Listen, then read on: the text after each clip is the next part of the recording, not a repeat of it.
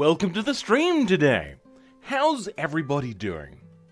I'm feeling a little bit queasy because I just ate a boatload of pasta.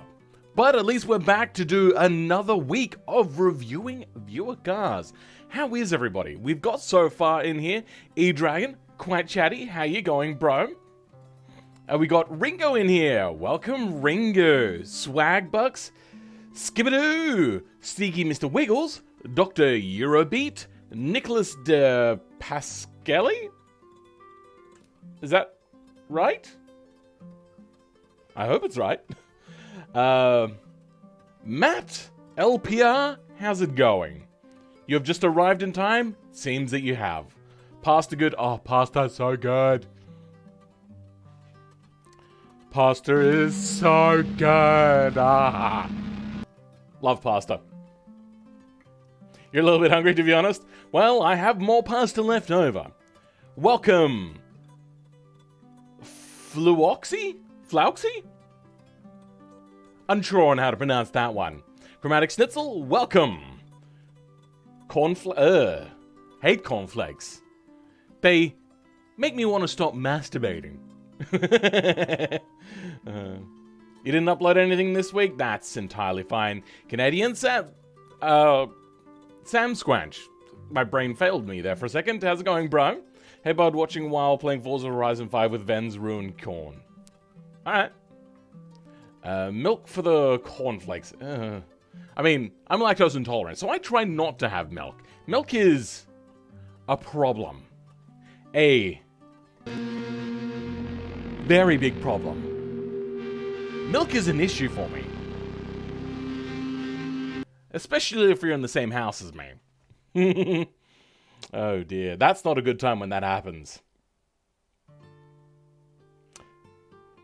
Anyway, let's just jump right into the cars. I'm on a lactose and gluten-free diet right now. Oh dear.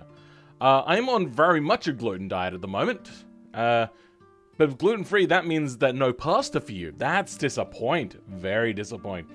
Here in South Australia, we have a lot of Italian presence and a lot of German presence. So heavy pastas, like with thick sauce and lots of meat, very popular here in South Australia. Lots of meat, lots of pasta, all that kind of stuff, just everywhere. Hopefully not for long. Yeah, going on a gluten-free diet is a very rare one. Pasta is required for life. For me, it's required for me to just like a little bit more and I probably burst and barf everywhere.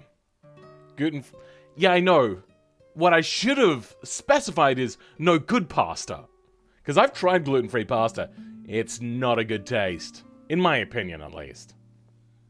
But let's move on to the cars. Because talking about food is not going to help my stomach situation right now. I'm very much affected by what I am thinking about. What's this line that's showing up on the screen? Is that showing up for you guys? Little bit. You can almost see it. For me, it's actually quite bright. Not sure what that is. Is that like some sort of render line, maybe? I'm within a certain distance or starts doing something different? I think I turned the graphics down. I have actually, in fact, turned my graphics down since last week because I got my brand new monitor. It's all fantastic and hunky-dory except for one thing. It's 4K and my computer can barely handle it whilst having Windows open, streaming, playing a game like BeamNG, which is poorly optimized in the first place. And, yeah, it's a problem. I've got every USB port in my computer completely filled, and I've got USB docks to fill out the rest. I have a lot of things plugged into my computer as well, so everything is just a little bit... I think the word is a clusterfuck on my computer. I'm surprised it runs at all. You don't see it? Alright, fair enough. I had one that was quite good at one point. You're watching at 144p? Oh, okay, yeah. At 144p, you're probably not going to see that line. Wait. Now that I am thinking you ate pasta for breakfast, No, I woke up at about, what would have been like 12:30-ish sort of time period. So I've been awake for 9 hours so far. So it's more like late lunch, early breakfast. Lina, if you follow, who are they? Team 4-star. Yeah. I see a line. It's a hair that's stuck to my screen. Okay, then. Wow, a lot of people are 144p. Jesus. I mean, I know I have a lot of bitrate going out to YouTube, but it should... Lina, yeah. Anyway, let's start having a look at the cars before we go down that rabbit hole of whatever happened to those guys. This, I think, might be my favorite looking car. Now, I didn't put it in the thumbnail because it's probably not as exciting for other people to click on. That's why I chose this one. And the other reason why I kind of wanted to choose this one is because it's a bit of a troll. As in, it's got a Volvo front on this car, but I didn't want to put that side on. I want to have people be disappointed by like, oh, what have you done to that AE86? But this one I really do like. The other reason I didn't want to use this one in my thumbnail is because it looks like a Muye vehicle, and I don't want people to think, oh, he's just grabbing onto the clout of Muye in his thumbnails, sort of thing. Welcome, Const. How's it going? 1080 for you? Nice. I really like how the electric van looks. Oh, is this electric, is it? I mean, it would make sense. There's no ventilation on the front. But that doesn't mean that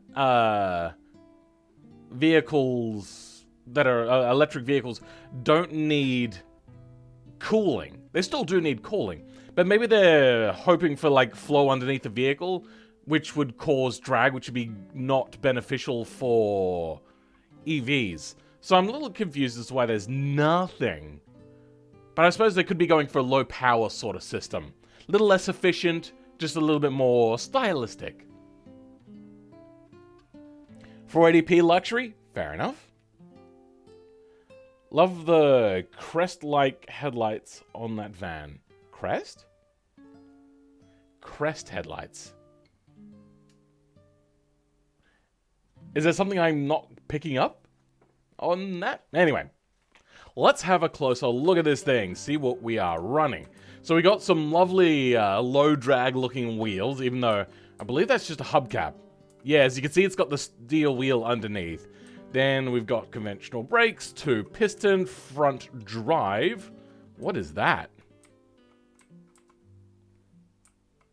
Well, they've tried to put something in here, and I'm assuming, yes, that is the electric motor.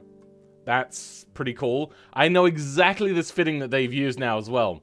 It's in, like, the exhaust section. It's a corner with a, like, muffler sort of resonator section into it. Yeah. Well, it is a van, not a sports car. Even still, with a van, if you're going to be carrying heavy stuff with it, you're going to be putting stuff under load, which means you're going to be using a fair chunk of power. Especially considering that being such a small and compact sort of vehicle, you're going to need to have smaller things, and smaller things generally tend to have less area to let out the heat. So it's not a one-to-one smaller vehicle generate less heat sort of situation.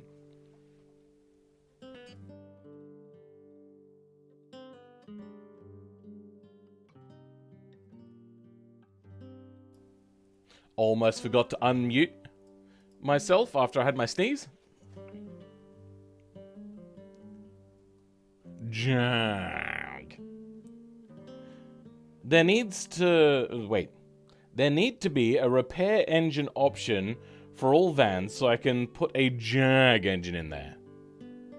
A rear engine option. Ah, okay, I see what you mean. Sorry, my bad. It's supposed to be a wire BU, BMG. It's a red instead of orange. Okay, fair enough.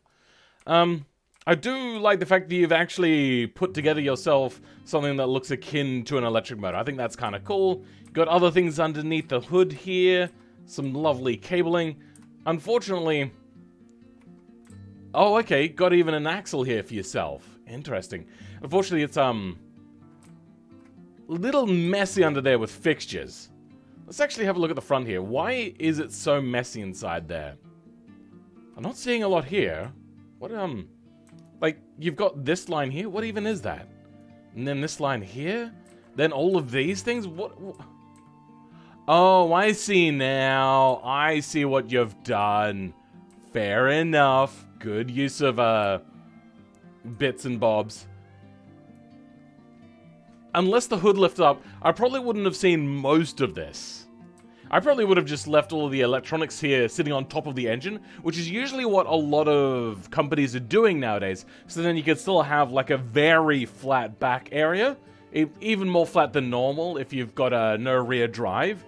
And yeah, that'll allow you to have more storage in the back. Frunks, sure, but they're less efficient compared to a rear mounted storage space. Okay, that's pretty cool. Wait, we got something else here? What was that?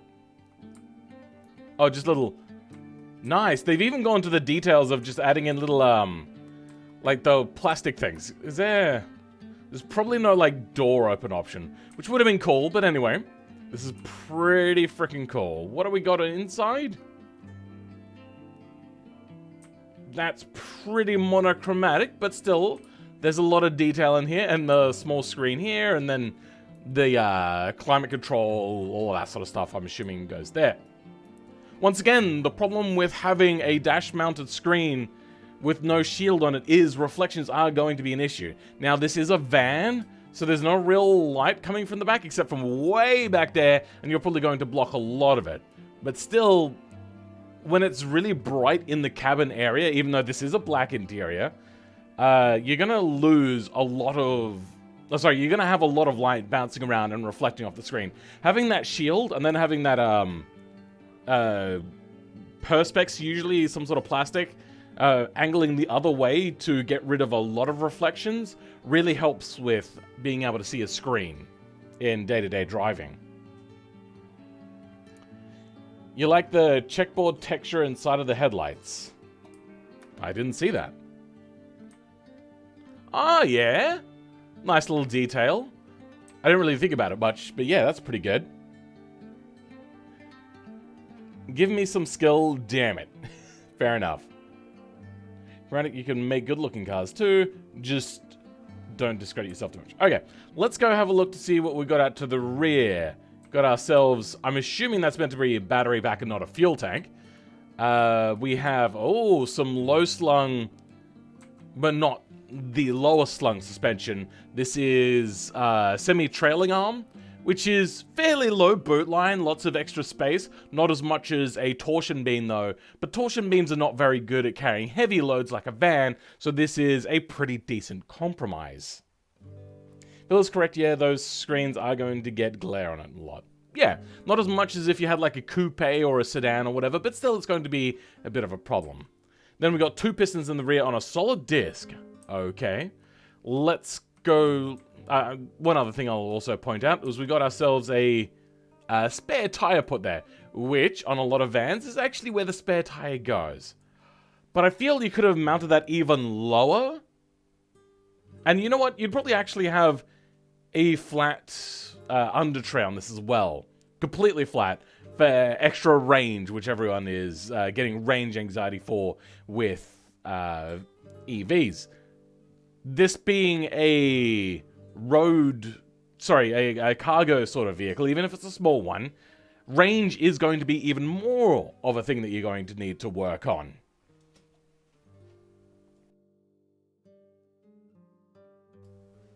Sorry about that.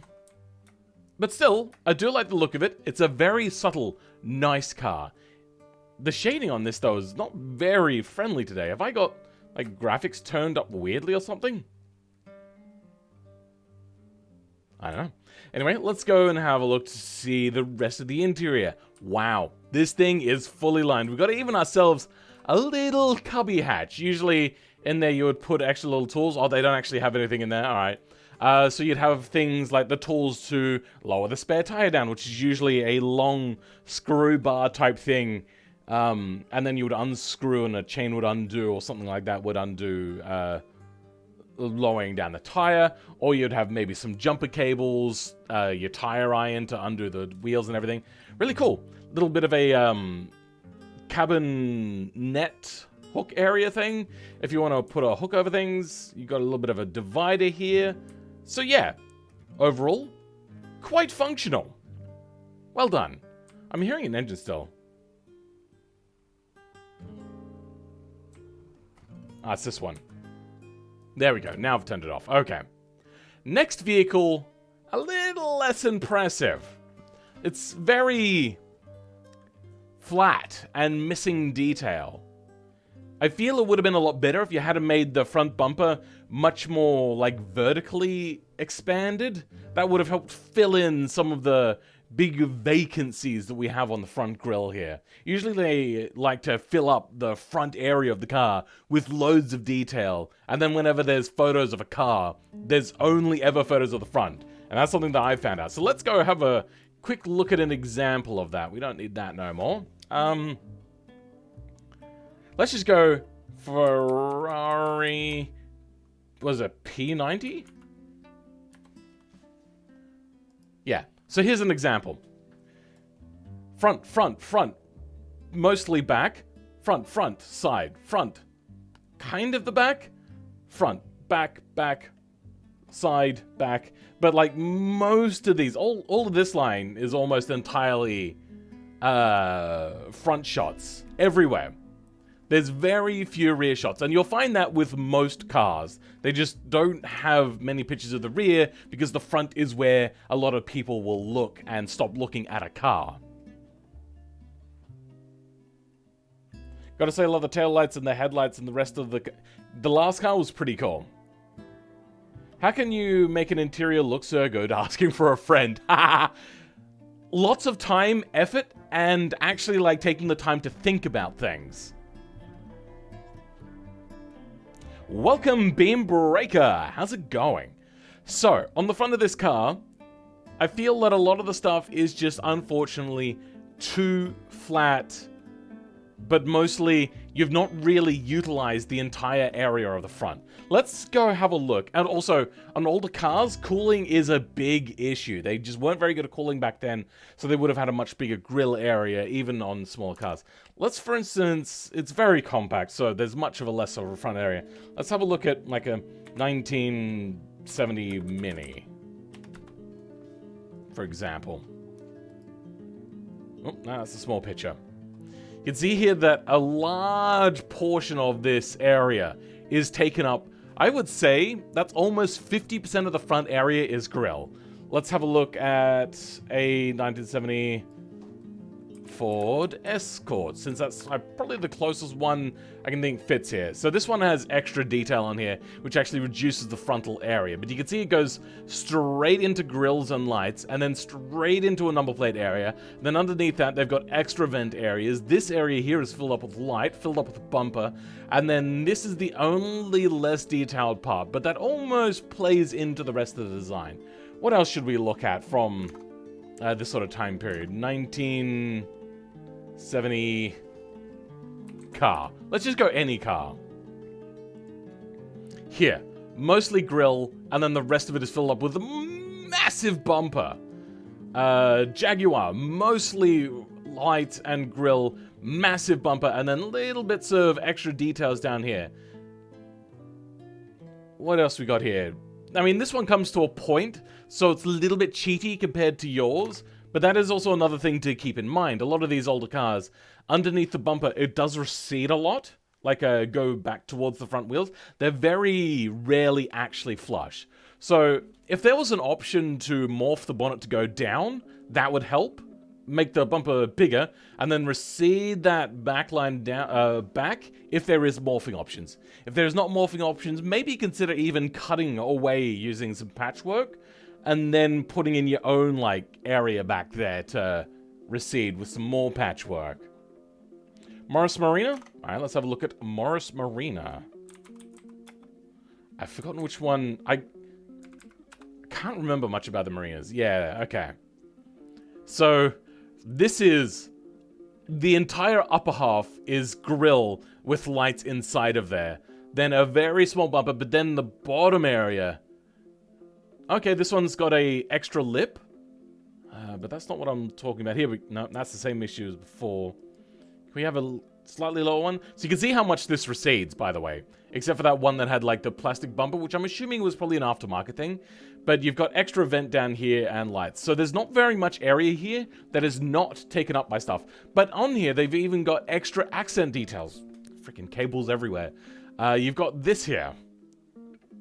Which, I think is a cool little detail. And not something I think I have really seen anybody try to do in an automation build. But yeah, as you see, lots of detail, which unfortunately is not really being utilized here. So, morphing a little bit pinchier at the front might help. Because in this sort of time period, you are starting to get into people understanding aerodynamics at least a little bit. And the first thing that they think of is you have to split the air. So having a squishier, like, less tall front nose area is good for them. They didn't realize at the time that what they were doing is also creating sharp edges, and those sharp edges are bad for drag. Anyway. Oh, I've got hiccups now. You're on the right path, I will say. I would love to see you think more about this in the future and think of how you would do it if you were designing back then. How much extra detail you think you could pull out of here. I think there is a lot you could do. Then in here we got some lovely looking punch steel wheels. Looking pretty good. We've got a little bit of a hubcap there. Then we've got 2 piston brakes on the front. Solid disc. Okay, like it. Got ourselves some double wishbones. And then 2 carburetors on a 4-cylinder twin cam. Ooh, interesting. Full disclosure for mine, I had less than 90 minutes. Which one is yours, Canadian Sam Squanch? Because I kind of rushed on downloading the cars. Welcome, FW Stance. How's it going? But, so at least they haven't gone, I just want more power, so I'm going to have better carburetors on. No, they thought about it. They've gone with some, like, mediocre sort of carburetors, but they haven't gone for 1. They've gone for 2 for that little bit of extra oomph. And then for the cams, we have, I'm assuming, 4-valve? Yeah, 4-valve cylinder.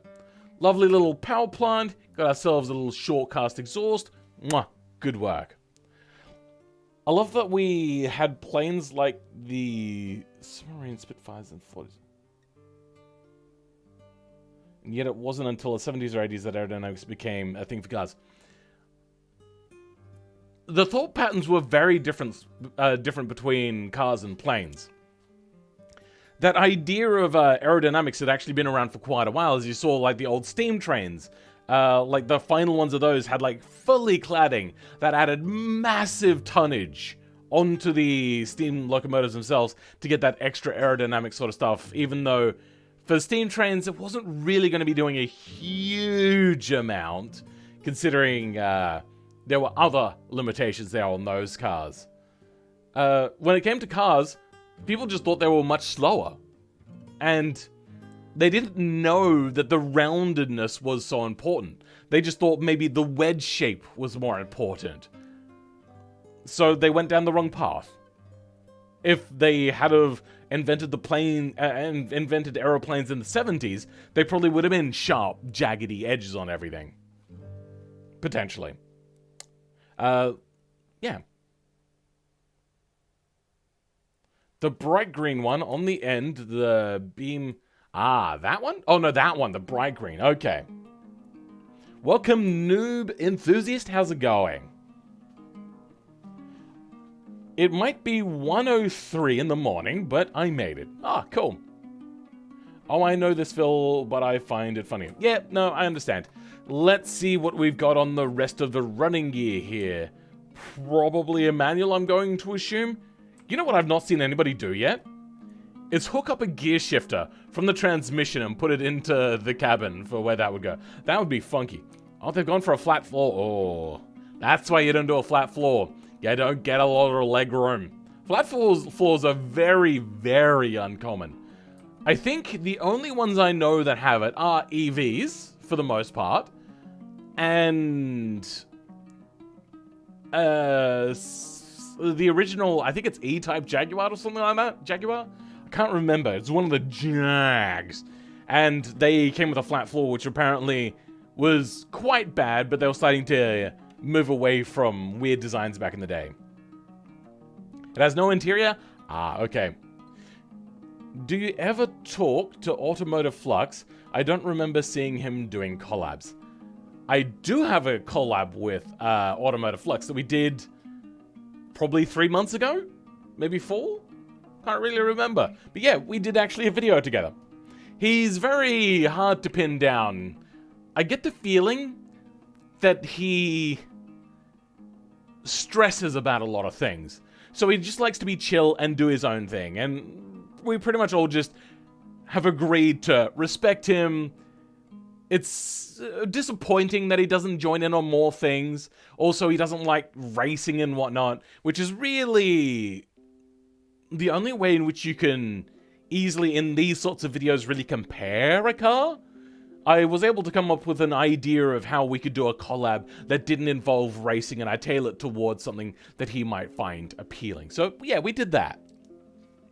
I pitched it to him, along with a voting. I made a poll about, like, who would they like to see me collab with. And I thought, you know what, I'll just put, Automotive Flux on there. I didn't expect many people to do it, because I feel as if out of the overlapping of viewership, we'd have a lot of viewership with, the people that we've already done stuff with. But people overwhelmingly said that they wanted to have Automotive Flux. So yeah, that's what we did. How many cars have you been through? I think I'm on the third one. Second one? Second one so far? But there's 2 stages to this. I do the general overlook of things, we have a bit of a chat back and forth, and then I go off and actually drive the cars in the second part, which is the much shorter part of the video. Welcome, Modern Marksman Clips. How's it going? For a new car, the frame is very rusty. That's not rust. I believe what they've done is they've chosen aluminium, and the chassis comes out a coppery color for some reason. I don't know. Anyway, in the back here, to keep this vehicle's price low, I'm assuming they've gone with a solid axle, but they've gone with a spring, so it's slightly more upmarket. Not the cheapest, nastiest thing. I do very much approve. Then we've got some solid discs, but nothing really else there. Quite a big exhaust as well, and it comes out to a twin tip. Oh. Maybe that was done as an aftermarket thing. Now, the back end. This was, if this is 70s, like I assume, they did prefer the sharper edges a little bit more. So, not this, sorry, as you can see here, it's got these lines here, not this rounded soft line. Let's go back to the Ford Escort. Oh, wait, here we go. We got the rear. Is that going to load anytime soon? There you go. You can see here it's got a fairly well-defined line there on the back. Not really rounded. I think the most rounded at the time would be Ford Escort Mark 1. Rear. Yeah. This would be the most rounded, except... There we go. That's a much better image. But you can still see it's pretty well defined. So to have such a flop-off rear end? If you want to say that maybe this was like a late 70s, early 80s, you could potentially even put on a spoiler on the back. That could potentially work for this sort of thing. Was it the off-road challenge? Yeah, we went up the Leap of Death map. Okay, so I haven't missed much. Yeah. Oh, never use automation due to play way too much BeamNG. Sure, if you want to make your own cars with BeamNG, it's the easiest way to do it. You get to pick your own power plant, how much power that makes, what sort of chassis, suspension, and your looks, which is the part which I like the most. Even though the technicals are the easiest to explain. Look up an ISO from the 70s. Isn't ISO International Standards Organization or something like that? 1970 ISO. Oh, I've never seen this before. Wow, that's a weird looking vehicle. I'm getting a lot of British vibes from this. Was this actually a British car? I can't think of, like... I know this design from somewhere. The split grille design is kind of reminding me, I think... Alfa Romeo? Crossed with a little bit of Ferrari from the early 60s. Crossed with... maybe Maserati? I can't really tell. The shape is kind of like your, another British car that I can't put my finger on as well. This is a weird vehicle. Oh, it does not look good with the sad headlights. Let's go back here. ISO Griffo. Weird name. Limited production Grand Tour manufactured by Italian automobile manufacturer. Okay then, yeah. Fair enough. Weird car. Kind of looks good, but I'm assuming only from certain angles. Like, if we have a look from this angle, it looks considerably less good. Welcome, Night Dragon GG. Hey, Phil. I haven't been able to catch your streams of vids for a while. How have I been? I've been pretty good, except right now I'm feeling a little bit queasy because I ate too much pasta. Because I made the pasta and was like, oh, my eyes are too big for my stomach, and I just ate too much. British. I mean, the FSO for rounded, slopey back ends. 1970s. FSO. The Fiat? That is not a rounded, slopey back end. Like, it's a little bit rounded, but it's still got a fairly well-defined sort of boot line. As you can see, this one goes really soft and really round. Unless you're talking about something else. We got another thing instead. Pontiac GTO be like? Sure.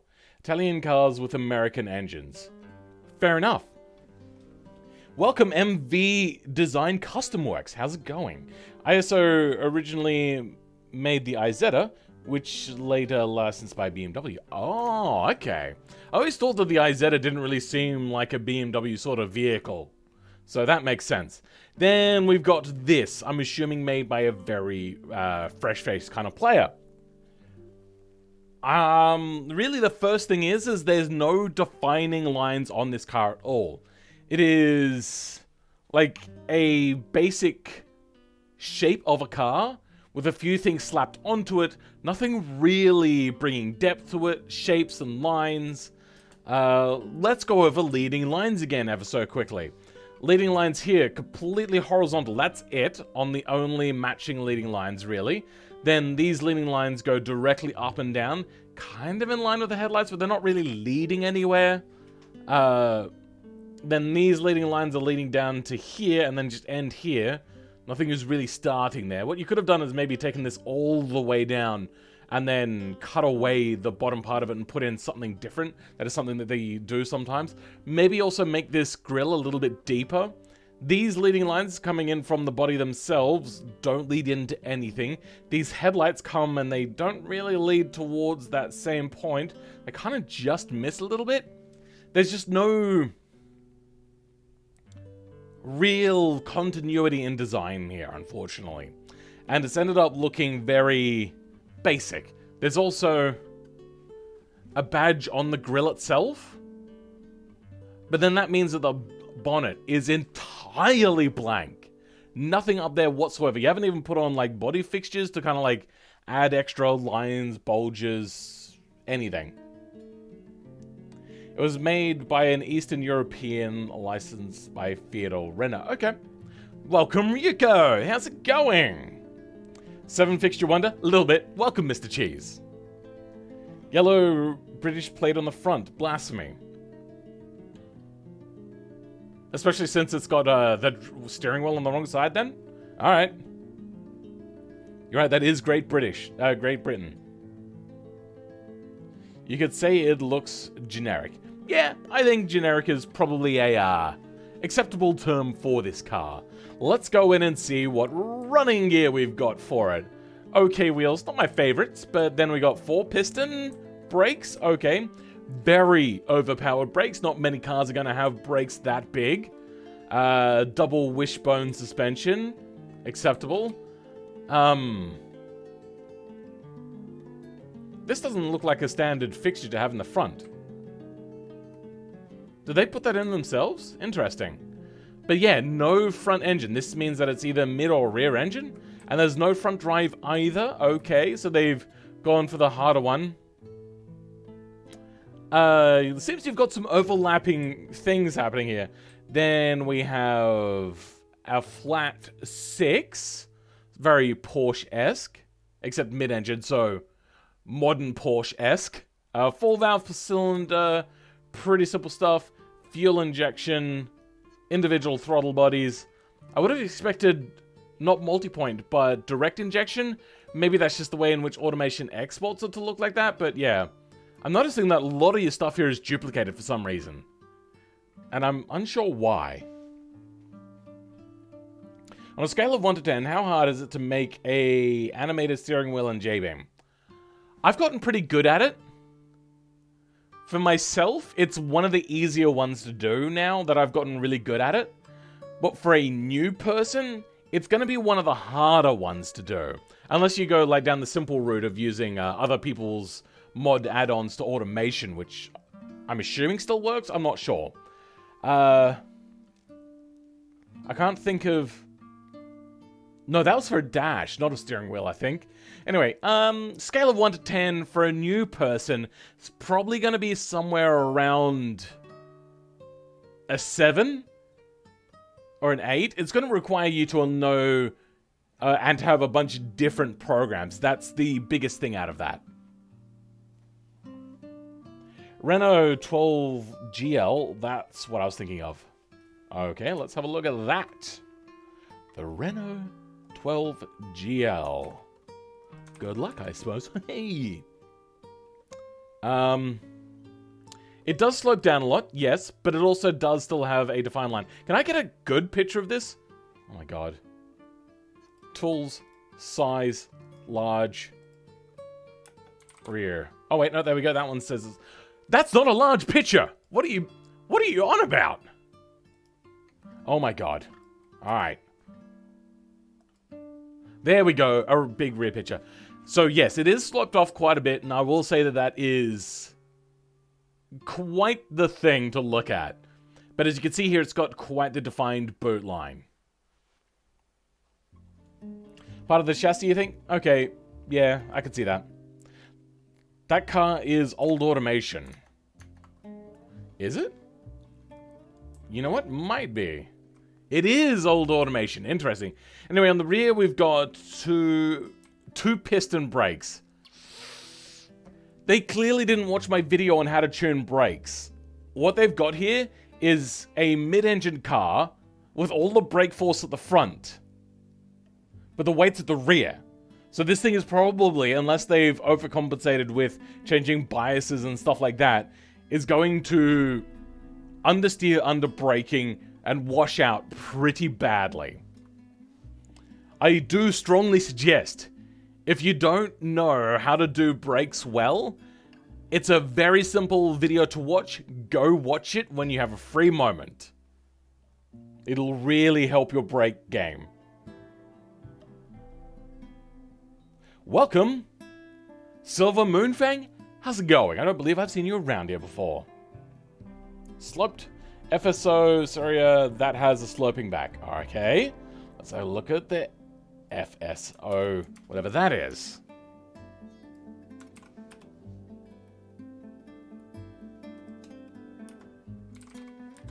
Okay, so here's the exception to the rule. In the 70s, there was also the Volkswagen Beetle. But these cars weren't really designed in the 70s. That's the difference. That car that they had was not from a 70s... from an earlier year. What year is this? 1956. Until 1972. It ended in the 70s after a massively long run of... what's that? 10, 15 years. So not the longest running car by any means. But it is a very long run for a car. 15 years? This car was designed in the 50s. That is not what we're talking about. We're talking about cars designed in the 70s, not just sold in the 70s. Welcome, Car Kit YouTube. How's it going? Ultra wide gang? Yeah, love that ultra wide life. Maybe I will try. For the first time, I got motivated to change the J-beam of a car because of Ruben's stream.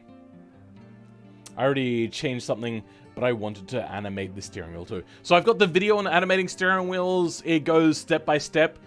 Don't be daunted by having to use extra programs. Once you get used to it, it becomes a lot easier to repeat and do different things. The Zavetta 101 has a sloping back and a modern design. Let's have a look at that. Let me come up with a rebuttal for this one. This is a hatchback, so it's ever so slightly different. But I will give you the fact that it doesn't look like a hatchback, and it does have a boot coming out. But once again, it does have a... Like, it has twofold. There is a crease line there, which is a design choice, and it is also, like, rear end into sloping back, and does have a fairly well-designed, defined shape here. So, a lot better than that rounded off one from the 70s that we saw. Nice try, very close, but it's really hard to see. There is actually a line there. Oh, no, that's the full resolution. I was waiting for that one to update and show a much better thing. Here's a CG one. Oh dear, that's quite rusty. But as you can see, a much better defined things. What are we talking about? Lots of different things. Anyway, watch my video on brake tuning, please. Then on the rear, very, very basic, unfortunately. The rear taillight's also very small. We're missing a lot of things here. I don't know if this works on old automation, but it might.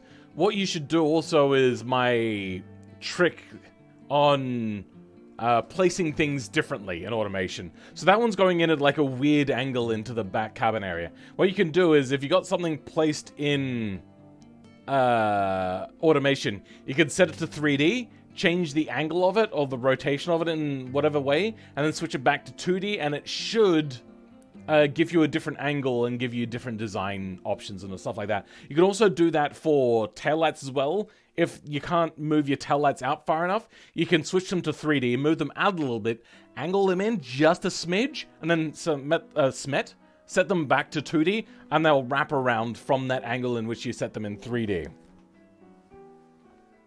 I just figured out how to make open-wheel cars thanks to your video. Ah, I've done a bunch of those things. I'm glad that that was able to help you. Give me Pontiac Solstice vibes. Pontiac Solstice. I think I might know that one. We don't really get American cars here in Australia, though we're probably going to get more of them now that we don't have any Australian manufacturers. Ah, this is an exception to the rule in being kind of your,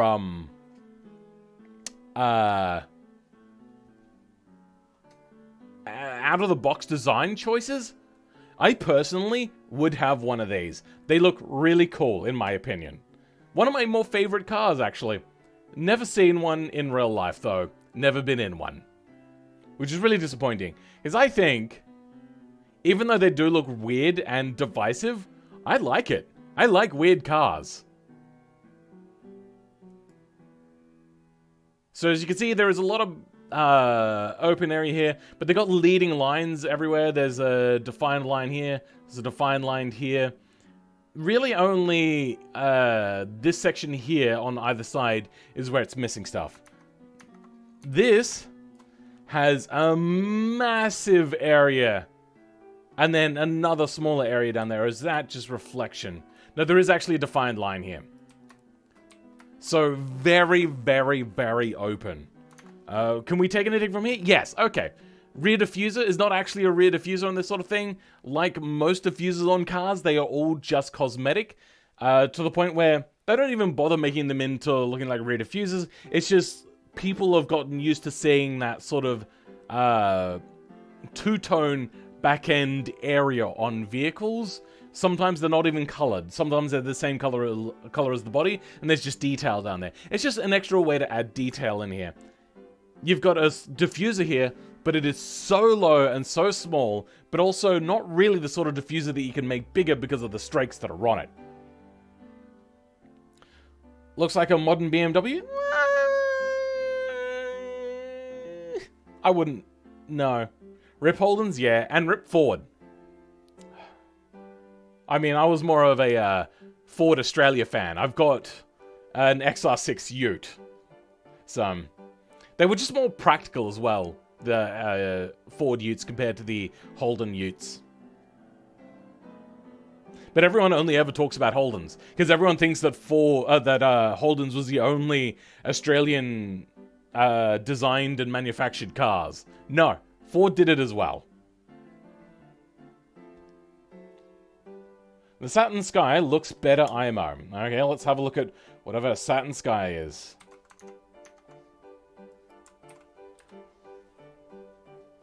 I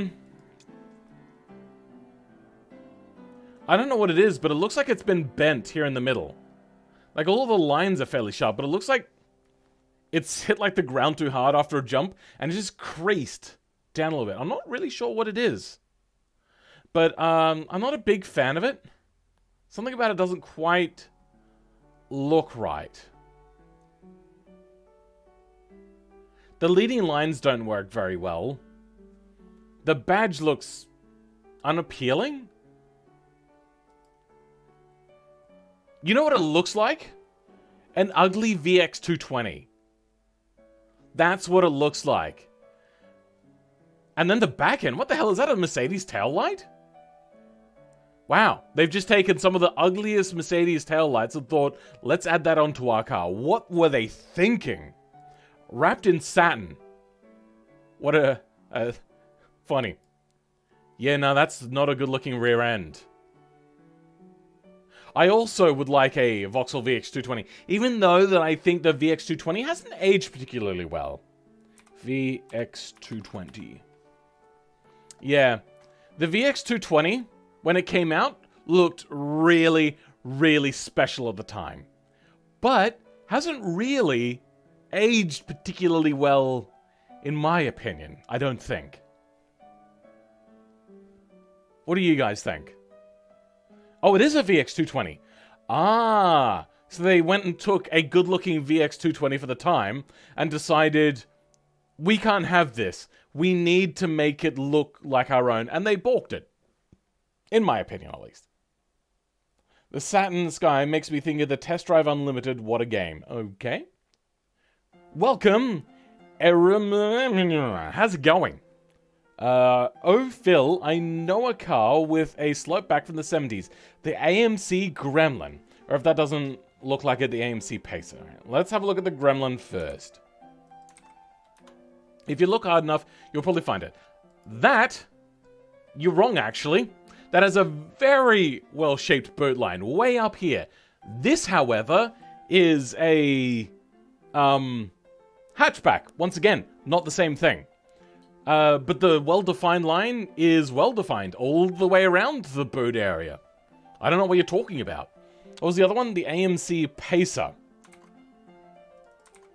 But if you look hard enough, you'll probably will find something that doesn't quite fit my description. But what I'm saying is that would be the exception to the rule. This one, I do agree. Once again, it is a hatchback. So it doesn't really fit. But yes, it also doesn't look like it's really, one, not particularly good looking. It looks like a greenhouse, which is going to get particularly hot and uncomfortable. I'm assuming air conditioning was not great in these cars, so this is probably going to be very not a good car to be in. And two, it just doesn't look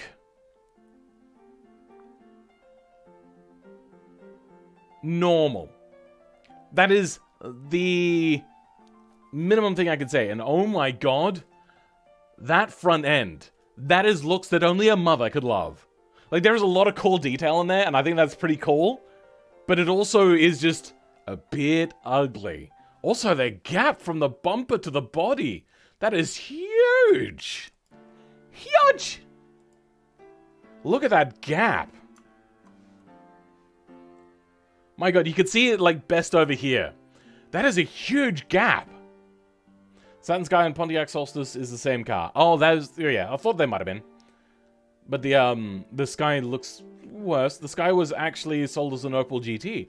Ah, we never got Opel here in Australia. We got the Barina. That was about it. But that was sold as Holden. So many Saturns from the 2000s were Opels and Daewoo, sadly, but in the 90s, they made the coolest cars. Sometimes, sure. IZH Combi, although it's a hatchback. Okay, well, there you go. The Ford Pinto may fit. Okay, let's have a look at the Ford Pinto. This will be the last one. After this, if you have it wrong... 1970. 1978? Wait. Oh, it's just gone the Ford? God damn it, autocorrect. There is a shape line here, well-defined... well-defined shape line, and then there's a well-defined body line that changes here. It doesn't really just go down a complete slope. That's it. You've all been defeated. I am victorious enough to say that there was only one.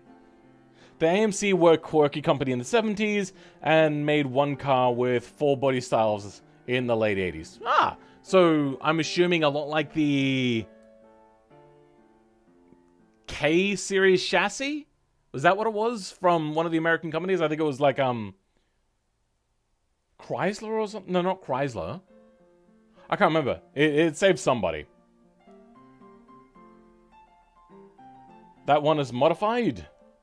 Don't know what we're talking about. Welcome C1X and Kuvi. Look at the Zaz 966. Okay, what is the Zaz 966? We are not really getting through the cars today, are we? My goodness. Oh no, we saw this one last week, didn't we? Weird looking car. Not really completely fleshed out in this design, I don't think. Toyota Corolla has a slope back, but you could argue it's a hatchback. Sure. However, that one car was incredible. I believe some Saturn Skies used a Honda engine, so it was like an American S2K. Oh, wow, okay, that's weird.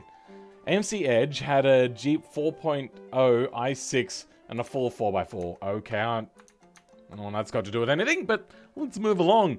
Then we've got this one, which I believe is by Canadian Sam Squanch, who is here in the chat, who is also an automation creator. I just happened to join their stream. Right as they said my name, something about sending me a car. And I'm assuming this is what they meant. It was either this car or that one, but I think they meant this one. They said bright green. K platform from Chrysler. Ah, okay, so it was that then. Such a great review of the submitted cars. Definitely no tangents at all. Thank you, Crownless. Yeah, alright. I suppose I may deserve that one a little bit. Let me just quickly click this button here. Okay, good. Is it normal that my DAE file is not opening on Blender? Sometimes it can have issues. I find because Blender has a lot of their all of their backlog of versions stored still. You can find easily on their website like version 2.8 and before are a lot more prone to opening up extra things. So you may have to go back that far, maybe even a 2.9, but I find 2.8 is pretty good for me. Because I already had it and it worked for me just like, basically yesterday is the last time I was using it. Though I do prefer 3 points and above because they just have better functionality. Things that you would expect, like selecting objects in the menu. Holding shift selects everything in between the two as opposed to just selecting the next one. And then control is the one that selects them individually. You know, the sort of things you expect because that's how we use Windows. The green wagon is yours. Okay, is that a wagon? Or is that that one?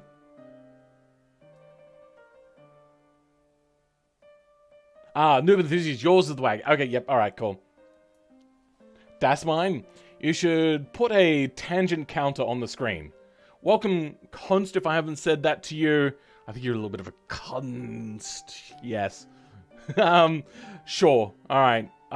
Too much effort. Is those circles parts in the front stretched? I think a little bit, yes, they are. You know what it is? It might be that they're just wrapped around a lot. We do have kind of leading lines. Unfortunately, the headlights leading lines don't really match here. And because the headlight doesn't really match the bonnet, we've ended up with a different leading line. That looks a bit weird because now you've got a leading line on the top of the headlight, which kind of goes into the rest of the bonnet line here, but really looks like it's pointing more up in the bonnet line. So that leading line doesn't really work perfectly. Looks like this should also probably be cut out down here. I don't know why it didn't. I think that's the standard thing for this front bumper thing to do. I don't know. I think just having that cut out would work a little bit better. Fitting in a number plate is going to be a little bit trickier. I also do believe that you said that this was a tuner car, right? Or at least that was in the title of the car. No counters. This isn't Heist? What? Hey, Hiccup, sorry. Hey, Flamesy. Wasn't expecting another stream this late. Since my sleeping schedule is screwed up anyway, I thought I would pick a time where I knew that most Australians would be awake by. Wait, no, it's Monday, isn't it? So a lot of Australians are going to be at work or at school or something. Whoops. But also Americans would be at the end of their days being awake and whatnot. So that worked out for them.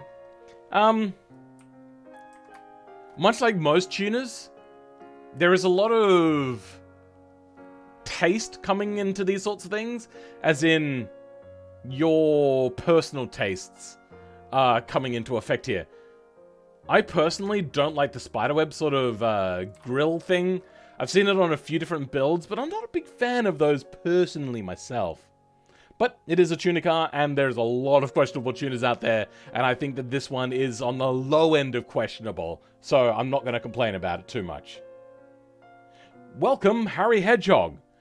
I've once tried to make an automation BeamNG car with multiple engine options, but my coding skills are potato tier. Yeah, even if you do know how to do it, in which I do know how to do it, it can become a bit of a rabbit hole, but even still, when you have done everything, BeamNG sometimes just won't like what you've done. And they do weird things on their own. I don't get it, but they just do it themselves. It's really frustrating. But you can get there. You can get there eventually. I was going to do a tutorial on it, and I ended up stuffing up the tutorial so many times and having to, like, make so many different recordings to get everything how I wanted it to be. I just ended up saying, nah, screw it. I scrapped that. I was going to return to it, but I never did. It's a high-performance concept of a new generation of the cars, so, like, uber-tuned from factory for the 2000 examples. Oh, a lot of concept cars don't actually run, though. The last ones that ran were kind of like in the mid-90s, and then after then, they just became mostly slightly better than a rolling chassis, as in, like, they would have a crap engine and nothing works.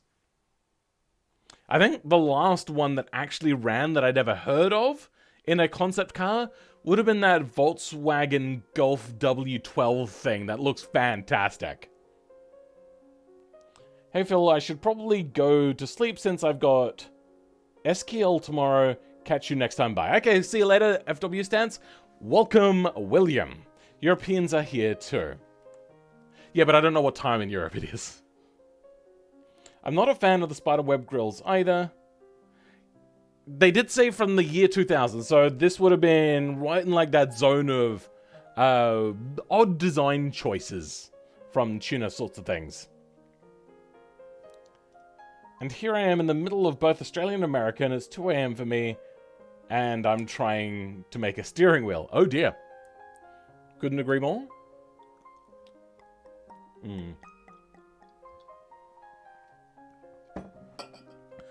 Not fully a concept, just like a limited run public proof of an example. Concept was the wrong word. Okay, fair enough. The car I submitted this week was my first attempt at J-Beam that worked. Oh. Oh, no, I get why it's there, but it's not my thing. Okay. It's the afternoon in the States, so, yep. That I was kind of planning on. I see that the windshield wipers you've chosen haven't really worked 100%.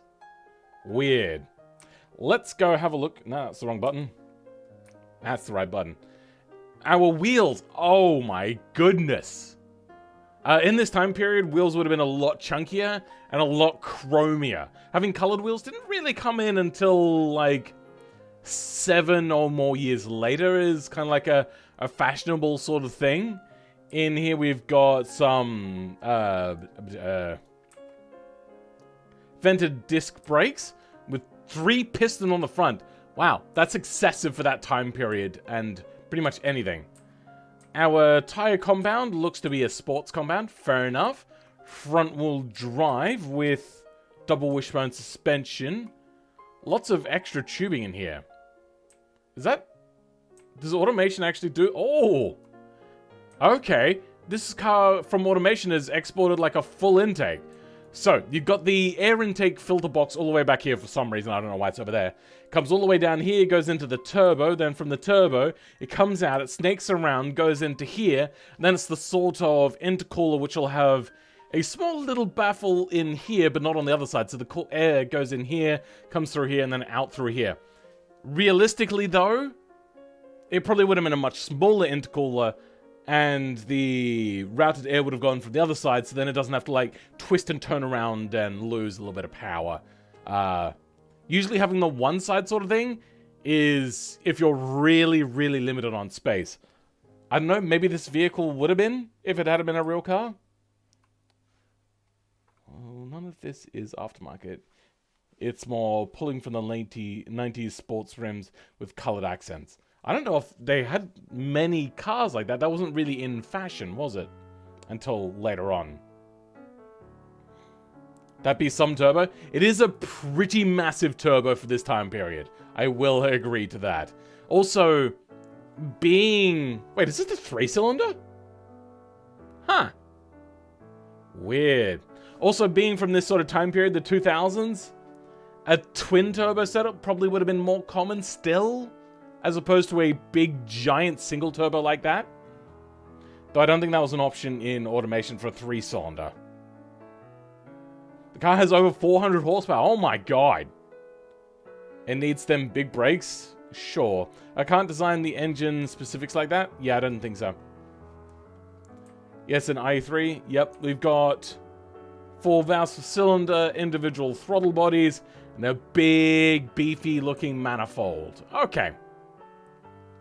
Not a very common sort of engine. Very, very uncommon, actually.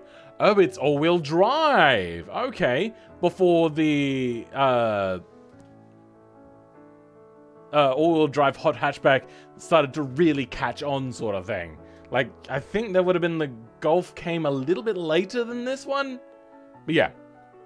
There would have been at least the Audi. But Audi didn't really do sports cars most of the time. Back in those days. They were mostly about, like, family-ish sort of things. And then your rear brakes are tiny and single piston. Your vehicle is probably going to wash out under braking. With an 80s dual overhead cam? Yeah, I know, whatever. Twin turbo i3? Yeah, I know, weird. They could have potentially done a sequential turbo, maybe? Turbo lag be like? Nice, stonks. Again, this is if a Golf R32 was an Audi. Okay. And Japanese. Twin turbo i3, can't recall any, maybe twin charge. Yeah, twin charge probably would have been the bigger thing. But generally, just like a big turbo like that, very uncommon for this time period. Remember, in this time period, numbers weren't very thought after. It was still very much a passion-based thing. Cars were not really quantified very often. Car magazines were a thing, sure, but most people didn't listen. That didn't really become a thing until after Top Gear, and Top Gear was the defining moment when it had its relaunch in 2002. So there is a massive difference between the 2 years. There was the big tuna scene, which was only ever aftermarket, and then after the year 2002, you started probably a year or two after the reboot of things starting to become a lot more tailored towards specific markets and focusing on speed and numbers. Only a few American cars were actually really focusing on big numbers, per se. Other than that, they were more looking at the time, tech. Really, really interesting tech that they could do.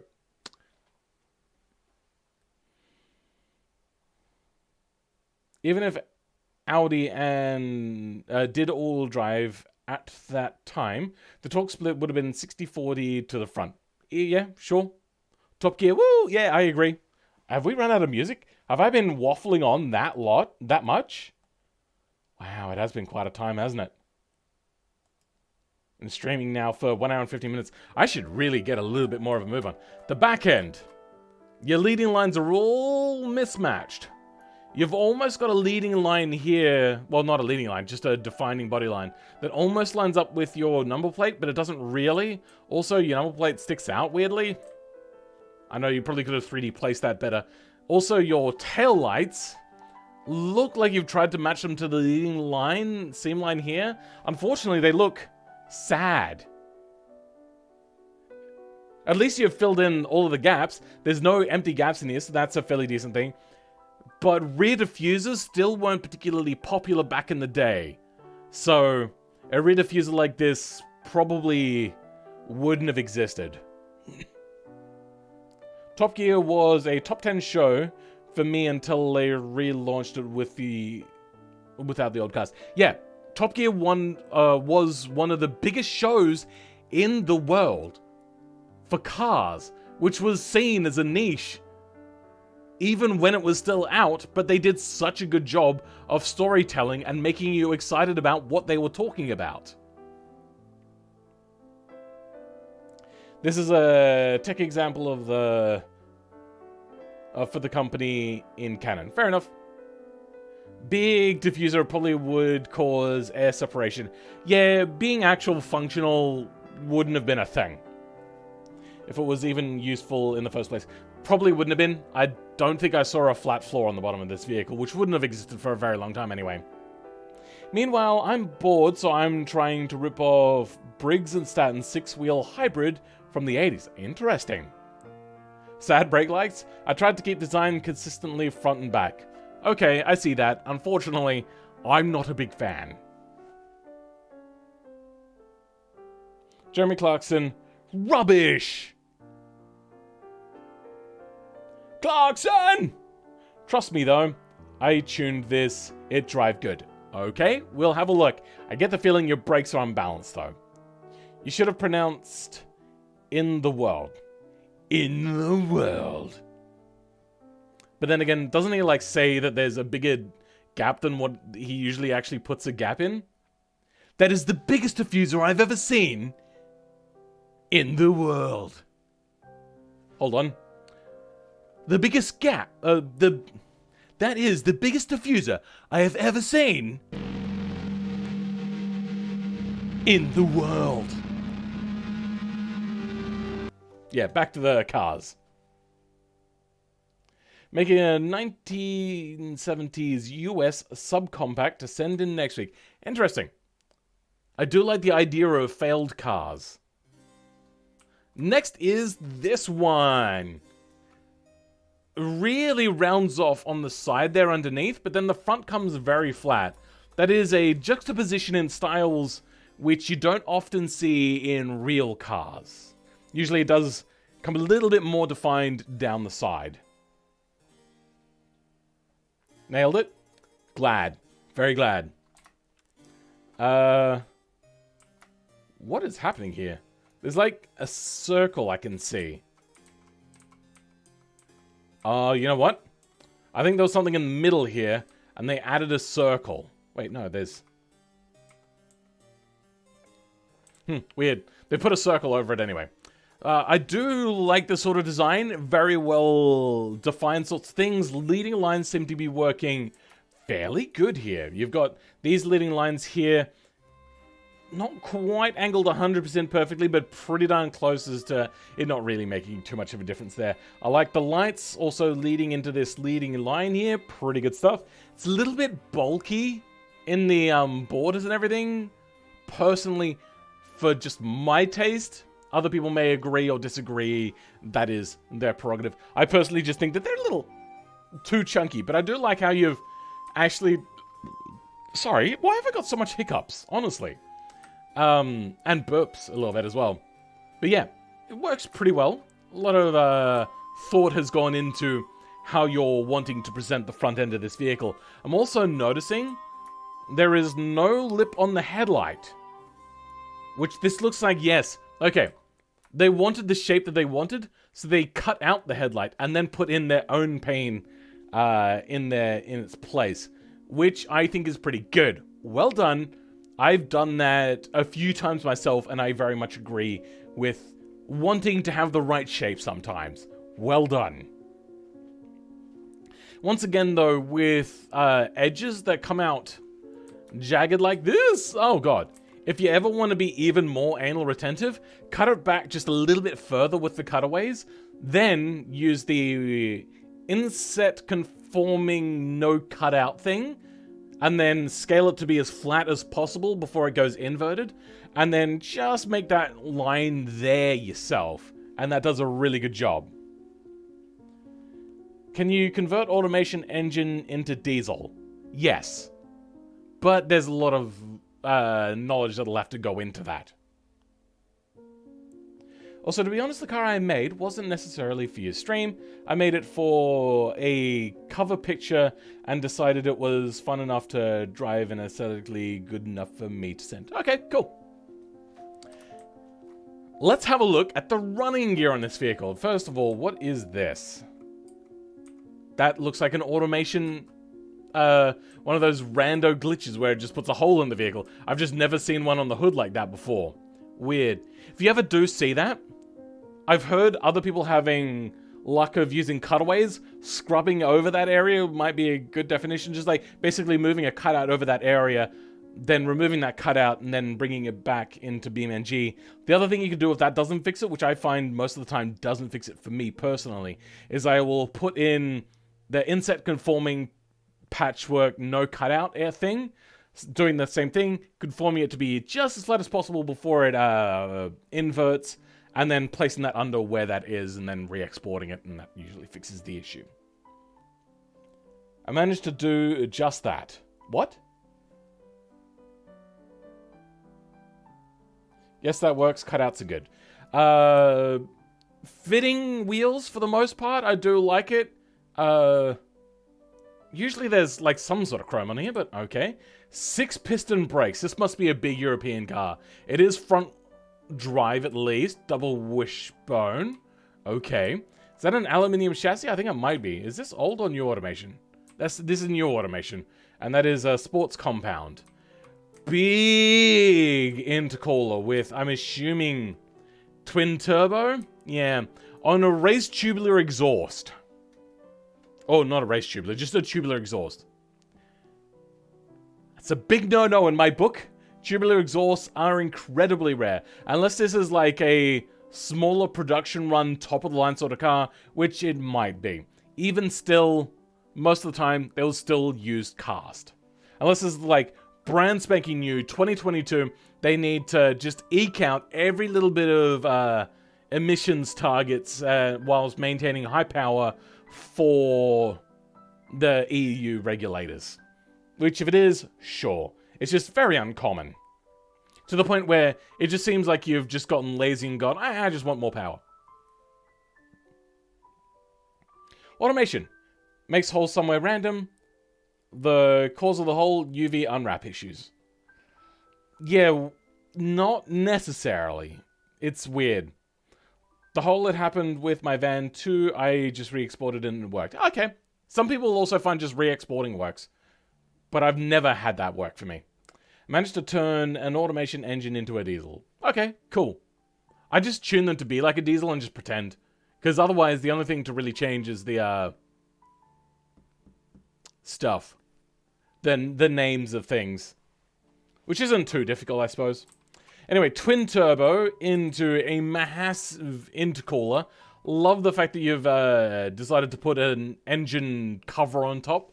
I don't get why manufacturers do it, honestly. It's just extra annoyance for any sort of mechanic working on things. Are you really lifting your hood that often to say, hey, look at my engine. This one's got a lovely, pretty dress on it, basically. Like, come on. Polishing a turd. I mean, the engine isn't a turd, but, like, the looks of an engine, to a lot of people, they don't like it. So, yeah. The reason why it started to become a thing is because there was a lot of dislike for transversely mounted front-wheel drive cars in the 2000s.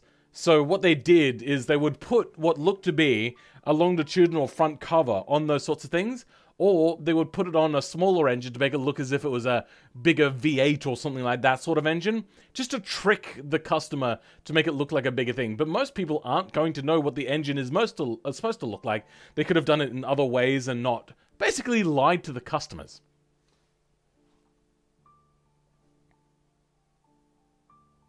Tubular exhaust, is this car Robin's? I don't know. The person that made it said that they're in the chat. Like, the person that made it is in the chat and said that they made it.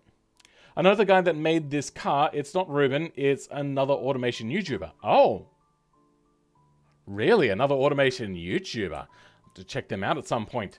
Got ourselves a variable length manifold. They've at least thought about it. Variable length becoming a lot more popular starting in the 90s sort of time period. Another, already went. Oh, Noob Enthusiast? That was you. Enthusiasta. You know what? I'm going to have a quick check. See what sort of YouTuber you are. See if I can, Oh, 1.23K. Interesting. You slipped under the radar. There's a lot of videos here too. Wow. You really have slipped under the radar. Doesn't YouTube just hate us? 4 hours. All right, we got one. Oh, you know what? Different language. Olá, e sejam todos muito bem-vindos. Okay, that's why I haven't seen your stuff. Okay, fair enough. If anybody speaks, I think it's Spanish.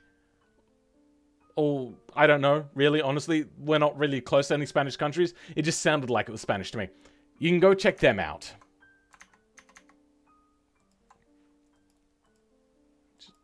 Good. Okay. Interesting, though. Nice details. Let's go in and have a look at the rest here. We have an all-wheel drive system, dual exhaust all the way down. We've got multi-link and single piston. Wait, what brakes do we have on the front? I got turned around there for a second. Wait, no, we're still at the rear. God damn it, what happened? How did I get turned around so much? On the front, we've got 6 piston. Okay. If you understand English enough, please watch my video on brake tuning. I'm guessing, once again, you've fallen into the pitfalls of thinking that you need much more brake on the front than the rear. And we'll see, actually, if this is actually an issue. But I'm guessing that your vehicle washes out under braking into a corner, and you can't really trail brake too much. It's Spanish? Brazil? I think it's because I'm Brazilian. It's Portuguese. Ah, okay then. I don't know languages, fair enough. So yeah, if you're Portuguese, there's a YouTuber for you. I mean, I can also still be your YouTuber. Let me be your YouTuber. It's just you've got options now. I hate when people confuse Portuguese or Spanish. So, I think Spanish is, what, the second or third most spoken language, tied with English or just behind English? I can't really remember. First being Mandarin, I believe. But, so for a lot of people, they will know Spanish fairly easily. But here in Australia, We are nowhere near any Spanish places. We are probably the country that is the furthest from any Spanish-speaking or similar country in the world. Like, Spain has Europe covered for the most part, and then all of the South American places have all of those places covered.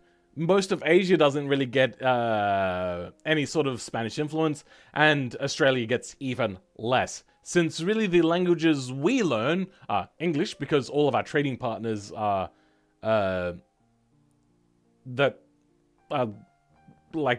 part of our alliance is America and the UK. Aside from that, it's all the Asian languages. So Japanese, Chinese, Mandarin, I should say. Not really as much trading with India as what we really should have, to be honest. But yeah, you get the idea. So I have a very vague ear when it comes to Spanish or Spanish derivative languages or Spanish influenced languages like Portuguese, unfortunately. What's this porch of keys you'd speak of? Furthest place from any country? Sure. We had French, Spanish, and Mandarin. In Canada? Anyway, yeah, so you get my ignorance. I'm not feigning ignorance, it's just Australians not affected by any of the other Romance languages. Just English. Next, we're moving on. We've got this one. Using probably, even though it's not really a very used one by me, but probably one of my favorite mod bodies in automation. It's very cool, very cute, very compact. I like it a lot. Other than New Zealand? I'd say that New Zealand is closer to South America than we are. I forgot to look at the rear and the interior. The rear of the car. I see that they've used that 3D rotate and replace thing here. They've got a fairly good continuity in design here. As you can see that this thing here matches quite well with the rear taillights. Nicely done. The rear diffuser looks pretty good here with the third taillight up there. Nice little spot there on that one. Most people forget that one. This down here, looking fairly good. Got the twin exhaust. Though a matte finish on exhaust? Is that common? In high school basic language courses. I don't think we have anything called basic language courses here in Australia. But the most common ones you'll see here in Australia are Chinese, Japanese, and then sometimes a European language. More often than not, it'll be French, followed probably by German, being the two more other ones. I did, when I was growing up in school, Chinese and French, of which I remember almost nothing of either. So, yeah, Je m'appelle Philip. That's it. Sorry, Je m'appelle Phil 986.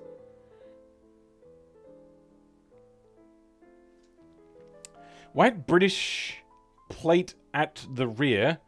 Again, blasphemy. Why is it blasphemy? I don't understand. Please take a quick look at the interior of the pink and carbon car.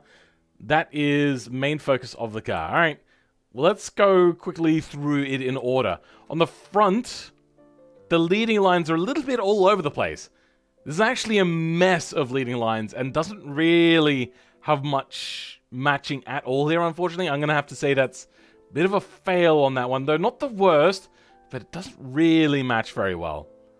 Moving into here, we've got 3 piston brakes, probably quite overpowered. McPherson strut. Odd choice. Oui, baguette. Ah, oui, baguette. Ah. Ho, ho, ho, ho, ho. Rigid plates are white in the front and yellow in the rear. Oh, okay then. I didn't know that. Au revoir. Que have the Je m'appelle Ed. I think that's I know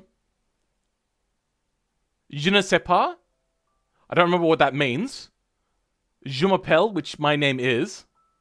Lo stilo, which is pen. I'm stretching right now. Parlez-vous français, which is do you speak French, which is the most useless language to learn when learning a language. Is like, hey, do you know how to speak this language? That's the first thing I learn how to speak in this language. Like, that doesn't help. So I believe a more useful phrase would have been parlez-vous for anglais?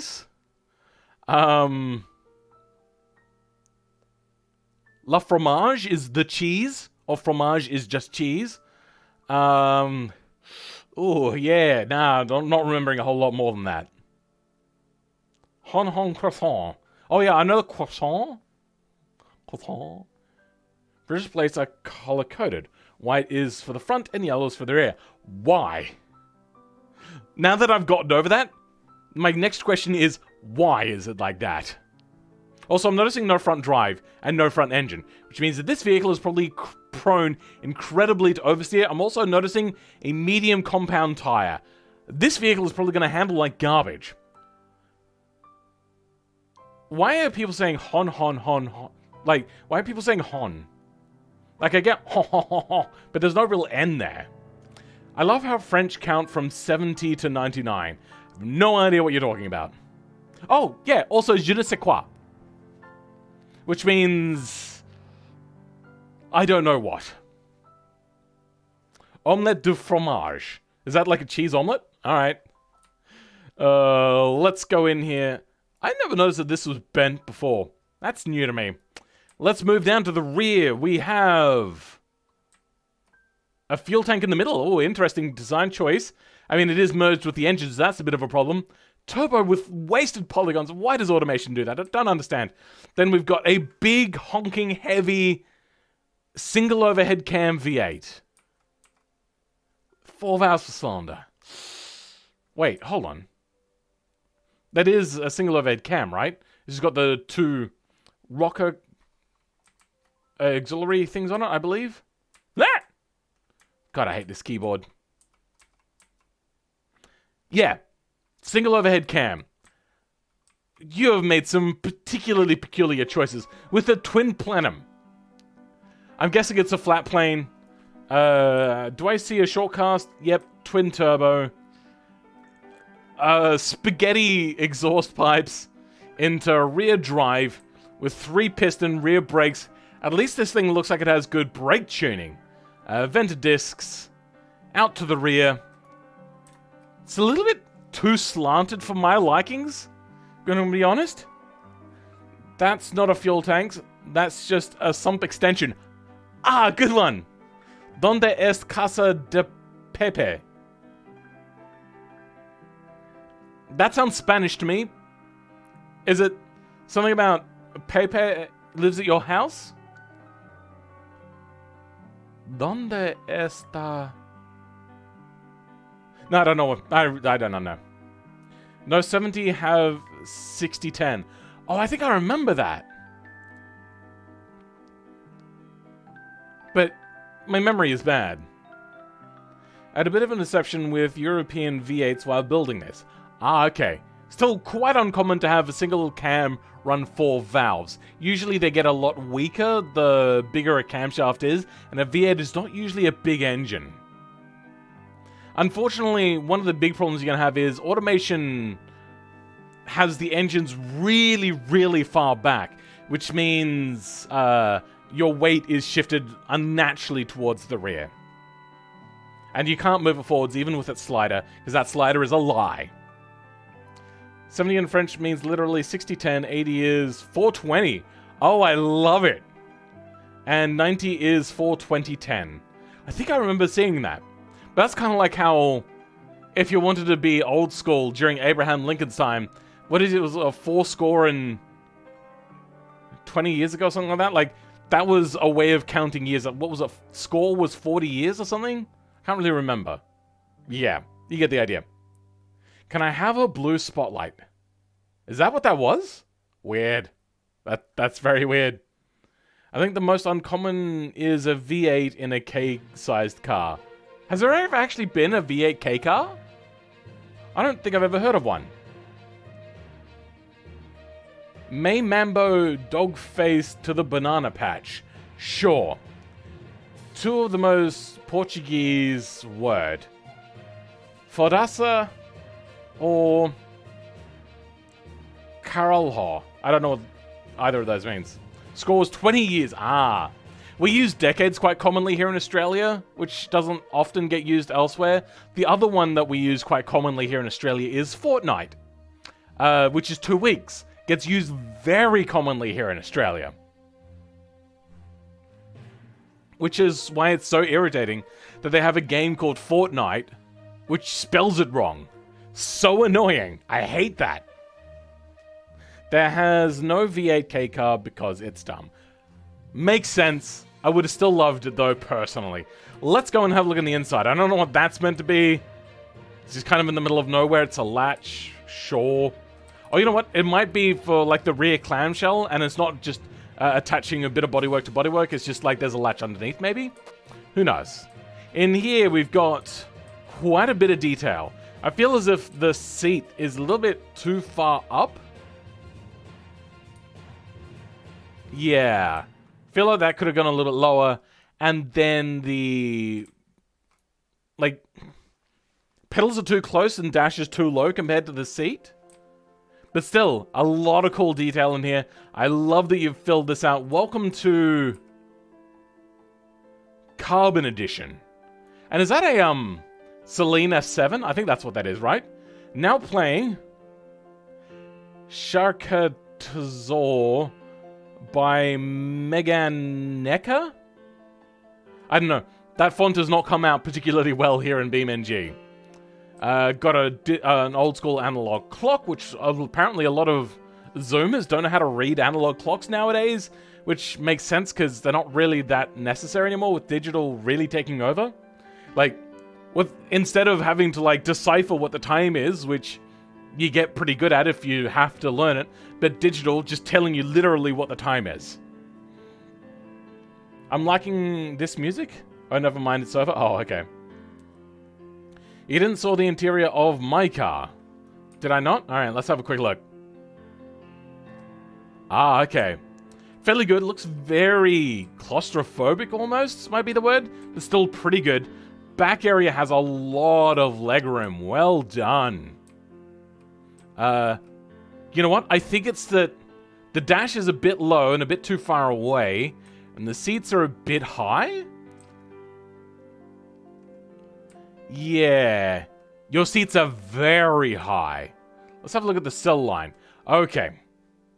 The way to think of it is usually the like shoulder line of the seat should be right at the sill line. So yeah, the seat should have been just a smidge bit lower.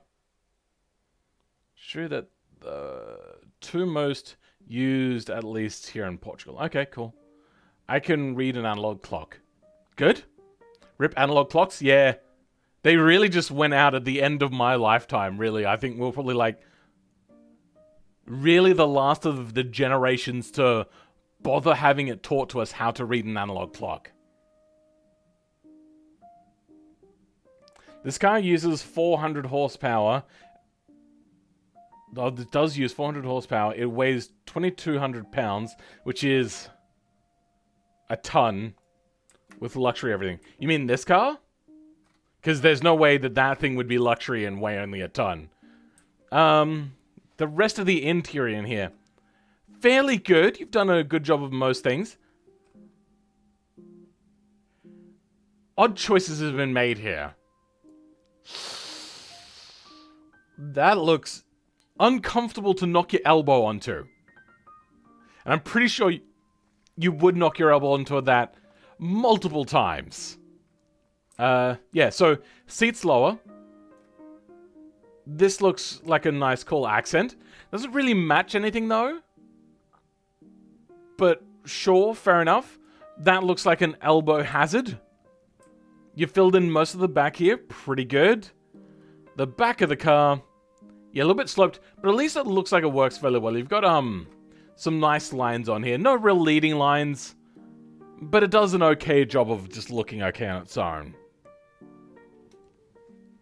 Not gonna lie, I adore old-fashioned grandfather clocks.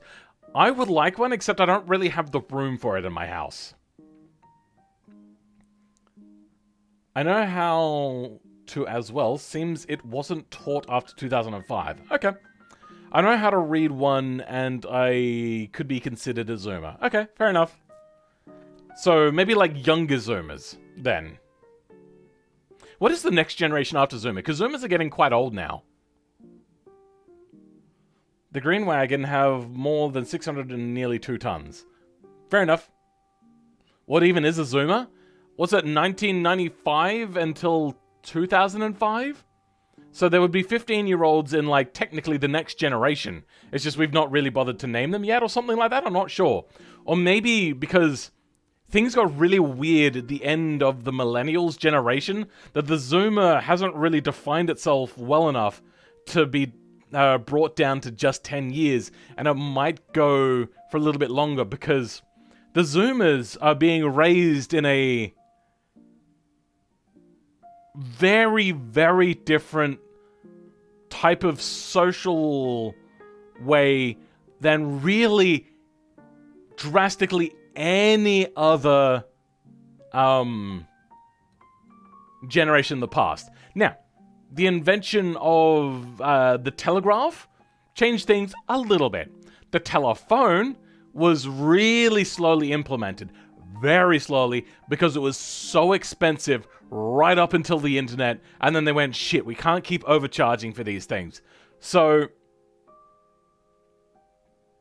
we have this weird thing where this technology, after it found its footing with MySpace, immediately companies started to really put all of their effort into researching, which also had gone over a revolution in kind of the latter part of the 70s.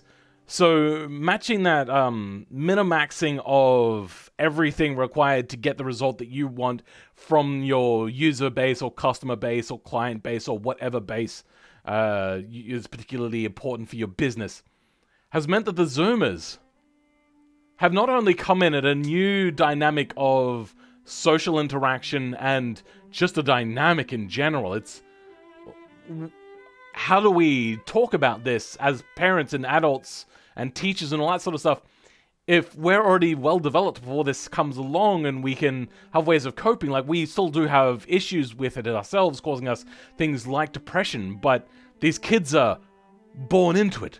They're molded by it. We just merely adopted it. Yeah, it's so different. Zoomers are like in this weird bridging sort of thing, and there has to be either a shift, a focus on mental health in schools, which needs to happen 10 years ago, or a shift happens in society where we take away power from companies to be able to just minimax and berate people with just perfectly curated everything that they want to do just to make more money and more eyes on things, which is not really the greatest. I'm a Zoomer and I'm special. I guess that means I'm a Zoomer. You're a Zoomer. Phil's villain monologue. Yeah, I thought I would just put that out there. If you're a Zoomer, we as the older generation now, the millennials and older than us, may not know your exact issues, but we have good ways of explaining how you can withdraw and take an old school lifestyle of less social media, which will help you with your mental health. And what's more important, the dopamine rush that you get from things, or focusing more on yourself and your hobbies and making yourself happier. It is tricky. It is hard to pull away. Very hard. But trying to make yourself happy comes numero uno. Not at the expense of other people, though, but you have to really learn the difference between still caring about other people, but not being sucked in by selfish people. So yeah, just a little bit of hopefully something that helps some people. Never really think that it's somebody else's fault for things, because at the very least, what you can do is withdraw from a situation. Unless it's like abusive parents, that's different though. The only social medias I have are Discord and YouTube. Okay. Technically stream too, but I don't use it for that. Okay. Then we've got this one using the BMW-esque body. I see that they've got a little bit of body molding on the side there to add an extra bit of shape. I do like that. It does work pretty well with his body. Back end looks fairly well balanced. Not entirely sure about this. Doesn't really match the side body molding you've got here, but it's not terrible. But it does look very nice and good. The front end. It's a little bit flat, but you've done a fairly good job of using some leading lines here. A little bit of adjacent leading lines there. The leading lines of the side grille meeting up to the leading lines of the edge of that vent there. You've got a define line down the middle there, which is matched with the number plate in the middle. Nicely done. The split in design from that sort of mesh to this sort of vent mesh sort of thing. Lovely little hood bits on there. I've never really found a good use for those, and I think they do kind of work there. But also the hood line comes down and almost matches up with your body leading lines on the front mesh area. So close. So close. Could have done it.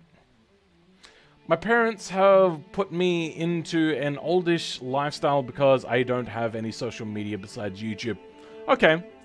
Now, saying that you just have to withdraw from social media doesn't mean you have to withdraw from social media, but finding out who you are and make yourself happier might be better to come first and then return to social media, or at least go back to using it in a more balanced fashion. I do believe there is a situation where you can use social media full-time and be happy without being a bully to other people. That's how a lot of people cope with things, by bullying other people, and that is not the way forward, because then they get upset and then they make you angry by joining the other side sort of thing, per se. Kind of like with left and right wing politics. We just keep butting heads. If everyone was to get along, everyone would just choose a more leftist style of thing and probably not get lied to quite as much by politicians. Anyway, cars, this car is red. I'd say it's more maroon, but yeah, on the red spectrum. I've been told several times that I seem like I'm a product of the previous generation. I don't know, Canadian Sounds Grunge. Maybe. We've got here double wishbone, 2-piston vented discs on sports compound tires. The V6 naturally aspirated, 4-valve cylinder with a low RPM power band manifold. So this is meant for, yeah, as I said, the lower end of the power band. Interesting, so probably have a little bit more torque than normal. A single throttle body. Is this the Sleepy Time song sort of thing? Let's go to the next one. That's making me think of sleep. Coming down, we've got, wait, no front drive, so this is just a rear drive vehicle. Onto a multi-link independent rear suspension with 2-piston rear brakes. Okay, fair enough. It's not a wagon or anything, so it doesn't need like a low-lying...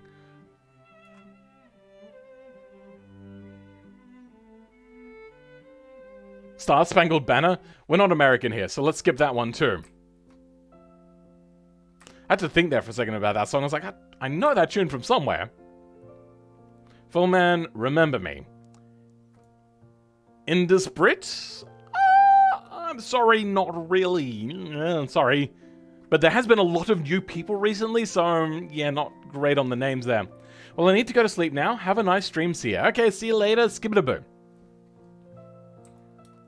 The interior here, it's alright. Looks like, yeah, your seats are way too high. 1, the shoulder line. 2, I think once again, what you've done is the same as everybody else. Yeah, see this big cavernous gap under here?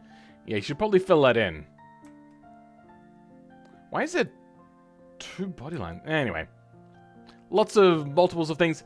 And because you've raised the seats up so much, your center console is way too low. Usually it's a little bit higher, so then you can use it as a shoulder or armrest sort of thing.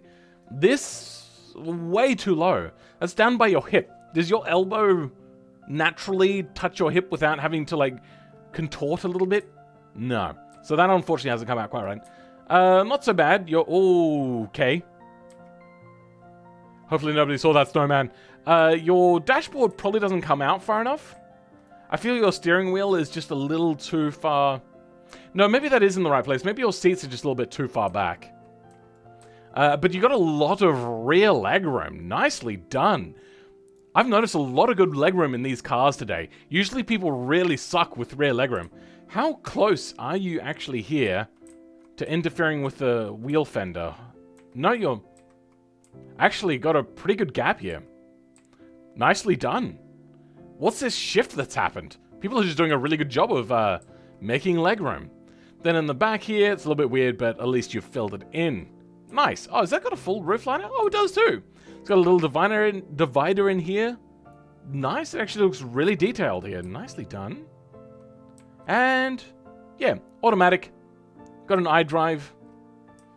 Though that does look a little bit more like a manual shifter, if I'm going to be honest. But we've only got 2 pedals, so I'm going to assume automatic for now. Who knows? Then we've got the Volvo AE86. Like, that is straight up a Volvo front end. I think it's even got the Volvo badging on it. But the rest of the vehicle is straight up a Toyota Corolla AE86. Like 11 or Trueno sort of thing. Something like an E90 on the last one? Yeah. Good to hear there's new people coming through. Ah, yes. Welcome, Chaz Bennett.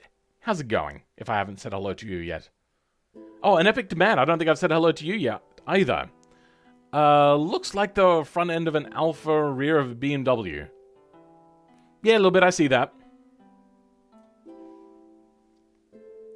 My car, Mr. Eurovate. Okay, this is yours, is it? Okay. This thing makes me want to jump off the West Gate. Oh dear. Volvo 480? No, the Volvo 480 is a different car altogether. The 480 is, like, it's got pop-up headlights. This doesn't have pop-up headlights. Am I thinking right? It is the 480.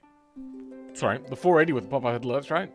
Anyway, let's have a look at this badge, then we'll have a look at the running gear. Ah, it's got a Toyota badge in a, like, Volvo housing sort of thing. Interesting.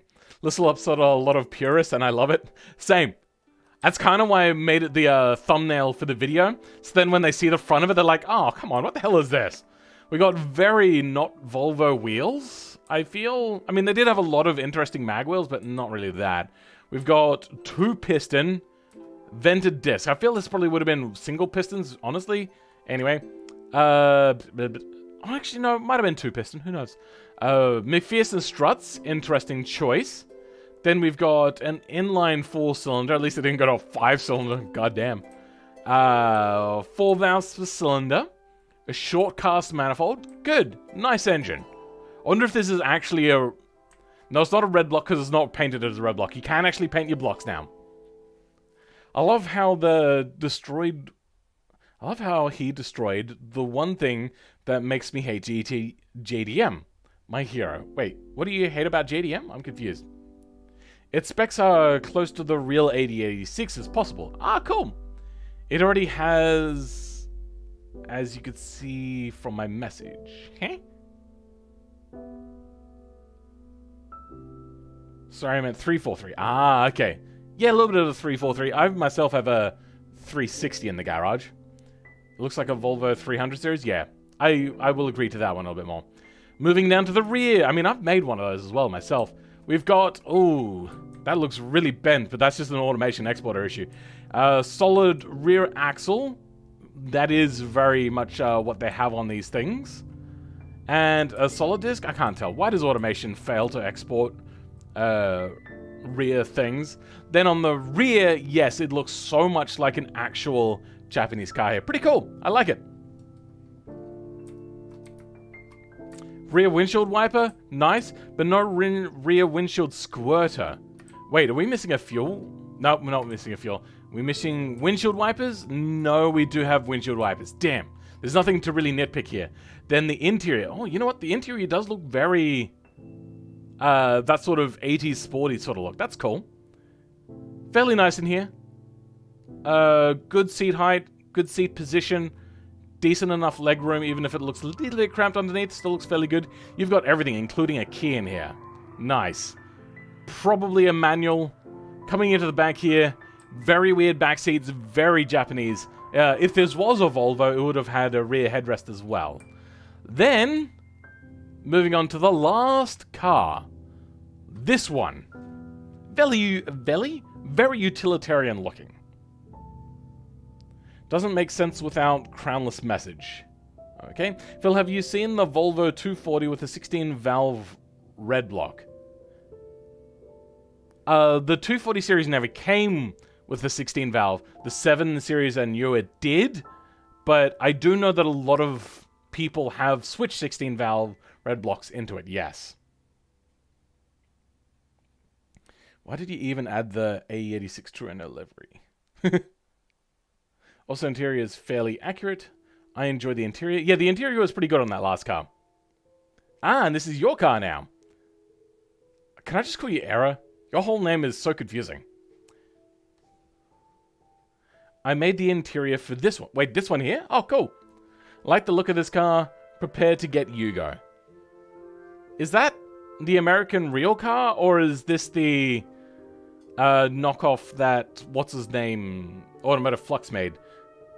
No, that was a Bugo, wasn't it? Yeah. Anyway, coming down on the front. Nice body lines, by the way, that you've added on here. Nope, there's my mouse. And you can see that most of the front area is completely filled with detail. That is very much how cars were back in this sort of time period. They were just very filled out on the front. Not really a whole much painted area on the front. Steel wheels, a little bit of a hubcap. Then single piston solid disc, interesting. McPherson strut, front drive, with an overhead camshaft, interesting, okay. Cast manifold, short cast that is, and a carburetor, interesting. Then they put their own label on the top here. Vastavar. Yep, no, that was correct. Interesting. Alright. I personally would have uncovered the front area. I don't know, I like the idea of having an open front on it. What is this car reference to? I believe the Yugo. It's a parody of the Yugo that I invented. A full 2 hours later. What are we talking about now? How long I've been in the stream? Is it a problem? Do you not like me doing the longer streams? Try to say his name like Era Menino. That's still a bit of a tongue twister for my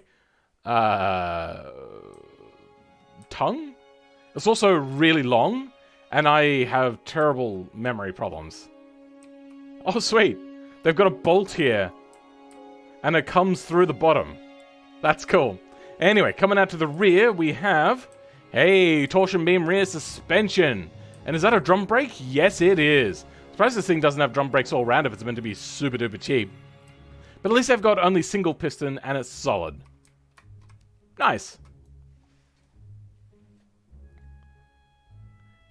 It's in Portuguese? Oh dear.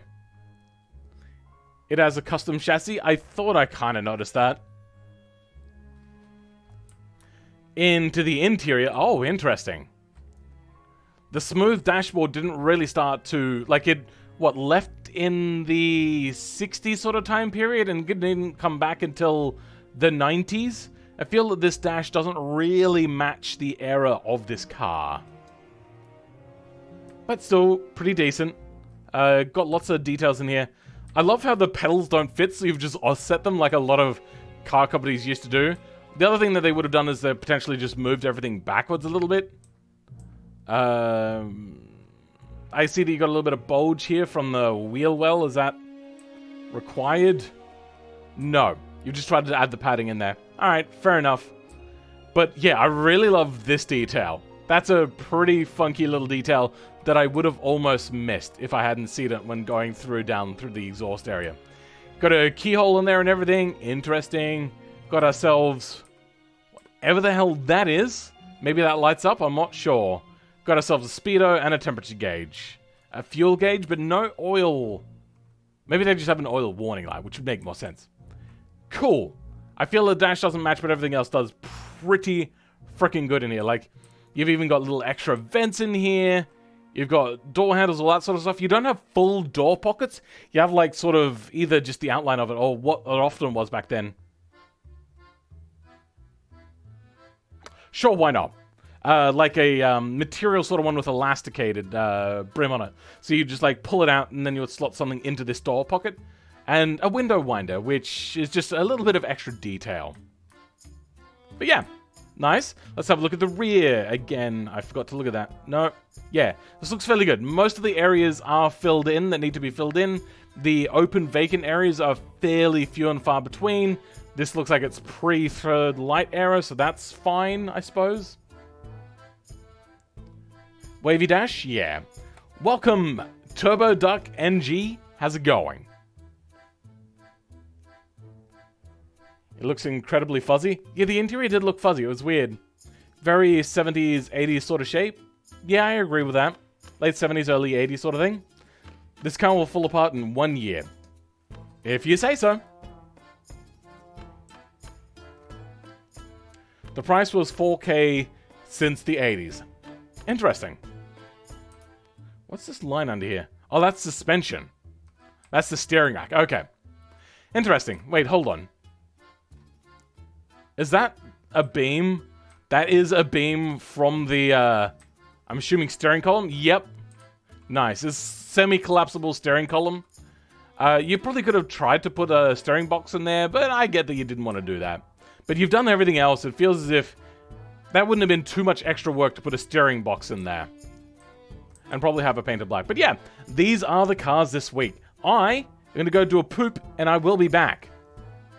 You know Automotive Flux? Yes, I've done a collab with him, but I'll be back in a bit.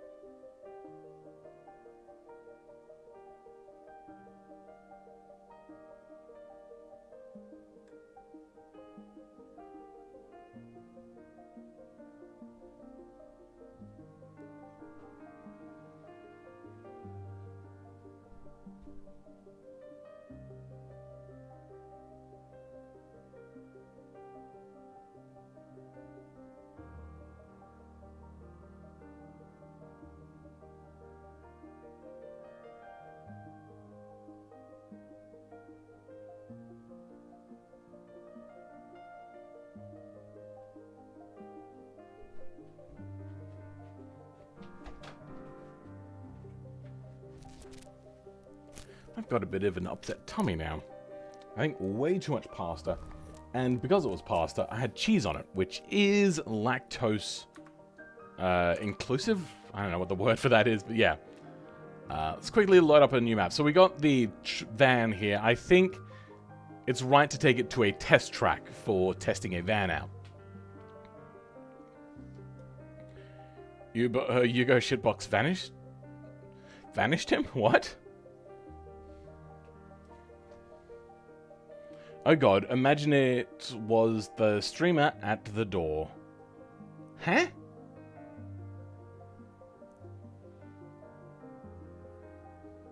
Welcome back. Thank you. Thank you very much. You can never get away from me.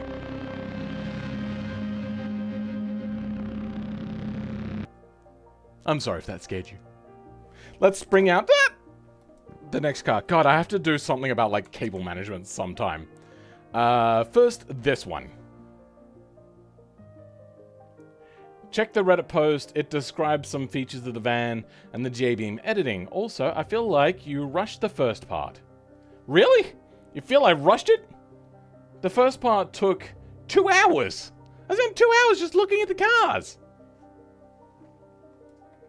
The Mustang body. I feel that this is not a Mustang body, if I'm going to be honest. Punts! We driving now? Yes, we be driving. You can never get away from me. Huh? Oh. Huh? I'm confused. What are we looking for? Don't need either of those open. Looking here. What are these notifications I got? Alright, they're from Tries. Tries released a video that we did together today with twin turbos. I'll get around to editing my version at some point.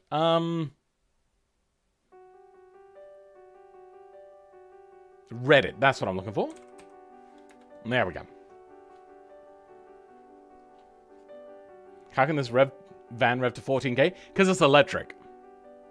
So, the van. There we go. Blue van, man. Oh, dear. Oh, okay. Made to be compact and cheap. Delivery service EV van. Features. The cabin, this model has optional extra of colored digital dash center with GPS, multimedia, and AC controls. The gear selector switch sits on the steering column. All Arion vehicles come with proximity keys as standard. I feel as a service vehicle, you're going to want to go super cheap, which means if the digital dash is cheaper to make than analog dashes, then yes, go for it. And what was the other one? Proximity key? Yeah, that's not actually a key, huh? I also feel as if proximity keys are probably not the best thing for service vehicles. One, they're a little bit more expensive, maybe. You know what, actually, I don't know if they'd be more expensive. But I feel that they would be a little bit more expensive. There's probably licensing with the technology that they'll have to pay for, all that sort of stuff. I feel that just, like, leaving the key in and running is usually what a lot of delivery drivers do.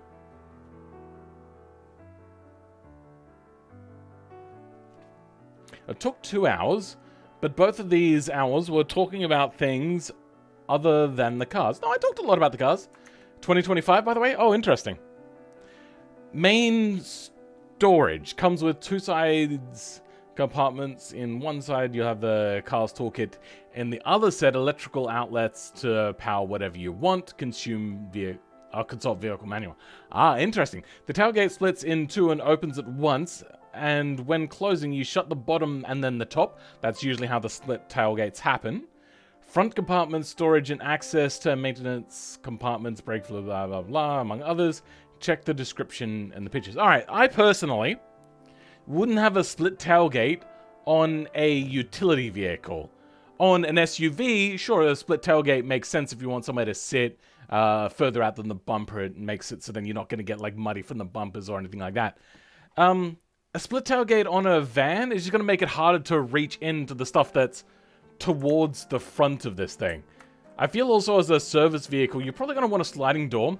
You could put it in some sort of like a door groove area, and there is specifically in the new version of automation a like slide rail fixture in, I believe it's miscellaneous, for like door slides, which I think are pretty cool. You could have implemented that. That is very much a service van sort of thing. If you have a split tailgate for this, I feel that that's more of a tech demo sort of thing to have a split tailgate. And the reason why they want to do that is that, hey, have a look at our cool vehicle. This looks really good. It looks very good up on a plinth with banners around it, photo marketing, all that sort of stuff, but not actually for usage. I feel for usage, they will probably get rid of the split tailgate. Thanks to your forklift video, I realized that cars in reverse handle exactly like forklifts, and it still scares me. Not quite. Cars are tuned for understeer.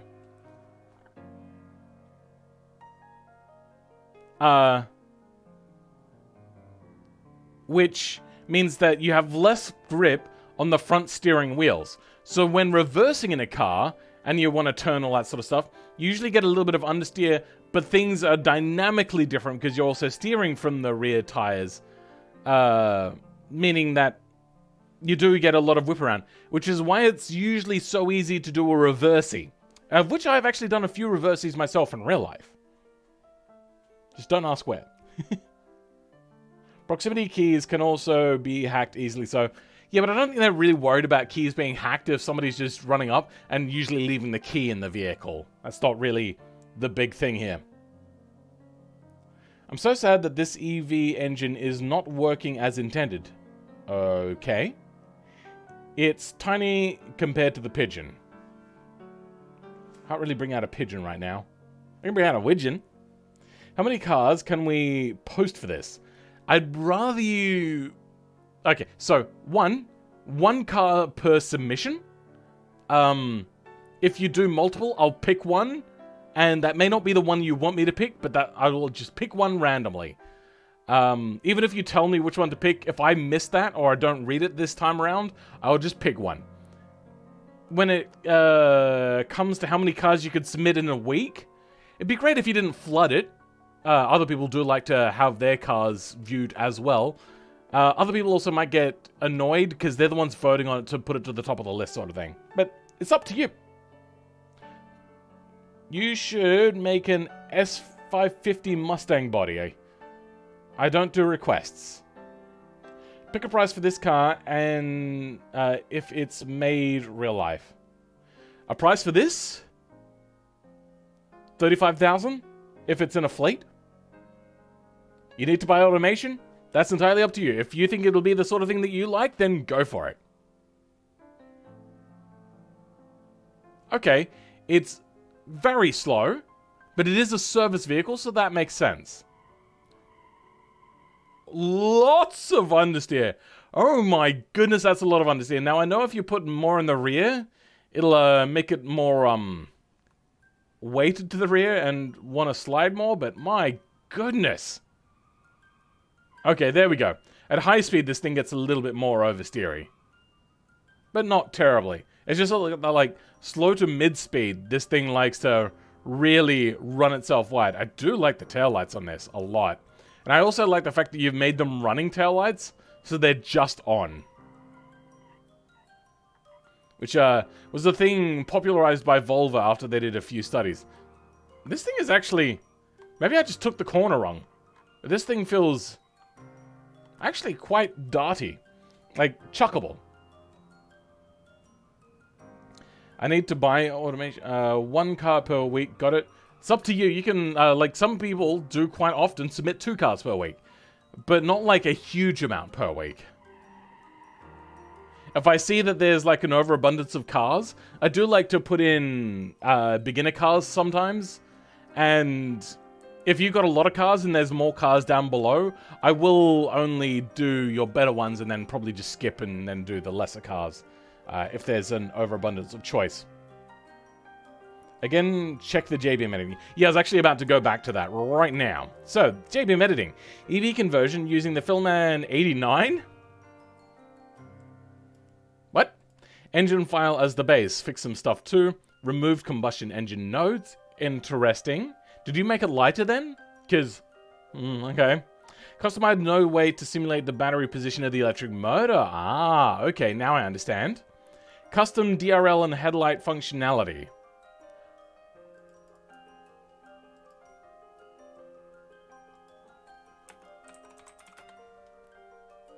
Daytime running lights. Ah! I didn't know that that's what it was called. Functionality, it has some BeamNG limitations. Okay. Edit the info, Jason. Ah! You've got some extra info on the car. So we've got source, mod, great, love it. A lot lighter than what I believe it probably would be, with safety regulations and the weight of the electric vehicle, and the fact that the battery would be massive for a service vehicle. 2025 to 35, that's a long run period for that car, okay. Your propulsion is set as ice.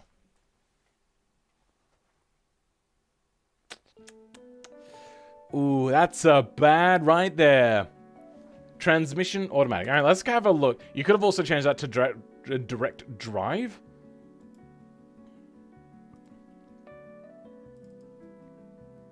Is this it? Yep, that's the one. Vehicles there. Let's go down to the info, Jason. And I believe it's in here. Yeah. Propulsion. Ice. That's internal combustion engine you've got written there. You were doing so well. But just a little bit in between there. Like, you went here, and then you went here. But you missed ice. Oh, terrible. Absolutely atrocious. 0 out of 10. Big fail. I'm just messing. Haven't changed everything? Yeah, fair enough. I do 1, but sometimes 2 if there is less than 10 total cars for the week. Using ice as propulsion is indeed pretty cool.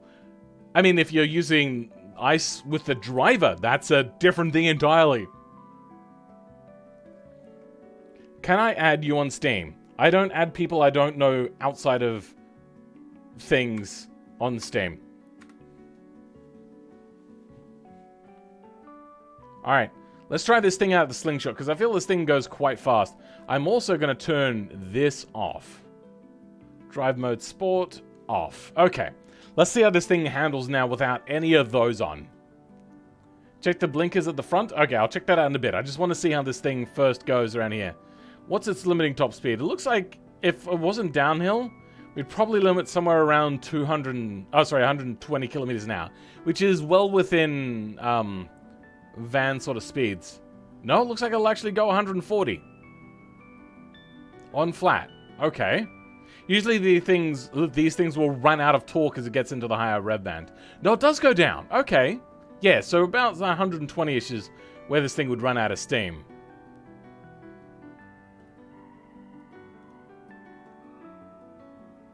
Brakes could do with a little bit of tuning, but then again, you know what?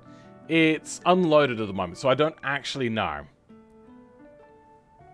I'm looking...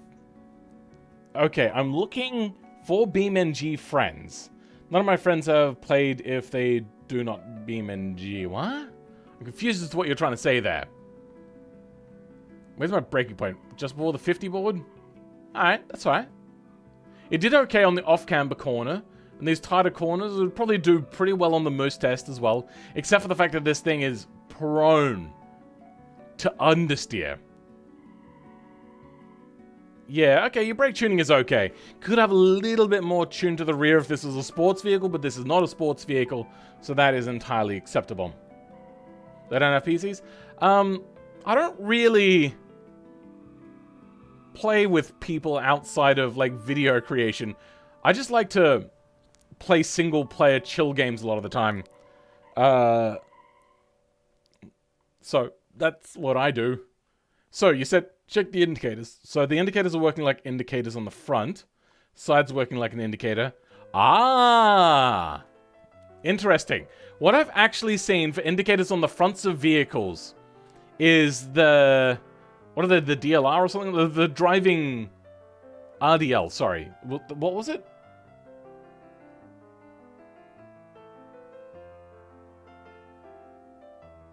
Anyway, the daytime running lights. DRL. Okay, yeah, the DRL. The DRLs will turn off whilst the indicator is flashing in those things. So there is no light coming from them in between the flashes to accentuate the flash of the thing itself. So, you guys suck. One's written DRL, the other one's written DLR. I think I'm getting confused with DRL, DSL, and DSLR. So, my brain's getting really confused. That is the limitation? Ah. No. There is a normal state, there is an on state, and an off state. The normal state could be just the normal state, just on. Though you'd have to have the vehicle... off, I mean. Which you would have them on, which means it would run while the vehicle is off, which that would be a limitation. But then it would turn off whilst the light is flashing. There might be other things you could do as well. Loading brain? Yeah, love it. Other beam cards works in the same way. Okay. In AMF, or automation flux open for friends requests? What? I don't know if automated flux is open to friend requests. Probably not. DSLR. I'm glad you didn't just write then DLRS or something like that just to confuse me. Turbo duck, probably not. Yeah, I don't know. Yeah, I'm not much of a friend adder. I just like to chat to people in text chat form. I don't know why, but for some reason, I prefer chatting in my comment section than anywhere else. I don't get it. I don't know what the difference is, but it's just my preferred way of chatting. But that's why I have the Discord. There happens a lot of the chat. Welcome, Fugu13. How's it going? I love the name, by the way.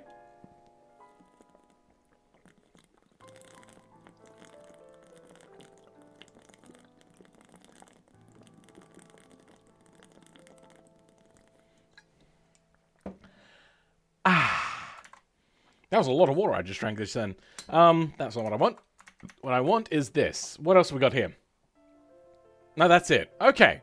So I'm assuming you're going to want the full fill score. Let's go get that. Stream scoring. I'm not allowed to get Discord. Oh, that's unfortunate. RSLD. Styling. I mostly like it. It's a little bit too bland on the front. I know that that's kind of the styling you're going for, but we're talking my taste, because this is my opinion.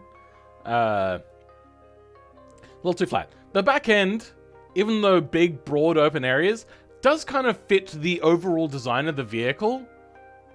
But compact delivery vehicles are not very common, because usually a delivery vehicle is required to carry around things that are too big for a normal vehicle. But a small delivery vehicle, yeah, they're very uncommon. Daytime start lights running? What? I'm confused. Anyway. Styling. Oh, you know what you might be able to do? Is somehow in the light section have the same light light up twice.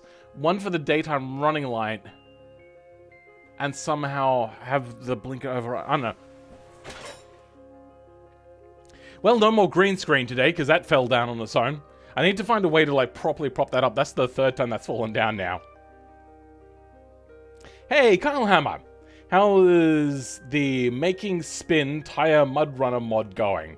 Leave that till later. Ram City, Nissan NV200, Chevy Express City, Ford Transit. Yes, but they are less common compared to real size, full-size delivery vehicle, I meant to say. They do exist. I'm not saying they don't exist. I'm just saying that they're considerably less common, so I never really fully understood them, honestly. You tried everything for the DRLs? Oh, yeah. I'm gonna get this, like, a 7. It looks pretty good, but it's no supercar. Most people are just going to walk right past it and not notice it. The acceleration, it's pretty darn slow. Even for an electric, it's pretty darn slow. So we're going to go with a 4 out of 10. I almost want to go less. You know what? Actually, we are going to go less there. Handling, it's not great. We're going to go another 3 out of 10 on that one. Fun factor, 2 out of 10. Cool factor. I mean, it is an EV, and they're quite popular amongst a lot of people. So let's go 6 on that one. Trackability. Like a 3. It's not very good, but at least it didn't look like the brakes were cooking. Yeah, it doesn't look like the brakes were cooking. Features.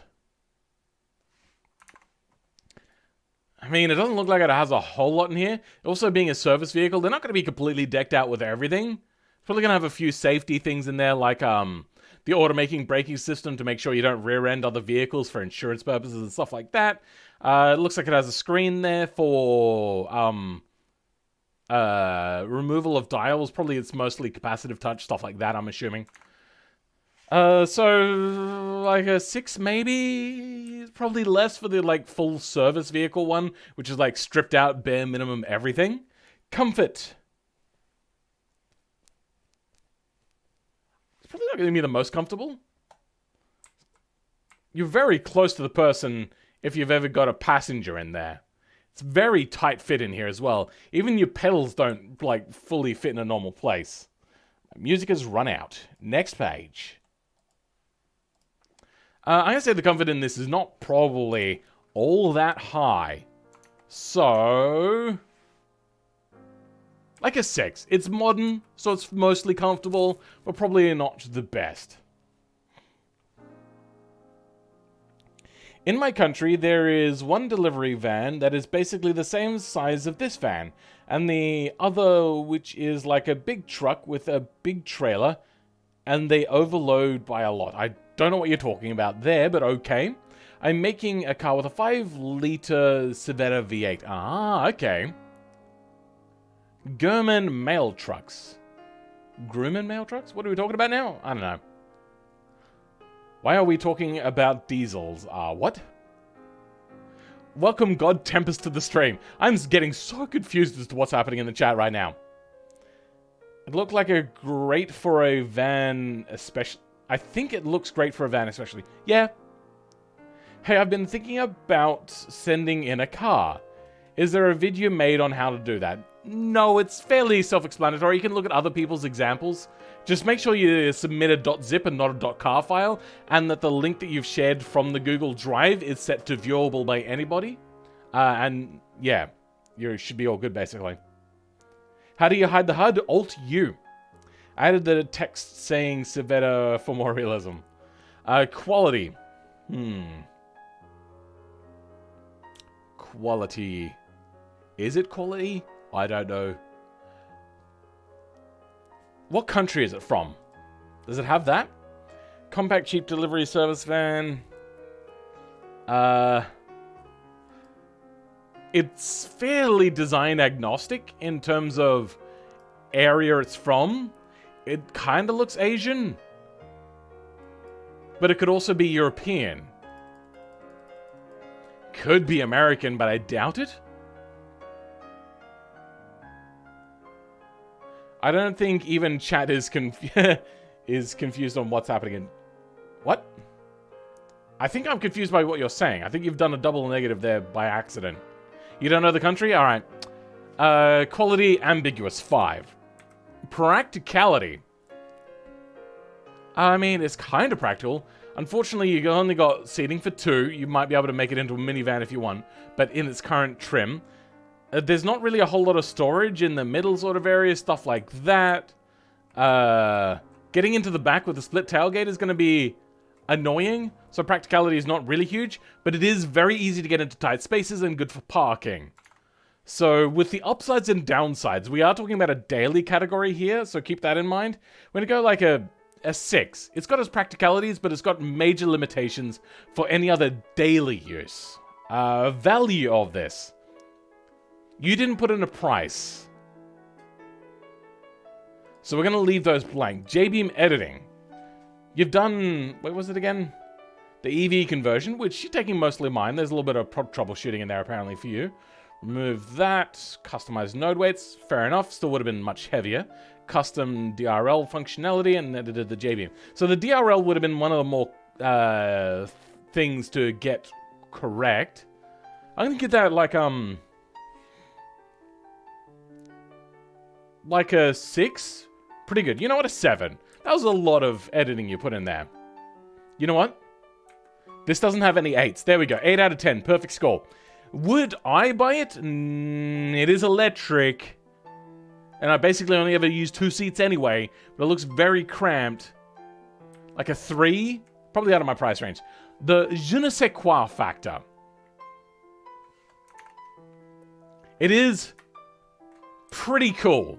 I do like it, and I do actually like small delivery vehicles. I just don't really understand what demographic they're going for here. And, yeah, that's basically the only issue I have with it. The je ne sais quoi factor. I'm going to say that there's not really much that's kind of missed in the score, but we'll just add about a 6 for now. And it's realism and commonality. I feel that most EVs are really focused towards the biggest markets. So EVs are focused towards family cars, like a lot of SUVs at the moment. They will get sold a lot. Then after that comes delivery vehicles. So UPS and all of those sort of companies are now getting electric delivery vehicles around in parts of the world, like in Europe and whatnot. Or is it DHL? I can't remember. The brown and gold one, whatever that is. They're not very common in Australia, so I don't really remember their name. UPS, I think? I'm not sure. So those are like the 2 biggest markets, and that's usually why we've only ever seen them there. There's a few sports cars. Most companies are staying away from the sports car market because Tesla has done such a freaking good job at that. And sports cars sell generally a lot less than other cars. So a lot of them are staying away from that market. They're doing at most, what are they called? Things. Hybrids. Doing hybrids at most. Realism commonality. So that's going to be quite low, but not incredibly low. So we're going to go like a 5 on that. So it's... Hey! Wow! That came out to the funny number. I do a cutaway right now, but my green screen has fallen completely.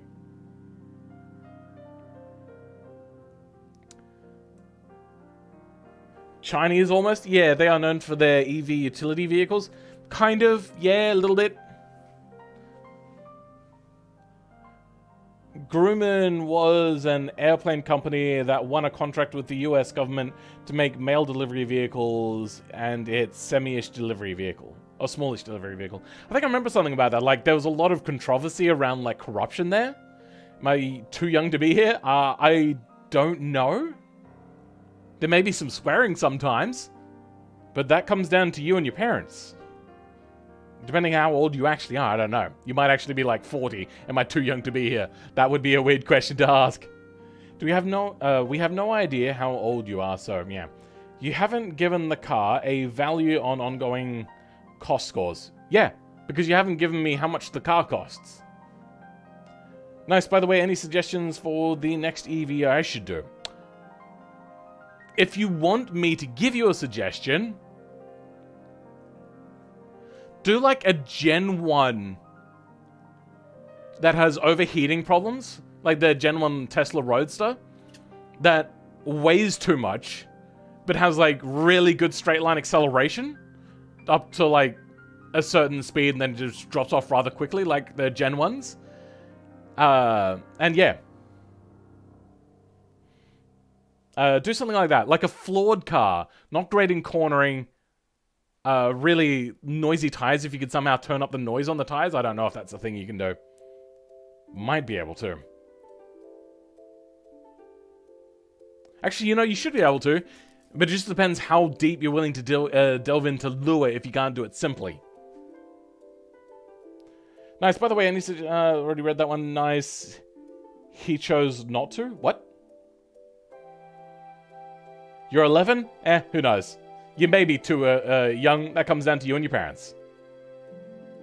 Small man. You like cars, bro? Good for you. Okay. That is this guy. Hey,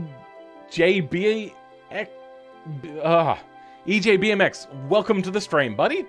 Hey, unfortunately, my YouTube is still corrupted, so I can't see anything, but I can hear and chat fine.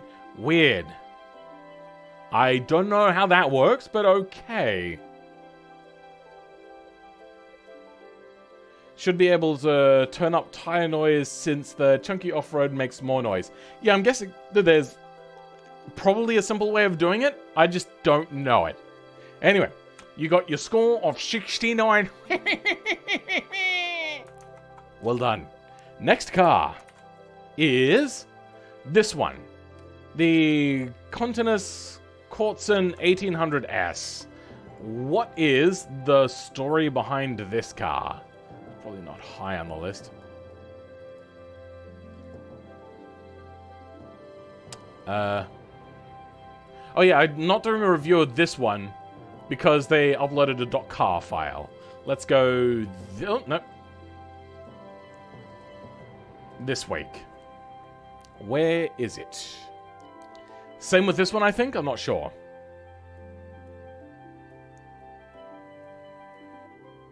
Revhang did this one.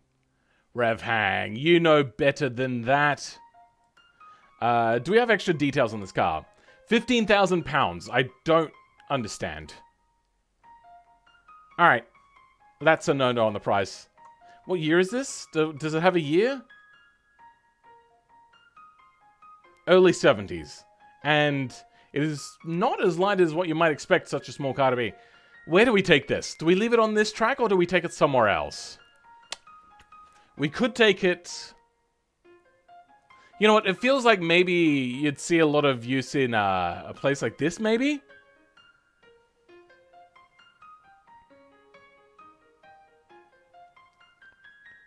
Should be able to turn up the time... not to flex, but my dad buying a Stang GT got me into cars. Oh, cool. Can I send an image in Reddit? I don't have Discord. Sure? I don't know what that has to do with me, though. Heck, I need to go to the loo. I'll be back in a bit. Okay, cool. Nice. 69, 420 better. Yeah, but I don't... The score doesn't go up to that high. Any news on how to make badge fixtures updated video? What are we talking about? And how to make... By the way, welcome Daniel Diog Nesses? What do you mean badge fixture update video? I don't think I ever did a video on badge fixtures. Are you going to get me confused with Hard Rooster Labs? No one take this, please. I've had a company called Boson? Or Boson? Oh, this thing has a little bit of a hint of the oversteer sort of thing.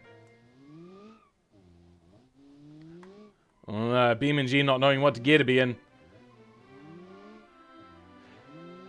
Oh dear, God. Pick a gear, please. Goodness gracious. I might start controlling this one manually. It's actually quite fun to drive. A little bit chuckable. Could do with a smidgen bit more power, but that's what to be expected, I suppose. I feel that this thing would maybe have softer sway bars. It would have more body roll than this. Oh God, no! I feel in the 70s, cars almost had no sway bars whatsoever. I think this also has an open differential. Bozuzoku? You like the Atom? I don't know what you mean. Well, why do we have numbers in the chat now? I'm so confused. What is happening? What? But what if no? What are we talking about? I'm so confused. Oh, nice. Got a little bit of backfire there. Is the music really loud right now, or is it just me? Oh, you know what? I think I have the game volume turned down. Yep, because I was watching things whilst doing some modding. Okay. Whoopsie daisies. There we go. Now it's more louder. Or Nicky louder, whatever you want to call it. Boson atom? You mean the boson particle? First gear, second... okay. The gear changing. I didn't mean to slam it into the wall. I was just looking at text messages whilst driving. So don't blame me. I got text messages before phones were a thing in 1972 when this car came out. Oh dear. My brain is as close to combustion as yours, Mr. Veld. Yeah. I'm easily confused. You are Speed? Good to hear. Does that mean that at some point you've had Keanu Reeves inside you a few times? Oh dear. That sounds like... Depends. It could be a good time. Depends what you're into. No grip. Yikes. What do we got here for tires?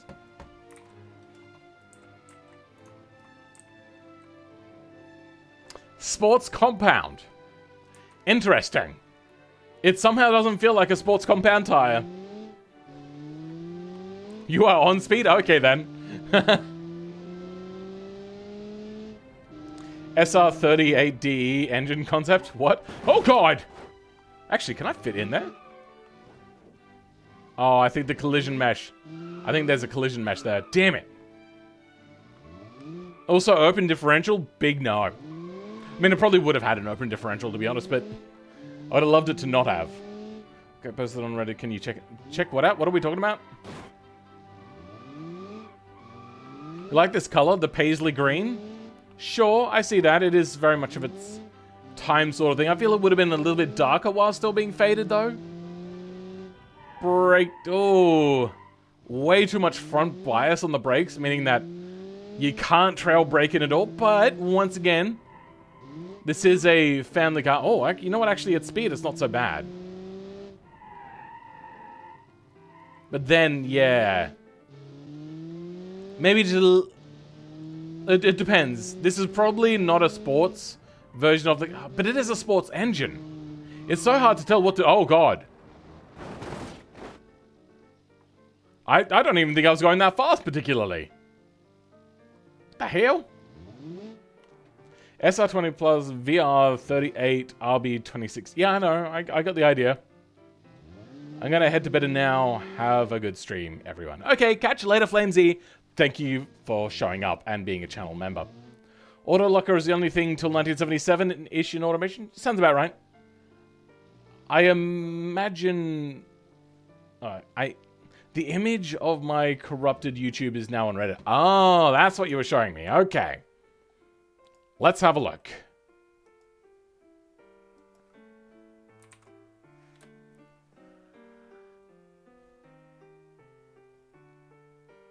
Corrupted YouTube. Whoa. Weird. Maybe consider looking at it on your phone, maybe? I don't know. The auto locker causes strange things. It does. It acts very weird. You can't afford member, I'm sorry. Oh, atrocious. Absolutely atrocious. It's fine. You don't have to... I just like to say an extra thank you there because I haven't come up with the end splash screen yet for thanking them on streams. Even though I said I'd only do it on videos, I think I should do it for streams as well. Ah! This thing gets really unsettled at, like, decent speeds. But that is to be expected from a 70s sort of car that's not, like, high... Ooh, look at that! We got money in the chat! Almost for... Thank you. You don't need to send money. So it's not something you need to particularly forget per se. But thank you very much. Modern Marksman Clips for the money.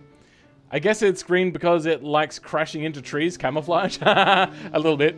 I unfortunately don't have any other electronics to watch on. Oh, that's unfortunate. Yeah, we got a super chat. That's the first time in like 3 weeks since somebody's done that. We've just had a bunch of channel memberships.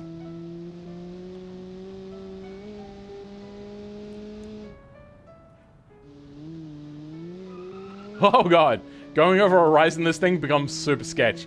I am reminded a little bit of my Volvo, but Volvos were really engineered to be safe. Like, they didn't care about sportiness, but as a result, their cars were actually quite sporty in the 70s, even though they got the stigma of being boxy and unpleasant from the 7 Series. The 2 Series were actually really successful race cars on and off-road.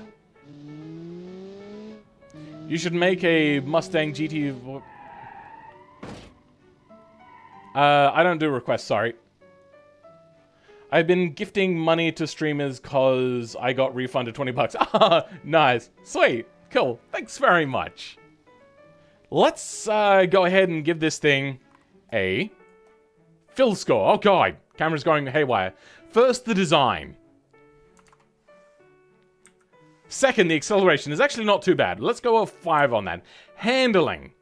It handles alright, but it's a bit skittish at certain circumstances. Usually on the weight transfer, this thing gets quite scary and will just catch you out sometimes with a bit too much snap oversteer. So handling, we're gonna go like a 6 on that.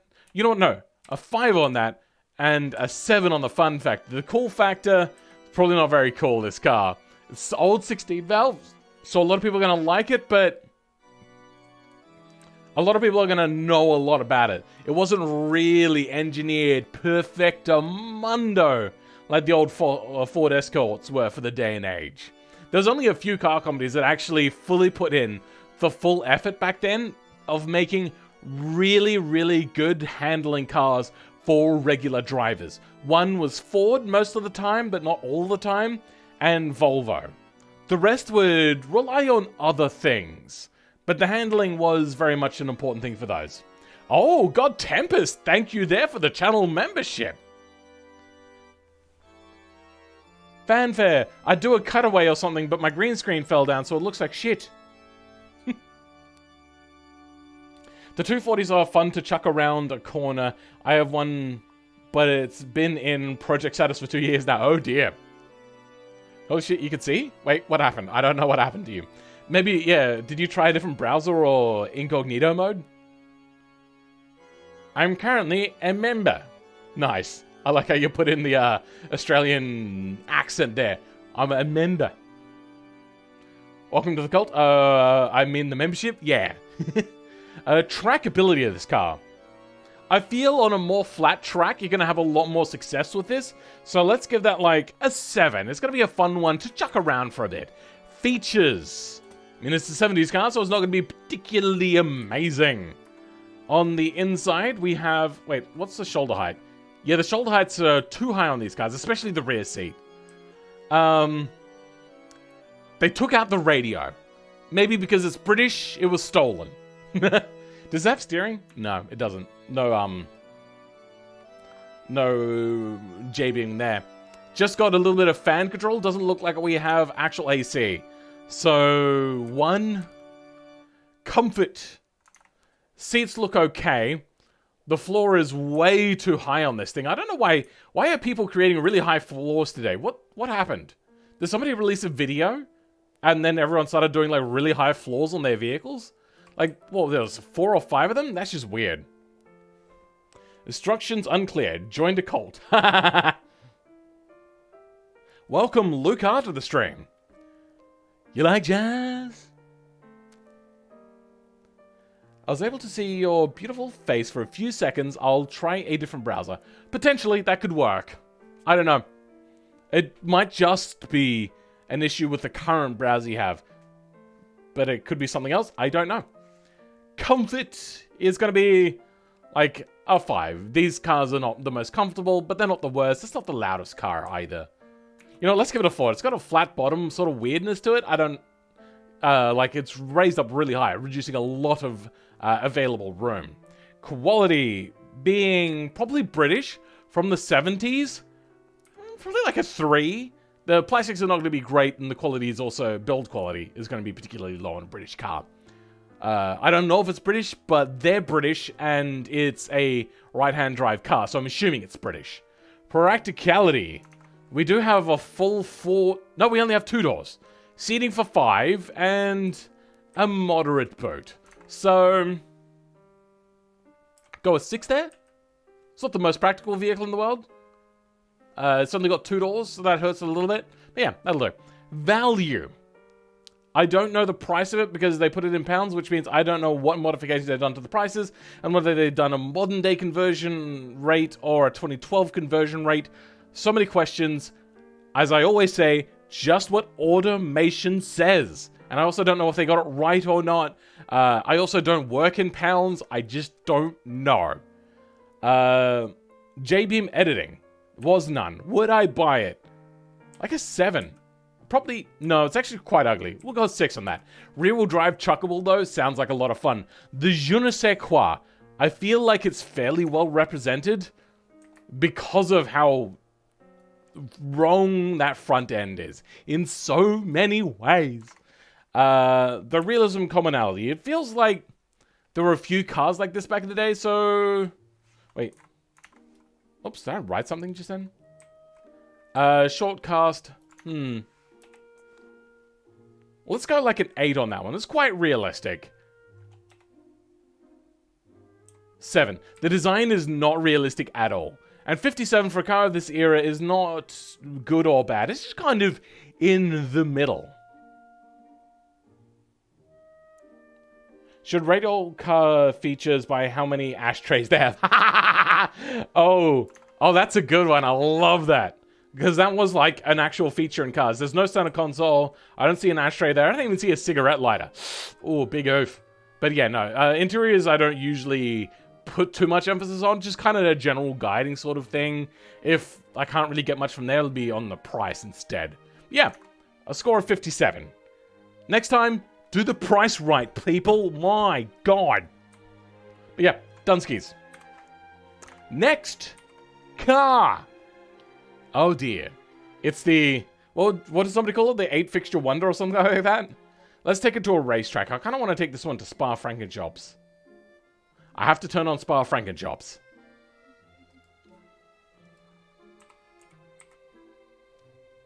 KS Spa. Map. You know what? Actually, before I do that, I want to show you guys something that I've been working on. Now, I know that this is a pre-made map, but check it out. I'm assuming most people here have probably tried out this map. Where are we going? Over here. Yep, that's correct. Huh! Oh, we're in slow motion. So, most people have used this map, right? Check this out. Woo! Do you see it? Do you see what's so amazing right now? Isn't that... Yay! I did a thing. The only problem is the performance. I've majorly made the performance on this map particularly bad. It really hurts frame rates. I'm doing almost nothing and I'm getting like 79 FPS at the moment. Not great, but we fixed the issue of these things snagging tires and destroying cars at speed by just getting rid of it entirely. But yeah, that's the thing I've just been working on. I just wanted it so then I could have this map without that annoying issue that I hated so much. And in the process, BeamNG had every issue under the sun, including just being wrong in many different ways. Next thing is I want to take this next car to Spa-Francorchamps.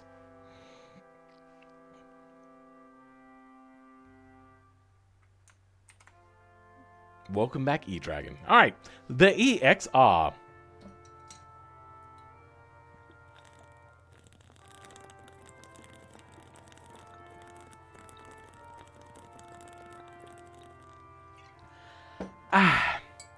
Never mind, I have to leave again. Alright, see you later, E-Dragon. Okay. What was this again? Mid-engine, flat 6, naturally aspirated. Wait. Oh, for a second there, I thought that was Bluetooth exhaust, but it's not. This time permanently sears. Okay, see you later, E-Dragon. Let's drive it with ESC first and see how it handles without it afterwards. We're going downhill and it still feels really slow. This thing is low on power. Feels quite stable though. Very stable. Oh my goodness. I mean, it's slow, but this thing handles really nicely. Let's check to see if I accidentally left on. No, I don't have the oversteer control. Let's turn ESC off now and see how it handles without it. Going through Eau Rouge, even anywhere near flat, will cause so many cars issues. This vehicle feels solid as hell, man. Spa was one of my most favorite tracks, probably only behind of Monza. I made a 550 horsepower flat 6 LMS car. Sweet. I'm actually thinking about doing a bit of a series. Brakes are okay on LMDH, since I only just learned about it the other day. I didn't even know it was a thing. This car is good at handling. Did they... I feel that they haven't just turned the traction up. I feel that this thing has, like, tons of downforce.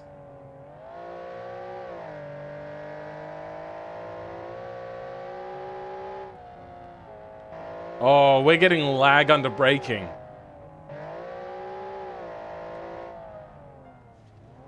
Yeah. When driving, I'm getting about 100 to 140 FPS. Under braking, it's dropping down to about 70 FPS. Which is not great. How much horsepower does it have? I feel that it's a bit underpowered for what it is. Also, frame rate and game speed is tied together, kind of. And it's acting really super duper weird under braking.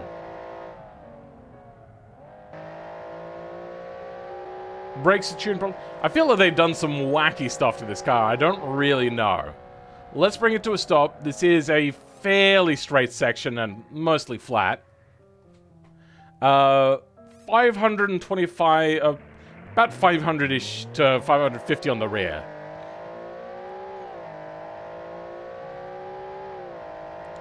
Now that the weight transfer phase is over...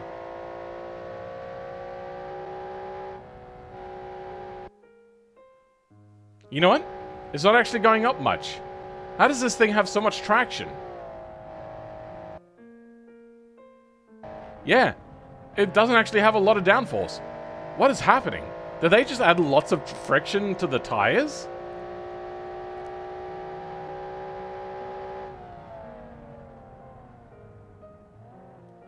How does this thing feel so stable?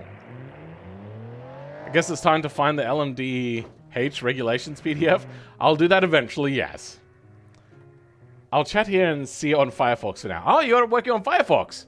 Not signed in on Firefox, but I can see. Oh, okay, interesting. I feel they're cheating with this car somehow. What have they done to it? Where are you? Here we are. They have no description with it. This feels so good, it's like a cheat. The EXR.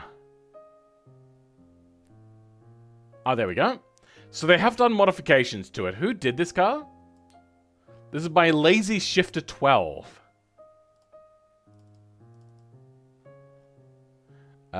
Wheels front. Let's just have a look there first. I am currently, okay. LMDH regs are very easy to find. I have done LMDH in an LMP1 mod body. Okay. Let's go down to the friction sections here. These numbers look normal. And, you know, I don't usually look at the secondary values, but they don't look particularly different here either.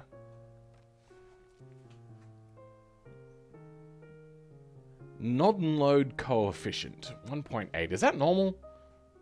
Let's check anything else.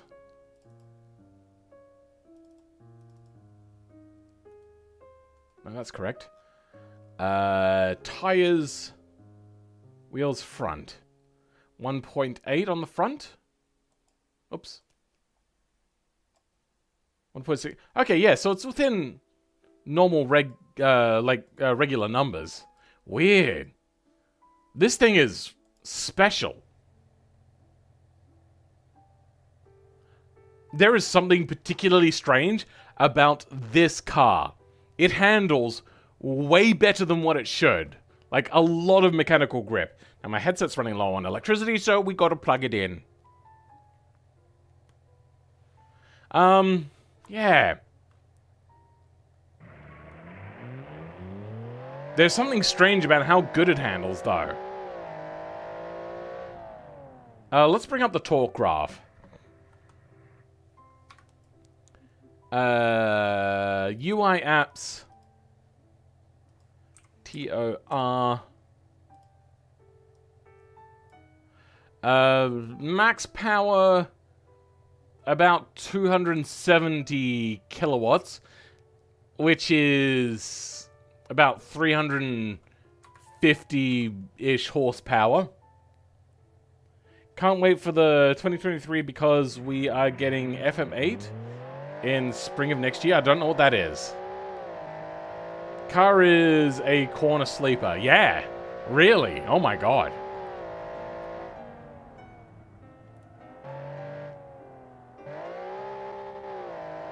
There's something so strange about this car. I just can't put my finger on it. It feels really underpowered. You know what it is? They might have created like a really good handling vehicle. How wide are you know what it is? They've got massively fat tires on here without a lot of power, and that's what's doing it. Can I go through here at full speed? I mean, I didn't take the corner correctly. Yeah. With almost no downforce, if I had taken that corner correctly at the beginning, that would have taken it at full speed. And that is very rare. But it's probably mostly just the fact that this thing has massively wide tires. I'm thinking about Forza Motorsport 8. Why? What are you talking about? Well-tuned suspension? Yeah, very possibly. The Forza reboot? Sure, okay, I've never really played Forza, so I don't... Like, I played a Forza a long time ago, and a little bit of Forza Horizons, but I kind of lost interest in it. I have a car that has no business being grippy like that, even though I only exported it once and haven't messed with the file. Okay. Custom ESC? Nope. ESC is off. FM8 is Forza Motorsport 8. Oh, okay. Yeah, okay. Let's get this thing a full score. It's not going to score well, though. Stream scoring. Styling. No. Acceleration. It's pretty mid. Handling. 10. Fun factor. 10. Cool factor. 5. That styling is not good. Trackability. 8. It's slow. Features. What is the price of it? 55,000 is also going to be the most packed out vehicle in the world. Do they 2020? Ah! It does have most of the normal things for an interior, but they don't have anything done on the back whatsoever. This is old automation as well, isn't it? Yeah, it is. Weird. Nope. Nobody saw that snowman. Yeah, I'm not seeing a whole lot here. So features, we're just going to go 5, maybe. I don't know. You know, it's a modern car, so maybe 6. I don't know. Comfort. It was fairly rigid suspension, and that is quite a buckety, thinner sort of seat, not massive on the padding sort of area. So we'll go like a 6 on that. It is not the quietest vehicle. Quality, $55,000. There's no extra details on it. Right-hand drive, which means it's most likely European or American. So the build quality is not going to be particularly great. So we're going to go like a 6. It'll feel good, but the build quality will be just middling. It'll probably break down, especially being a boxer-type engine. Practicality.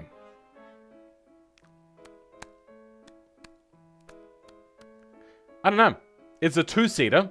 It's not that big, but it is just a 2-seater. It's got sizable storage, but it is still, as I said, just a 2-seater. And the engine is in the back, meaning that you're going to have to deal with a fairly small front because it's not a very big front end.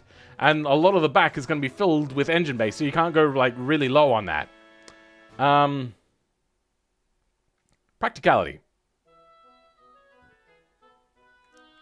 4? Because you got big storage, and it's really easy to park. Value. $55,000 for an amazing handling car, but the tires are going to be really expensive. We'll just go like a 5 on that. You're not getting like massive amounts of car. You're getting really good handling. The ongoing cost, on the other hand, this thing is not going to be great on fuel because of the tires, and the tires are going to be super expensive to replace. You're probably looking at like $200 to $300 per tire, probably. Being, what are they, semi-slicks, I think? God damn it. God damn it. Alright, we got... Yeah, I think that's a semi-slick. So ongoing costs are going to be terrible. We'll give that like a 3, because it's not like a big, overpowered, turbocharged engine. JB editing, I don't believe there was any. Would I buy it? Yeah, but it'll probably never be cheap enough. But it'll be really up there, because you'd hear about how good at handling it is. Kind of like a BRZ Toyota FT86 sort of thing. Underpowered, but good at handling. The je ne sais quoi factor, I feel, is fairly well represented. And realism and commonality. Massively fat tires on a car that doesn't need massively fat tires, that is uncommon. So we're gonna go no on that. Mid-engine flat boxer engine, the only company that does that is Porsche, and they've only just started to do it. Nobody else does that, especially a two-wheel drive as well. We'll go 5 on that. It's not unrealistic. You know, we'll go 6. It's not very unrealistic at all, actually. It's just not going to be very common. Tubular exhaust, I mean, if you're spending that much money on the car with big fat tires, tubular exhaust, sure, why not? Everyone's probably going to pay to do it anyway. So a score of 81. Not terrible, and actually nowhere near terrible. 81 is actually a decent score. Wish they would add superchargers. They will, but only in the next big update. Is that when they said they're doing it? They may still not do it. Who knows? I feel like I am at a carnival listening to this. Yeah, it is a little bit carnival-esque, this music. So let's get rid of that and move on to the next car. Score of 81. I hope you're happy. Control E. Next car is... this thing. This was by Canadian Steel as well. Alrighty. Let's see how it goes. Very loud. Oh my god. Very uncomfortably loud. That is a lot of PSI to be running back in these days. Handling is good. A little bit prone to oversteer. We got... What the hell? Oh, there's a tunnel under there. I've never seen that before. Anyway, yeah, all-wheel drive, that's right. The next automation update is planned to have superchargers. That's what they say, but like, are they still planning to stick to that? Because very often they've pushed things back. I feel like superchargers is a lesser important thing. They do have the frameworks to start adding it in, I suppose. A little bit of washout under braking, unfortunately. My god, it's so loud. Oh my god. There is 2 mufflers in there. Why is it still so goddamn loud?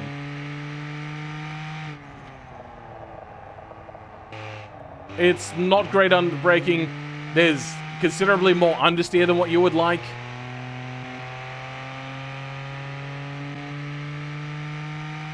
See how it goes into this corner then? Brakes are not good, not balanced, and yeah. So ABS cannot overcome how unbalanced these brakes are. What were they again? Are the brakes actually unbalanced, or is it just some sort of other factor that's affecting it? Oh, automation made a cutout in the side of the vehicle. Oh dear. We got full-size 3-piston brakes. And on the rear, we have a small 1-piston brake. So yes, your brakes are incredibly unbalanced. So that is going to do 2 things. So for one, automation has gotten better at dealing with unbalanced brakes somehow, while still being cruddy at it, enough to where these brakes suck. One wheel, your front wheels are causing to lock up, which means they're reducing to brake pressure to all of them, which means that your rear brakes are not doing nearly as much as what they should be. The other thing that's going to happen is when under braking, you start applying force at certain areas, that area is going to act in a way in which you don't want it to act. So if it's on the front, sorry, the traditional way you would think of it to act. If it's on the front, that means that it's not going to turn if you're turning, because it's just going to want to unsettle the vehicle. If it's more towards the rear, it's going to unsettle the rear. But in a sports car, that is actually preferential because it's going to help turn the car, as long as it doesn't turn it too much, and that is the key. Unfortunately here, you are way too much on the front bias, which is causing massive washout under braking. At least it's not snapping to you. Sure. I suppose it is a low production run, so maybe it wasn't really fleshed out properly. I think the 4.3 update is only be launched in the end of the next year. What? That's so confusing. With the superchargers and twin chargers. Yeah, okay. End of next year. Wow, that's a long time away. My goodness. That's a very long time away.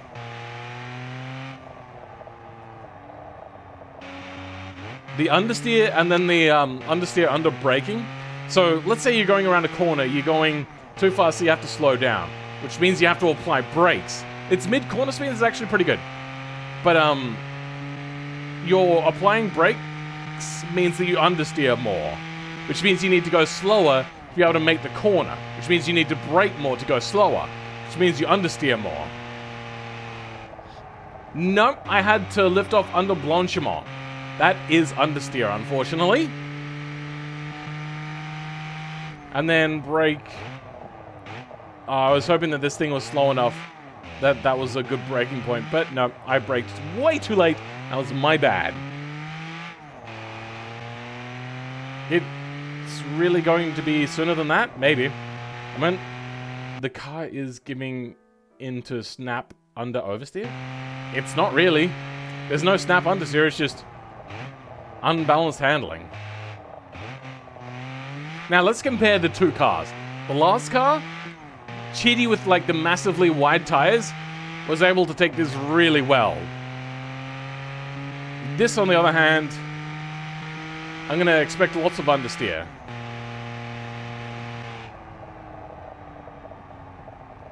Alright, let's try that again. And see if we can't do that a little bit better this time. I mean, isn't, not is? This game, really weird. I don't think this car would have had 26 PSI back in this day. I get the feeling they've gone with direct injection, which very few companies bothered to implement at the time.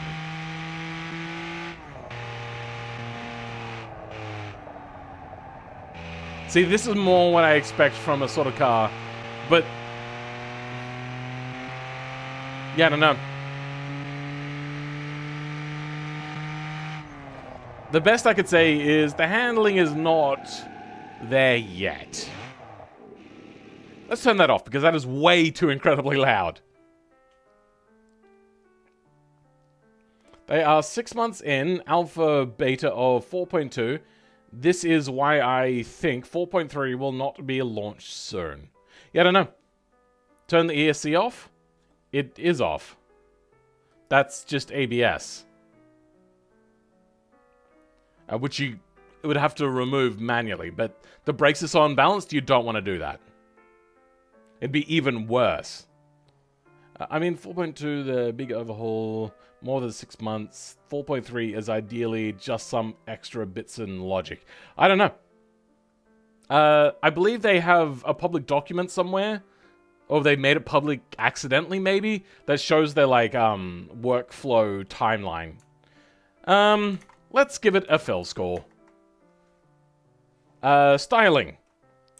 Like a 3. It's not my cup of tea. Then maybe somebody's cup of tea, but it's not mine. Acceleration. Fairly good. We'll give that like a 6. It feels a little bit numb because of the handling. You know, maybe it's a 7. I don't know. It was 400 horsepower. It's pretty fast. Handling. I don't know. 6. A little bit understeery. Fun factor. 5. It's a bit too understeery. You know what? Actually, we'll turn that up. We'll turn that to 7. And the fun factor will stay at 5. Cool factor. I mean, it is a very limited production run, and it does kind of look like a cool car. If you showed this to a kid would be like, wow, that car looks cool. So, by that yardstick, we'll give it like a 6. It's kind of cool. But, most people are going to look at it and go, what am I looking at? It's going to be quite divisive if anybody likes it. I don't know. I haven't asked everybody in the world yet. Trackability. Like a 6. It's not bad. But it's not going to be a particularly great car. You're not going to be out there being like, oh, wow, I'm glad I didn't buy that FT86. Features of this car. 55,000. Nope, that's the wrong car. Here we go. Third generation Beam, 2001 to 2009, originally launched in 1977. Wow, this is an old car. 2002 model shown, list priced $83,500. Sorry, $83,300. Oh my god, the third generation of the HM Beam was to be reimagining of the mostly bland economy car the company had been producing for decades. The XT3 model, being a 2000 model limited run, had street legal version of the 2.2 blah blah blah all-wheel drive had been developed for several years. The final version of the car producing 420 horsepower at 69,000 RPM. Hey, the funny numbers everywhere. With 0 to 60 in 4 seconds. If it's 4 seconds, then actually we'll turn the acceleration. It was 4 flat, they said, right? Yeah, 4 seconds flat. 4 seconds flat is really good, because that's almost breaking into the 3s. Features. If it was high 4s, it would still be a 7, but we'll put that to an 8. That's a lot of money to spend on this car. So it'll probably be fairly good. We'll maybe get that like a 7 on features. No, hold on, it's an older car. So we'll give it slightly less, because it won't have things like radar-guided cruise control at that time point. Probably no Bluetooth. No, definitely no Bluetooth. Maybe on the last version, but definitely not on the first versions. Probably not even USB at that point either. Comfort. It's incredibly loud. I have no idea what the seats are, but if anything like the exterior, they're probably really hard, rigid bucket seats. So comfort's going to be like a 3. Quality. It's a low production run of 2,000 cars, so it's not going to be the highest quality. So we're going to go like a 5. Hitsugaya. It might be Japanese, so it could be a little bit higher quality. We'll go a 6 on that, though still not going to probably be the greatest. Practicality. It's a hatchback.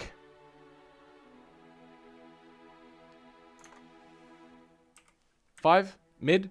I don't know. Value. That's a lot of money for a hatchback, so that's going to be like a 3 on the value. The ongoing costs. It's going to be fairly hard on fuel. That limited production run engine is probably also not entirely fleshed out. Didn't get to make it to like a 2nd gen sort of thing where they could have ironed out putting that much power into that small of an engine back in that era. So ongoing cost is probably going to be like a 3. Tires? Wait, what tires do they have? They are very big tires. And a sports compound. So they're not going to be the most long-lived compounds either. I think a 3 is a fair ongoing cost sort of thing here. 2-seater hatch? Oh, okay then. We'll put that down to a 3. J-beam editing. I don't believe he did any of that, so that's fine. Would I buy it? Kinda. Not much into all-wheel drive though, personally myself. Though I do like hatchbacks, but I like the ability to be able to take somebody if I need to in the back seats. I don't know. Maybe you get that a 4. Really just depends on the price. You know what, actually the price here in Australia would probably never come down. And I don't know what it'd be in other countries, but those sorts of cars don't really come down in price. The je ne sais quoi. I don't know, I feel things are fairly well represented there. The realism commonality. 400 horsepower out of a small engine in the early 2000s? Very unlikely. So we're going to go with 4 on that. Hold on, what sort of turbo manifold do we have on this thing? Okay. It's a reasonable one. That turbo is also really unbalanced. What version of automation are you running? No, you're running new version. Okay. Huh. That is a very unbalanced turbo. I'm surprised it didn't blow up on you. 4. With a score of 66. Well, Phil, what's with the late stream? Also, howdy. Hope I'm not too late. You are...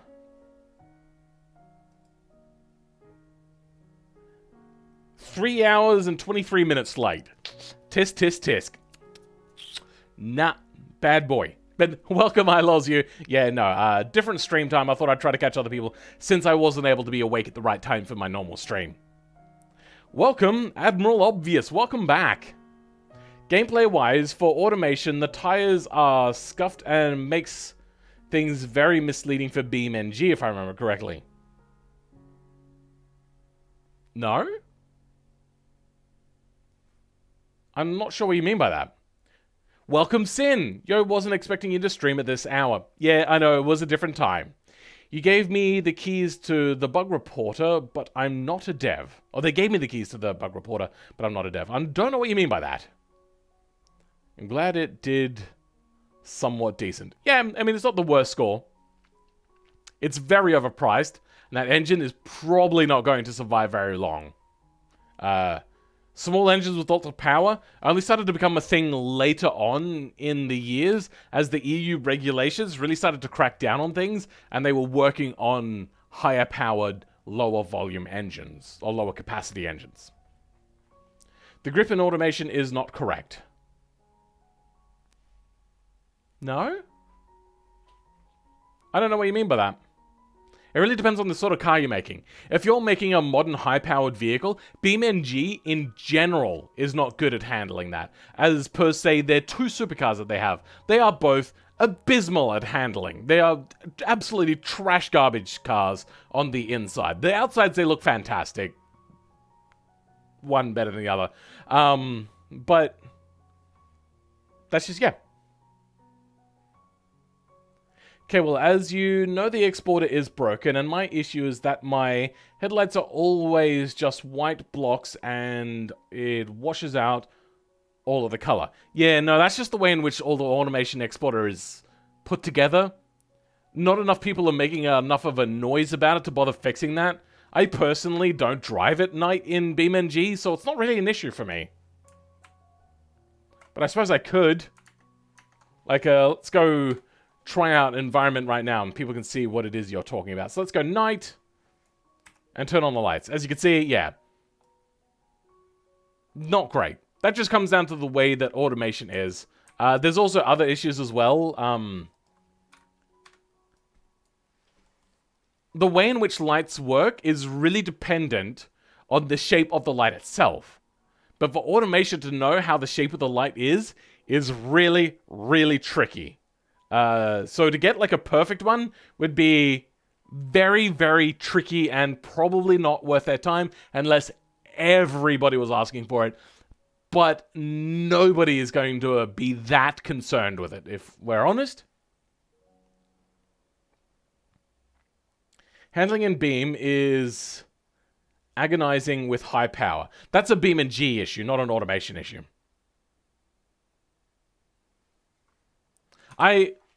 I'm okay with the lights. The lights are a problem. To do them correctly, really you do have to tune them specifically yourself.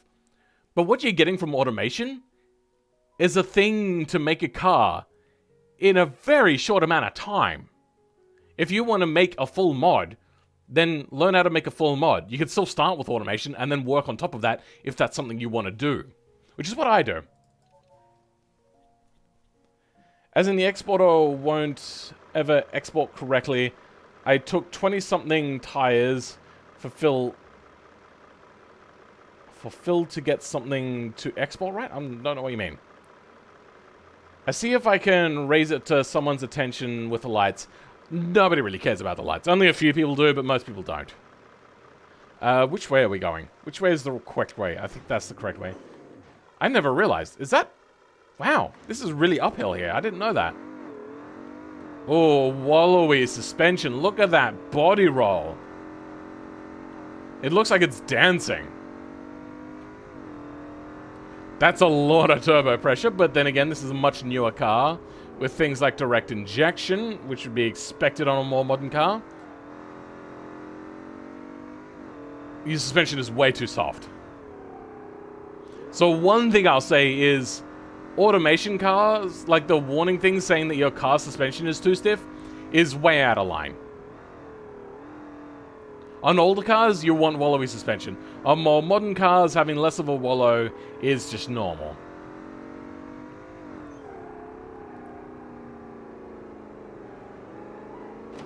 Damn it. Wow, this thing understeers chronically. Is it just me? Hold on, let's try poo on.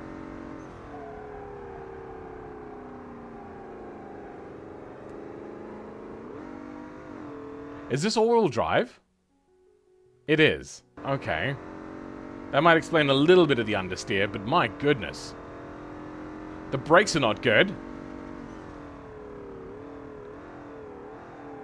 They feel a bit unbalanced, but not much.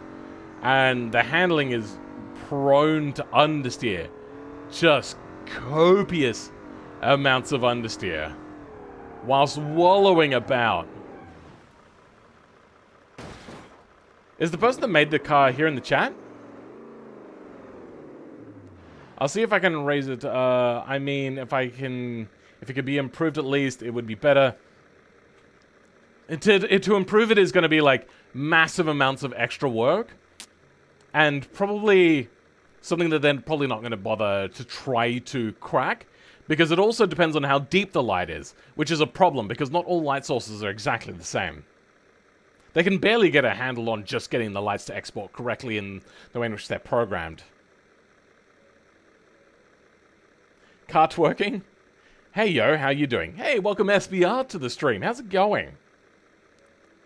Arab highway dancing suspension. The issue with the automation to BeamNG tire conversion is that low-profile tires generally arbitrarily lower rolling resistant calculations due to known issue. Oh, okay. Sure. I think that happens to do also with the way in which BeamNG has tires made. Being made out of triangles and stuff, potentially. Budget lowrider? Sure.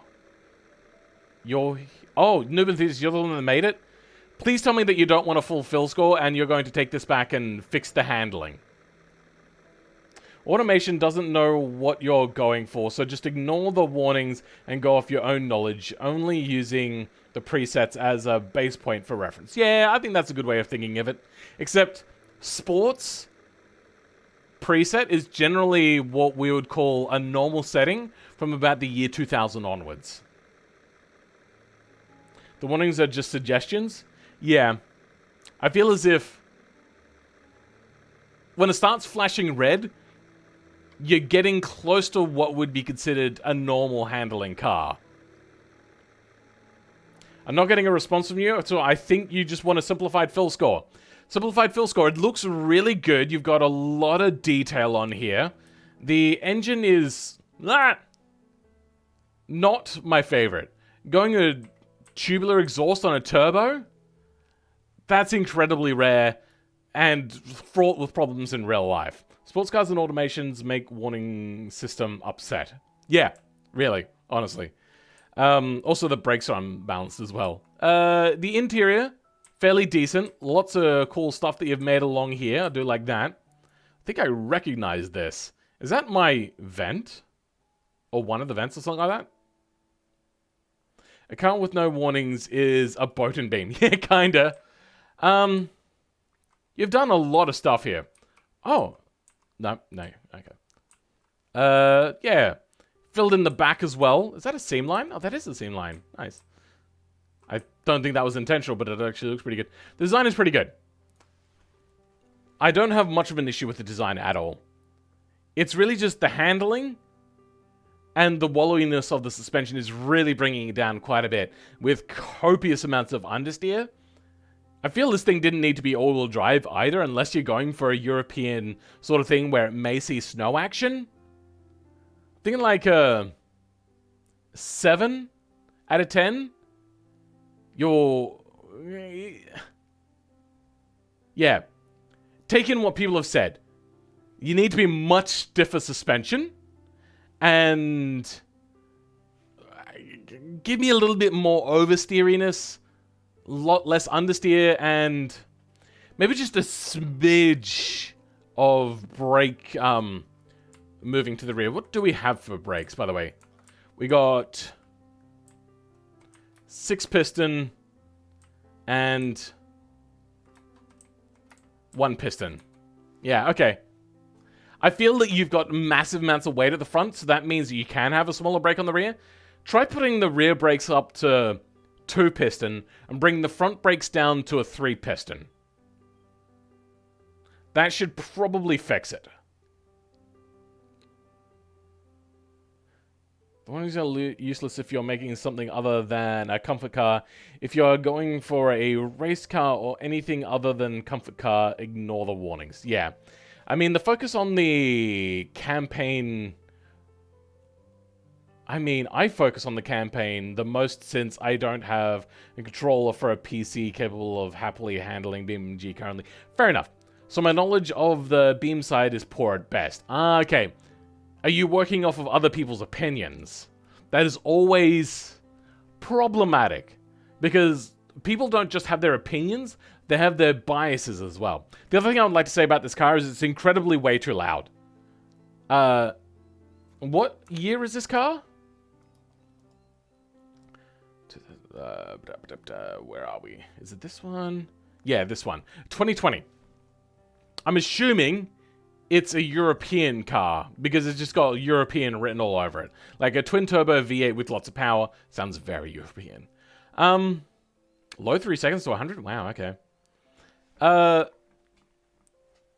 You may not realize it, but the volume or like noise limitations on cars in Europe is incredibly low.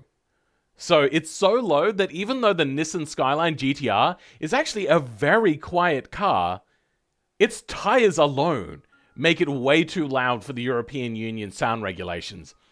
And it's getting banned in Europe, so they're stopping selling it. In Europe, and I think maybe the rest of the world, I'm not sure. It's quite an old car now. It's what, about 14 years old now?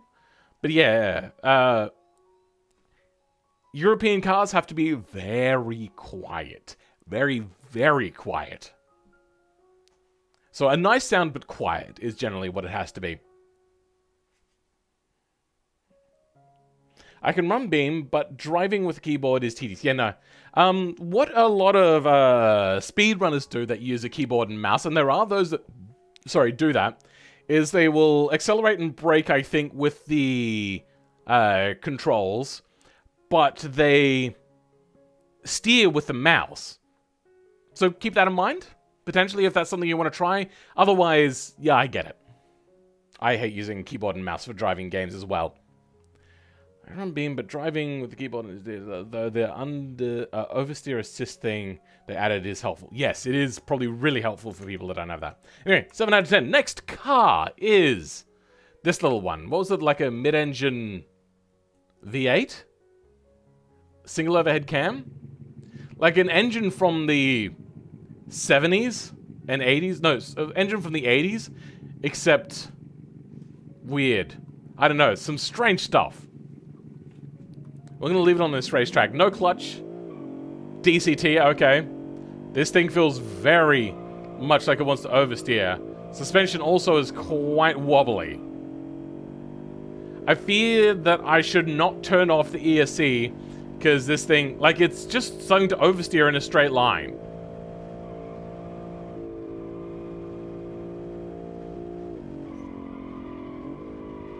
Should not be understeering at Puon like that. Alright, let's try turning off ESC.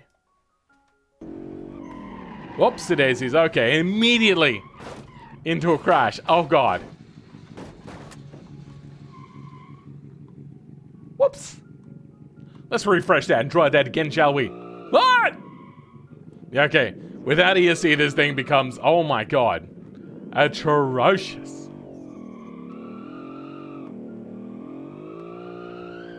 Okay, 4 out of 10. Design, as I said at the beginning, leading line's not great. Handling, 0. With the ESC on, 3.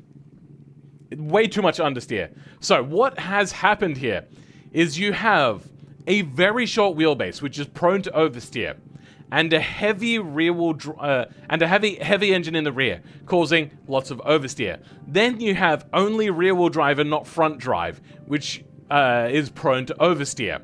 You have 4 factors of oversteer, and then on top of that, you have nearly symmetrical tires, so more oversteer. You have 5 factors of oversteer.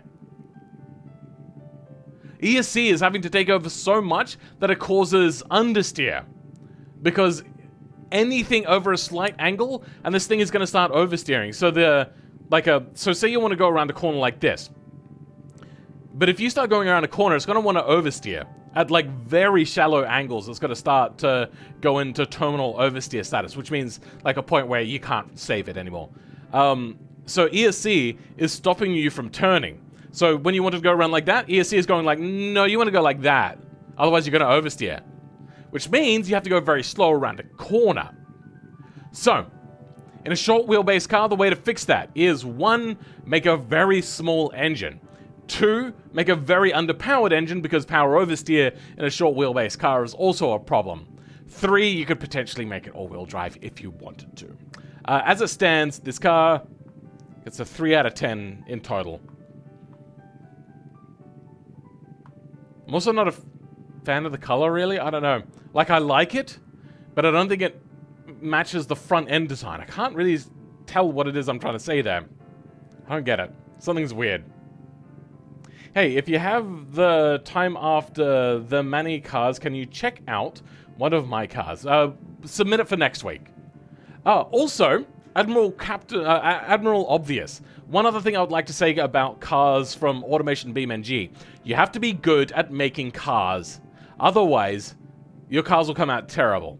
And a lot of people say that automation cars in BeamNG are terrible, but that's because they're not very experienced at making cars for BeamNG. BeamNG and automation are very different, which means you have to do different things. The rolling resistance thing, that one I've never heard anybody talk about before.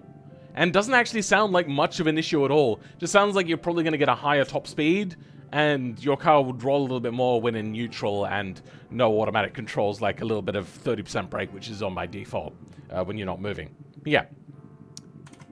Let's move on to the next one. Next one is the Picchiettello. This one.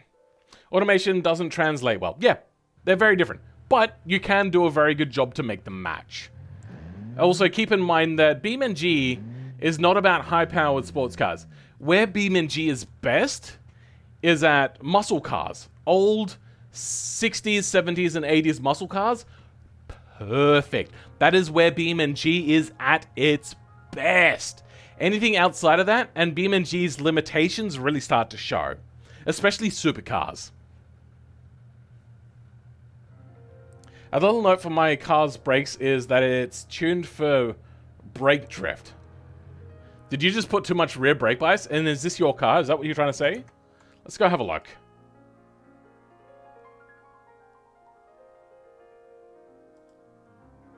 This is by you, yes, because nobody else has cheese in their name.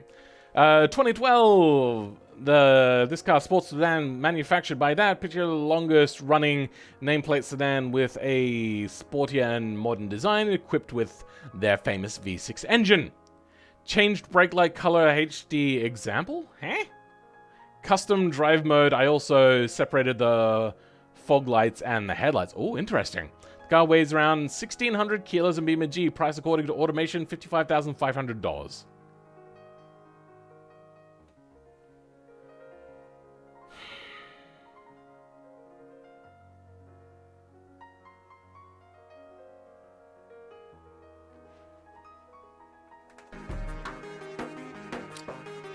How dare you?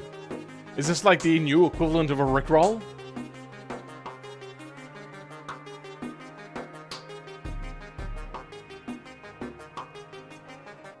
Back to the stream.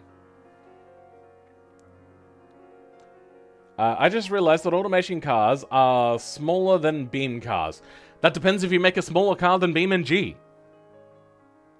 Fair enough, don't know why I gave this car all luxury and not all-wheel drive. Heh? My brain just factored reset what's going on.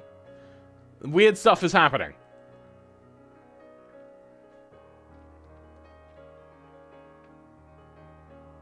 Oh, I just realized that I don't have my green screen up, so that would have looked weird to you guys. Okay. Let's get this straight. $55,500. They got custom ESC in here, apparently. That ESC is way overbearing. Sport, Sport Plus, ESC off. Comfort, Sport, Sport. Let's go Sports Plus. since that's their custom one. I just want to check one other thing out as well. That is... yeah, that's the sports compound.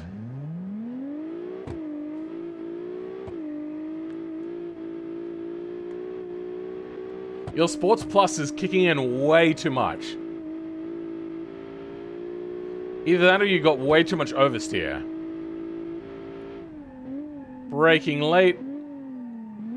Okay, it doesn't brake drift, but it does have a lot of rear bias on the brakes. Which means if you're doing a moose test, this is not going to perform well, most likely. ESC a PID controller? Is ESC a PID controller? I don't know what you mean by a PID controller. But ESC is something that you can easily modify. I have thought about doing it, but... this car understeers in a not very comfortable way. Let's turn the custom ESC off and just go completely off for now. And see if the brakes still do that brakey oversteeriness. Not the most powerful vehicle in the world, but it's also not slow. Struggling to get past 190 in a slight incline. Yeah, maybe you have a slight too much brake bias to the rear. I know that you said that you tuned it for a bit for oversteer, but this car doesn't feel comfortable oversteering. At mid-corners, this thing is actually alright. Mid-corner speeds. You know, I didn't do trail braking just then. Not glued to the road, but still fairly happy at handling. It does like to get chucked in a little bit, which is good. PID stands for Proportional Integrated Derivative. That doesn't help me.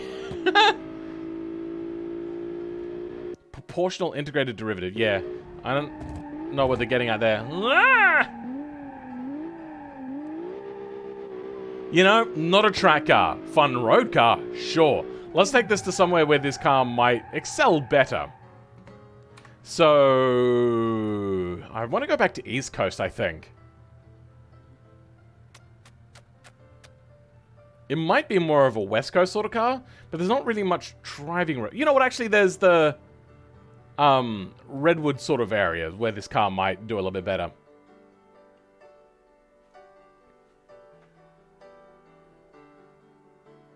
Yeah, saying that you agree with proportional integrated derivative. So proportional means in relation to something else. Integral. You know what? Actually, I don't know what integral is meaning right off the... my brain is thinking of integral, but not integral and integral. They're not the same thing, I don't believe. And then derivative is something that's derived from whatever this integral is. Isn't an integral kind of like an integer? So, like, a proportional number that derives from something else? Don't really know.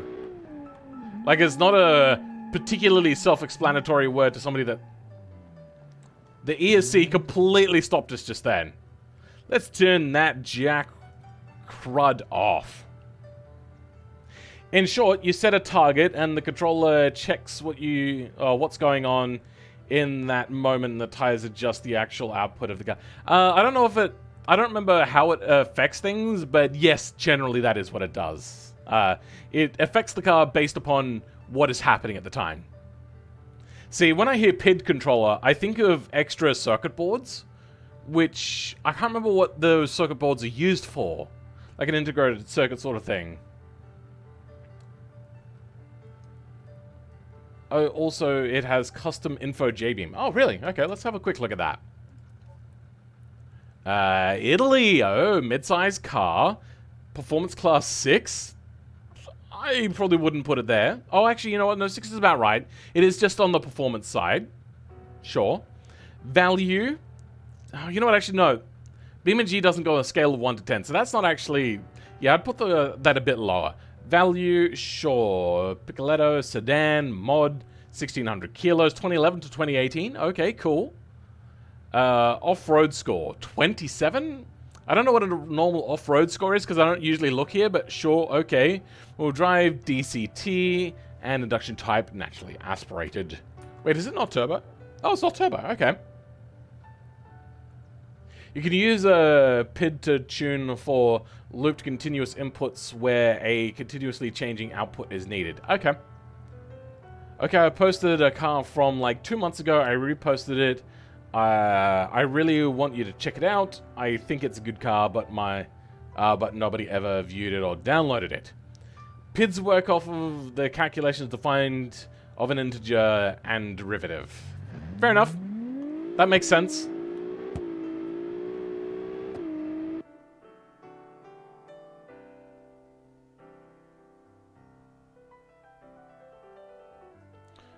Top off-road is 80. What's the minimum off-road? 0?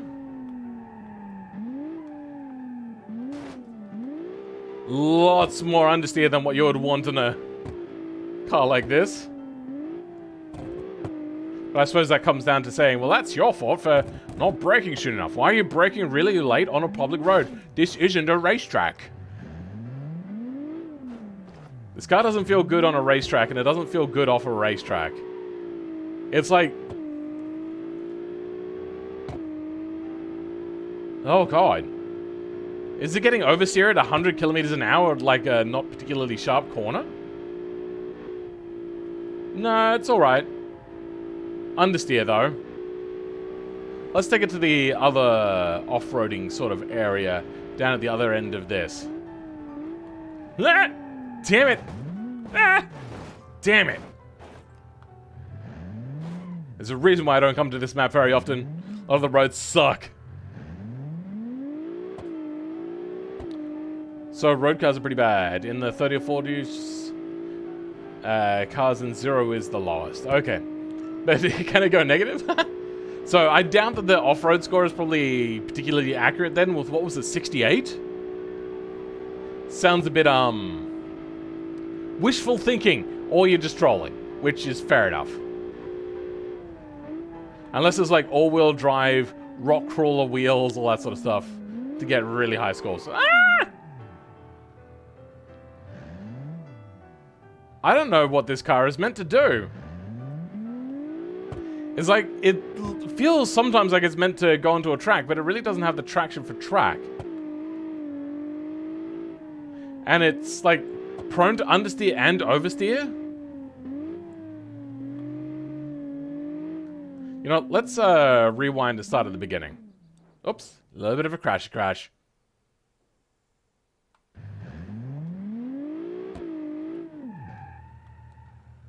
Okay, right here. Manage, set home. Let's start a new playlist since that one ran out. And away we go. Understeer. Understeer, oversteer. What have we got in here? Multi-link. Maybe multi-link was not for a car this heavy? I don't know. Or, you know what it is? Also, yeah.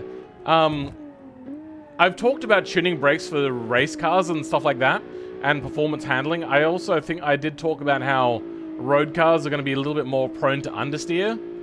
I feel this thing has too much rear bias for a road car. Feels okay, though. But then I have to, like, oversteer on the way out, which is going to reduce my exit speed. I like this part of the road. It's very...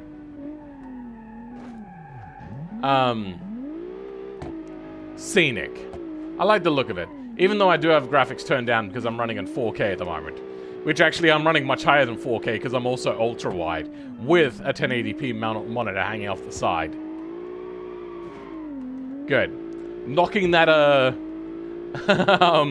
barrier really helped keep the car under control just then, because it really wanted to oversteer just a bit too much.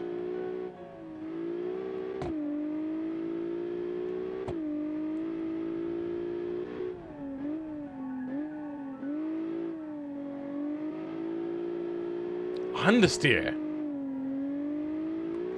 It's hard to tell when it wants to oversteer, because it wants to I don't know. Unrefined is what I would call it. Good in some cases, but unrefined. Would I suggest selling this to the general public? No. They would crash and immediately you would be blamed. I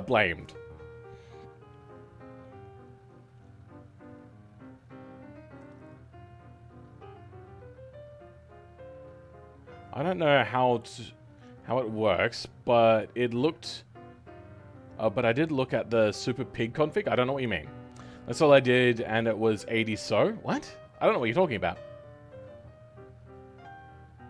Simple, just get a new GPU. GPUs have actually become sane now. They're still very overpriced. Let's have a look at my sort of local area. MSY is my local retailer. Let's go to Adelaide one, because I'll have more than anything else. Price PDF. GPUs. NVIDIA. So I would want at least a 3070, and they're $1,000. 3080s? Oh! They're only 1,400 now. Oh! I wish I didn't have, like, money concerns at the moment. I wouldn't go... I wouldn't save $200 and get a, 3070. I would go a 3080 and just spend that little bit more, otherwise it would just be a waste. But, oh, damn. That's actually a pretty decent price. What? I saw 20 series. We got 2060s. Oh, 2060 is the highest. Okay. Because I also really want ray tracing.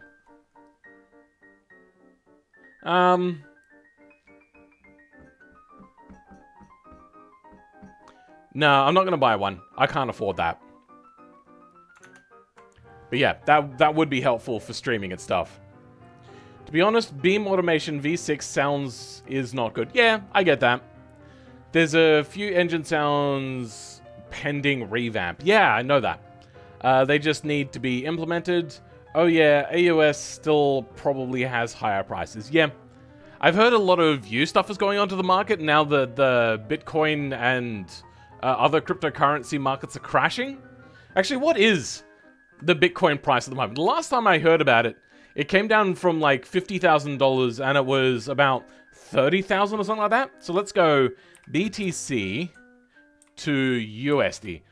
Oh, did I just... $21,000. Oh my god. That is a lot. 1 year. Yeah. That massive peak at $67,000. Oh my god. That is insane. Let's go to the 5 year.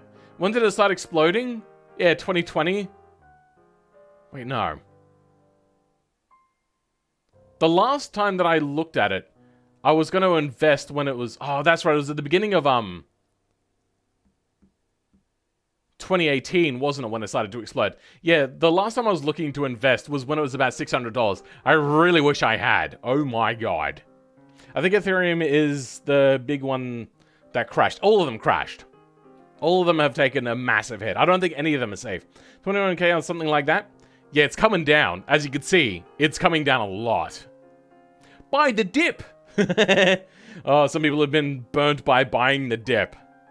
Crypto crash, woo! I don't know if I'm happy about a crypto crash, but I'm happy that it's... Yeah, I wish that cryptocurrencies would be replaced with things that don't affect other markets, like GPUs and stuff. That sucks when they do that. Like, chronically bad. Alright, let's go on and do the full score for this guy. I feel this one is a little bit better than the other two, so we're going to give it a full score, which means in here, styling. It's a bit flat on the front, but I do like it still. The rear looks subtle and nice. I don't entirely agree with that, but it's not the worst thing in the world. They've chosen the inverted diffuser. Nah, boo! Boo! Boo! I hate the inverted diffuser. The inverted diffuser, terrible. Absolutely terrible. I put $10 and took out 15. That's all I did with crypto. Nice, you made $5. So I'm gonna give this like a 7. It's a very, very good, subtle sort of design for what it is. Acceleration. It does feel quite fast, but not the fastest car in the world, so we'll go like a 7 on that one. Handling. Go a 6 on that one. It's not good, but it's not bad. Fun factor. Well, we'll go a 7 on that if you learn how to drive it, probably. Maybe change the tires and the brake biases a little bit. Cool factor. I mean, sure. I mean, European cars, not the most... Like European sedans. Not the most wow factor sort of car. Really, anywhere apart from maybe some parts of Europe. Trackability? It's not gonna, like, cook its brakes by the looks of it and all that sort of stuff, but it's too understeery, too oversteery, somehow both. And the brakes are not particularly tuned, particularly right, but you can modify that. We'll just give that a 6 for now, because that's the way the car is actually sold. 50% game, bro? Yeah, I know, right? Turn $5 into 35 with Doge. Oh, nice. I put in $20 and never saw it again because my stepdad used it for cigarettes. Love it. Fantastic. I'm sorry to hear that. Yikes. What? Features on this. What was it? $50-something thousand car? $55,500. So it's not going to be the most feature packed, but it's not also going to be skimping. Is that a CD player? I'm guessing no Bluetooth then, but we do have a screen. I don't know. And an old radio? Why? Just have a storage space, bro. Weird. Very weird. 6, probably. I don't know. Probably not the most feature-packed car. Comfort. It's loud. Very loud. Seats look okay. You look a little bit cramped here. Somehow. I don't know. It's a bit weird. Your seating position is way too high. So, comfort. Nobody's answered me. Why has everyone done a high floor this stream? Like, what is going on? Did I miss something? Did I not read a response to that question that I've asked 15 times already and nobody's... I've seen no answers to? Comfort, we'll go with like a 6 on that. It's quite loud. Quality. Actually, what's the rear seating situation here? You know, we'll bump that up to a 7. Rear seats are okay, but it is incredibly loud. Quality, I'm guessing it's European, right?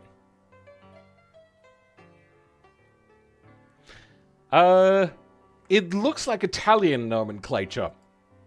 So quality is going to be like, feels good, but probably not very. So we're going to go like a 4 on that one. Practicality. I mean, it is a 4-door and it's got 4 seats and the boot is moderate. So and it's not a particularly huge car either. Practicality, we'll go like a 7 on that one maybe. Value, decent sort of money, it's not too bad. We'll go a 6 on that one. You know, yeah, 6, because you're also getting a kind of a dangerous car, honestly. Ongoing costs, we'll go a 4 on that one. It's probably not good on any numbers there, really.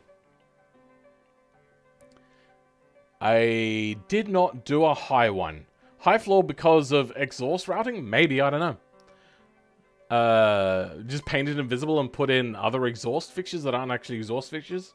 I put 0 in and got 0 out. I don't do crypto. Fair enough. J-beam editing. J-beam editing. I don't think there was any. J-beam. Changed brake light color. Oh, that's right.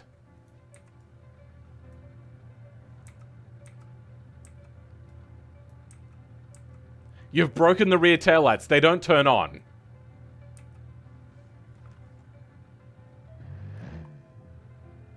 They do become like a more normal sort of color, but they don't really glow red.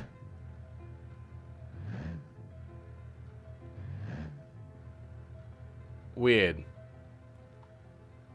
And they don't really turn on. Also, the lens themselves don't usually change color. It's what's behind it, I think. I don't know if that's what's happening here. Very confusing. But I think you kind of broke it. So. J-beam editing. 2. Would I buy it? 4, probably never come down to my price range. Je ne sais quoi. The je ne sais quoi.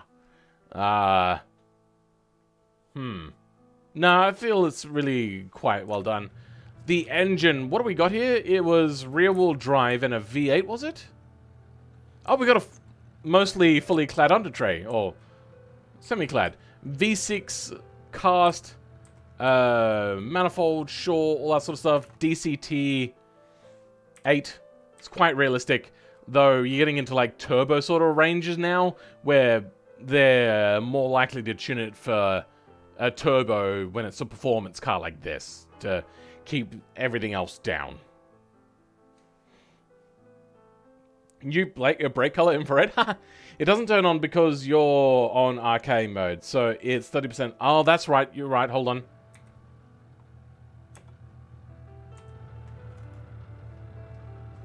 How do I do this again? No, that's not it.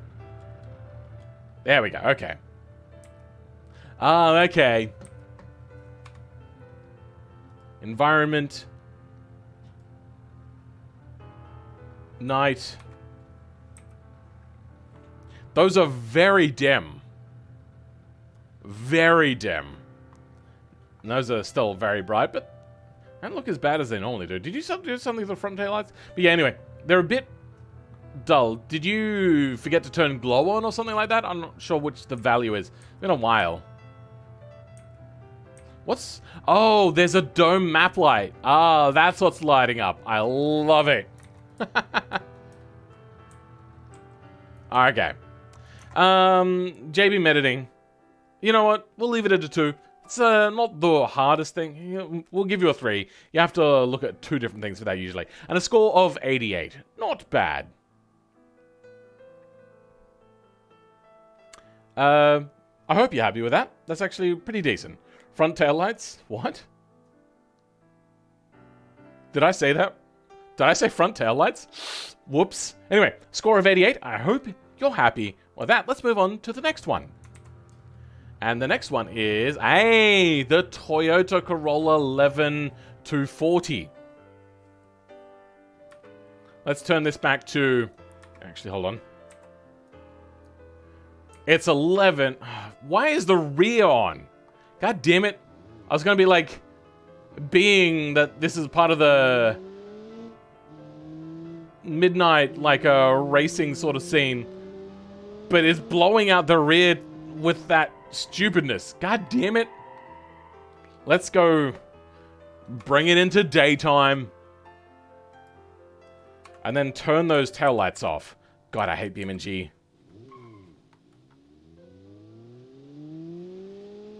That's something the Julia or what? What? I don't know what I mean. Now comes the Volvo 86. Yes. Italian V6 and etc. Yeah, I know. You know, it feels like a decent car. I know this thing is probably meant to go in the hills, but I want to take it to a racetrack instead, so that's what we're doing. License plate lights turn out too bright. Yeah, way too bright. License plate, no, read that one already. Cringe pink taillights. Cringe pink, bro. You know, I've never really thought about it too much, so it's never really bothered me. But now that you pointed out, sure. Okay. Oh, God. I didn't want to oversteer, so I ended up accidentally understeering. I wonder why you've put a Volvo front end on this. I don't understand. I mean, I love Volvo, sure. But why? Oh, God. Oh, God. Feel that this thing might suffer a bit from oversteer. There is an interior camera. Oh, cool. Hey, there we go.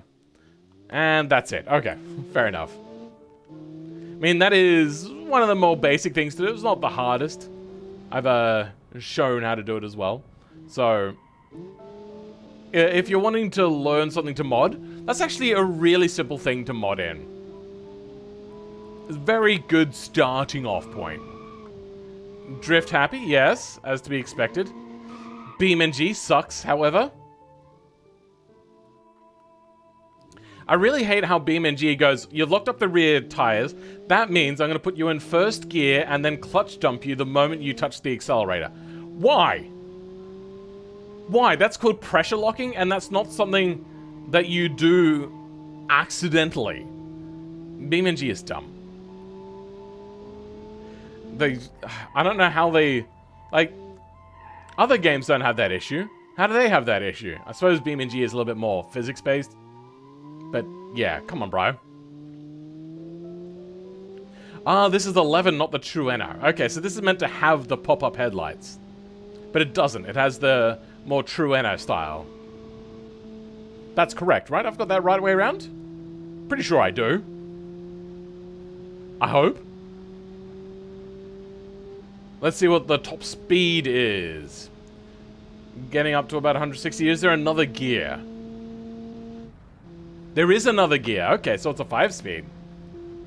I was messing around with body morphs and it reminded me of a Volvo. So I made... Ah, okay. The Volvo front just for lols. Fair enough.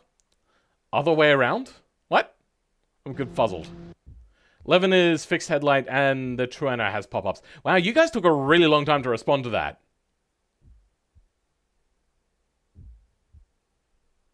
Okay, apparently I was completely inverse on that and everyone's correcting me. I'm sorry. I've forgotten, because it's been quite a while since I've watched any of the initial Ds. And aside from that, I've only ever seen one in real life. Does it really go up to nearly 60 kilometers an hour in first gear? That seems a little bit long. Stream delay, you think? Even still, that's quite the delay. Was that like about 30 seconds? Brakes feel okay. They feel very road-esque.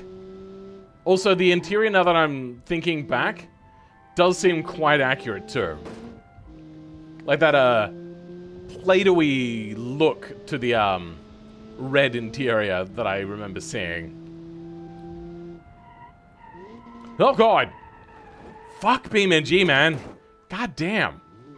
Made by a bunch of amateurs, but at least they're releasing cars that suck. Damn it. The car, though, does look pretty cool. There's not really much to put down at all, and you've done a really good job of designing it. Full points on that. Oh god. Ah! I might have to reduce all of the brakes. Gear ratios are accurate only for third gear. Okay, fair enough.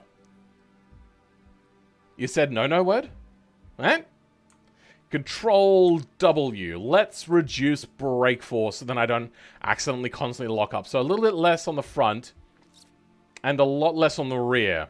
Because BeamNG is doing that really stupid thing that I hate with the clutch dump mechanic, which is so stupid. Why?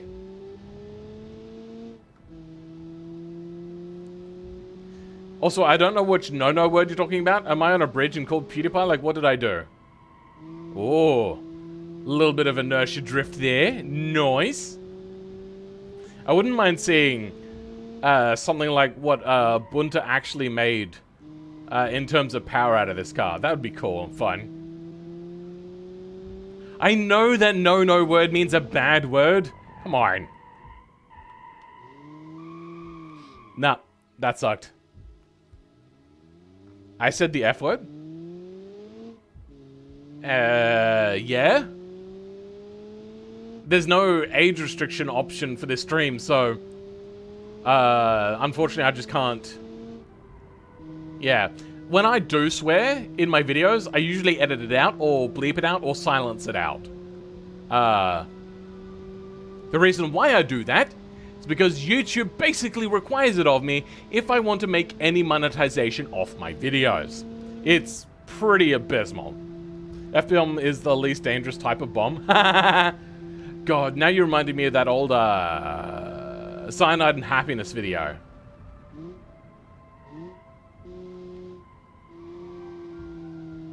You know, even with brake bias being a lot more forward, it's still not that bad.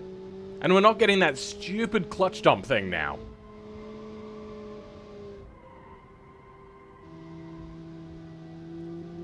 This is feeling really gutless, by the way. My mom works at Microsoft. I'm calling her to ban you. The twin cam badge sometimes turns into black square for some reason. Oh, that just has to do with way automation does things. I don't know. I don't like the way in which automation makes badges. Being like multiple layers of a image file, basically. Not how I would do it personally. I would really just use 3D objects. I know that they were talking about performance and all that sort of stuff, but I don't see any performance drop with having lots of extra polygons on my screen. I don't know what the reasoning really is behind that. Decals export weirdly. Yeah, it's because they use actually like multiple layers of images. It's not actually a 3D thing at all. Gotta love YouTube's BS. Yeah, pretty much. Pipe bomb is very dangerous. Can be. Depends. If it's a marijuana pipe that you've turned into a bit of a bomb, that could be really problematic even at a distance.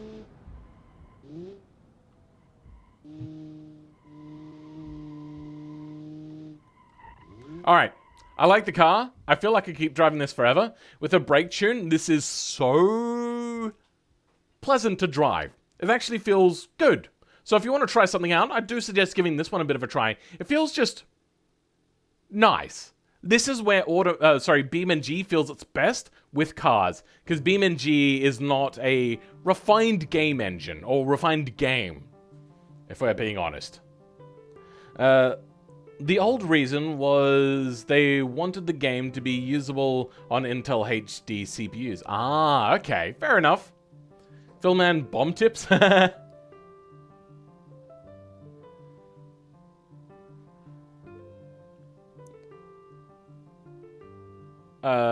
Though with the DirectX 12 change, things might not be the case anymore. I don't know. It's up to them, really. The designing of 90s cars, and I got 50-50 weight distribution for the first time without using the slider. Ah, the weight distribution slider doesn't work in BeamNG. You should watch more of my videos. I'm designing a 90s car, and I got... yeah, so...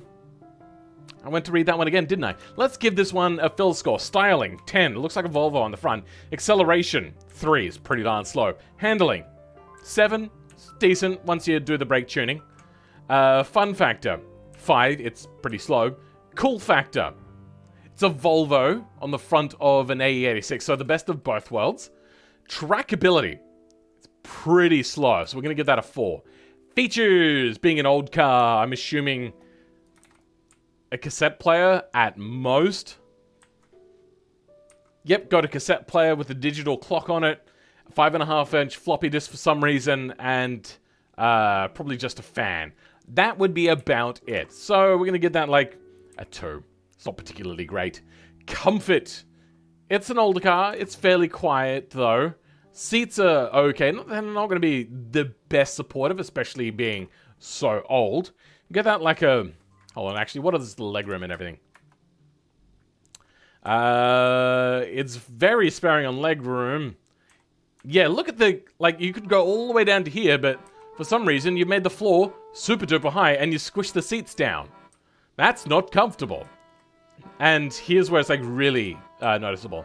Rear seats are not the most comfortable, especially you're not going to have any headroom. So comfort's going to be fairly low. We're going to go a 3 on that one, because if you're on the rear, you'd better be a midget or a child. Quality. Japanese and Swedish, 2 of some of the highest qualities in the world. Though Volvo nowhere near as high as what Japanese have been at some points. Let's go a 6 on that one. Because it's probably also cheap feeling. What is the score here? Hey, I see that you've put the yeah, okay, no, you have actually shown the real front end.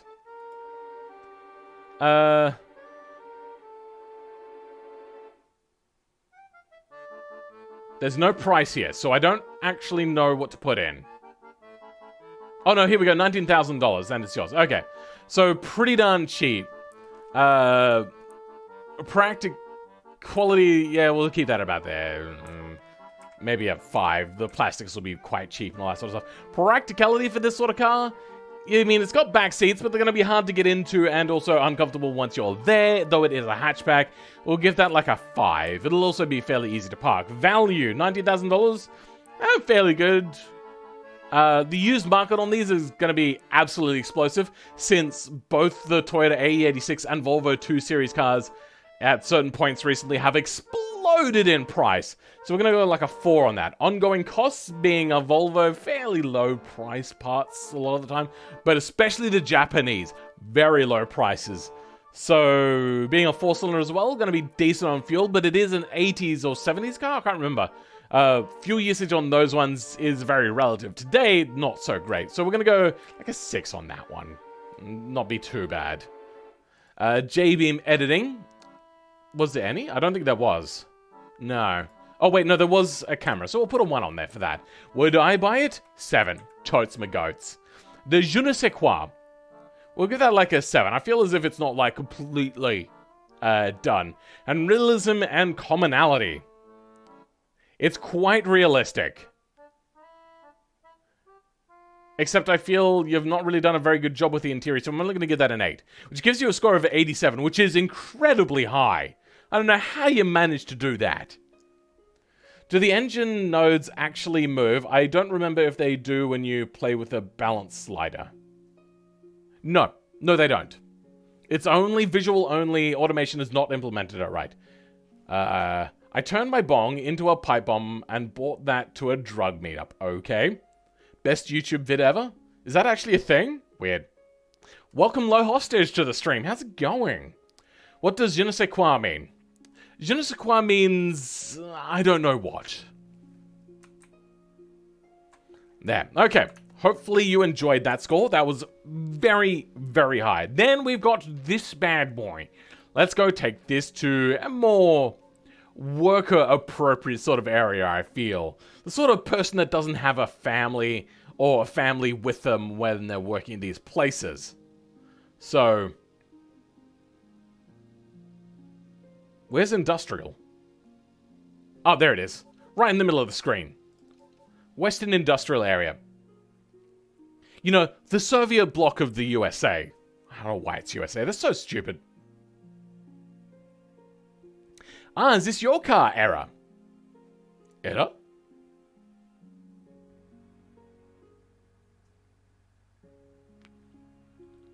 Loading is problematic sometimes in BeamNG. My case had been cleared, apparently, a little bit recently. Oh, you know what? It probably would have been the big update. I don't think I've been on this map since.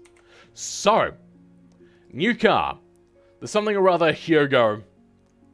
Let's have another look at the engine in here before we go, because I've forgotten what's in here. Oh, there's a spare tire in here too. Even though it's a chunky off-road. And these are... oh no, they're chunky off-road too. Okay, weird. Odd choice. I feel that this thing would probably be a push rod and not an overhead cam, but I don't know. They might have been able to stretch the budget for it. It's going to be a 4x4, isn't it? This? I mean, so far, no. Ah! Water under the ground. It's got torsion beam, so in automation it can't have drive to the rear. And even if it did, it has no rear drive at the moment anyway. Let's see how Bosnia Power does. Full score, by the way. Yugo was overhead cam. Oh, okay then. Let's try her out. I feel first gear could have been a little bit shorter, but you know what? It's within a workable range, so it's okay. Very bouncy suspension. Love it. That's what you would probably expect. It just, you know what? All the articulation, suspension, and everything feels very accurate. Is this meant to be an off-road car? Because it's got very soft suspension. Except it does bottom out a bit. This thing is really sucking up the bumps. Like, look at that suspension articulation. It's soaking up so much and not transmitting so much of that into the body of the vehicle.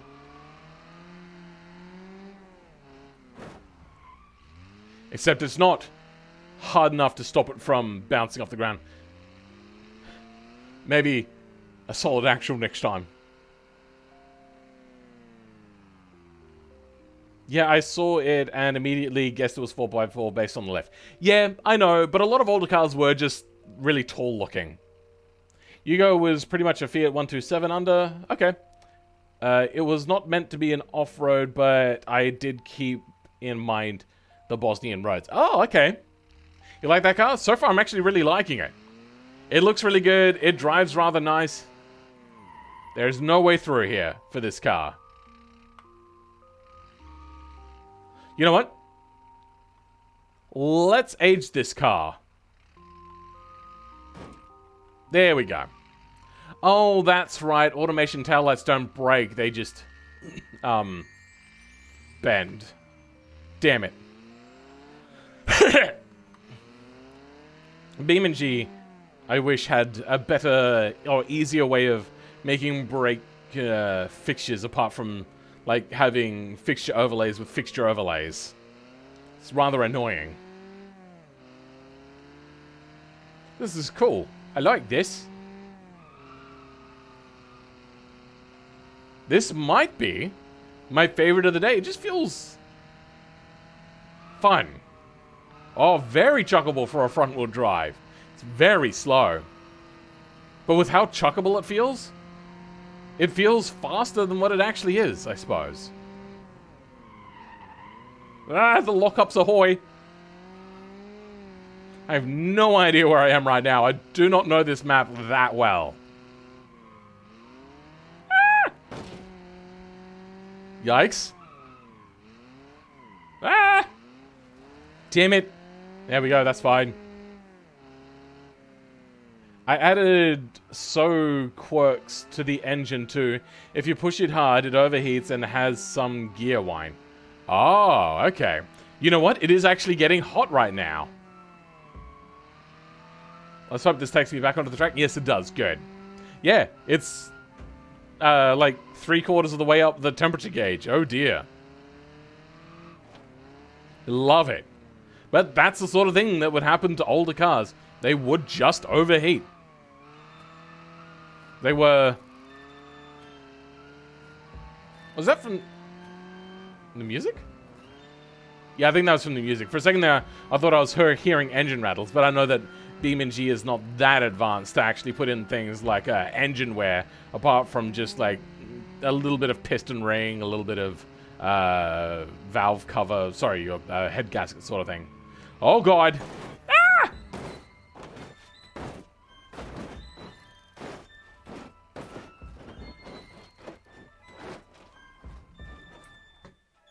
Let's turn the engine off. Gotta save it. And then get some friends to help roll it back over. Ah!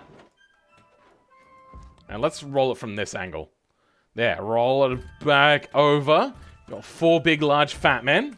And let's go again. Oh, and sounds? Really? What sounds? Phil just made a cat meow noise? Did I? That's something I would expect of Rye. This is why I send you this car. I don't know why, but it is so nice to drive. Ah, cool. Thank you for giving it to me, because it does actually feel quite nice. Aged it more? Yeah, aging. That's what we call it. Apparently the next big automation update will re-add stress braking the engine if you push it in beam. Nice! I didn't know that was the thing before, but that is something that this has been severely missing. Not sure if that includes thermals again or not, though. It does have thermals in automation. It's just, they're not great. At all. They're pretty bland. Or maybe I'm wrong. Do engines not have thermals at the moment? I mean, I've seen thermals enabled. Ah! In the coding. So I don't know. Engine is overheating. I want to see what happens when I get this thing to full heat, but it's just not getting there. I want to make another air-cooled engine. Coolant overheating. Love it. This is fun. This is a fun car. What are the other cars we've had so far today?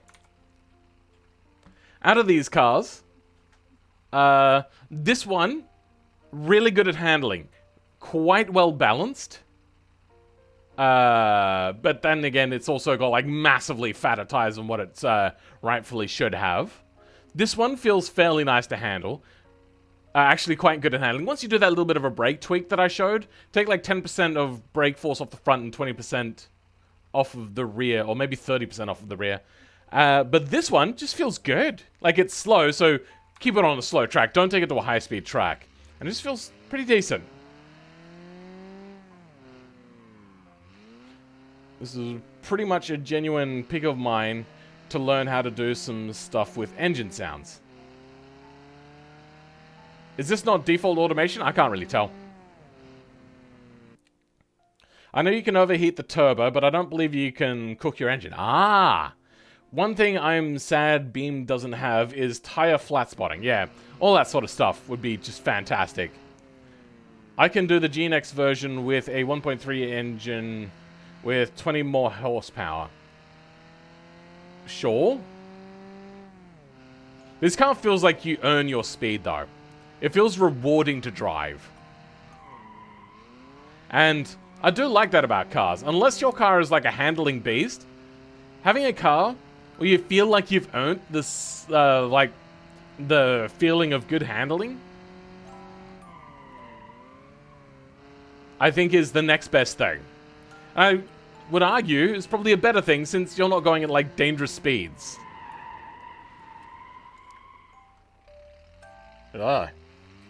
Anyway, I'm loving it. What is this, a McDonald's advert? What the hell, why did I say that? Let's go give it a fill score. Styling, I mean, it's a bit beat up. I'm joking. Alright, styling. It is quite old and dated. Most people are not going to appreciate it. It is starting to get into a classical sort of era now where people do start to appreciate the looks of these. So, styling, we'll give it like a 5. It's not hated, as it probably would have been back in the day. People would have been like, oh wow, that's a very dull car. Acceleration, quite slow. Let's go 2 on that. Handling, like a 6. Fun factor, 8. Cool factor, 2. Trackability, 4. It's quite slow, but I feel as if it could be quite decent, especially on Gymkhana sort of tracks. Features,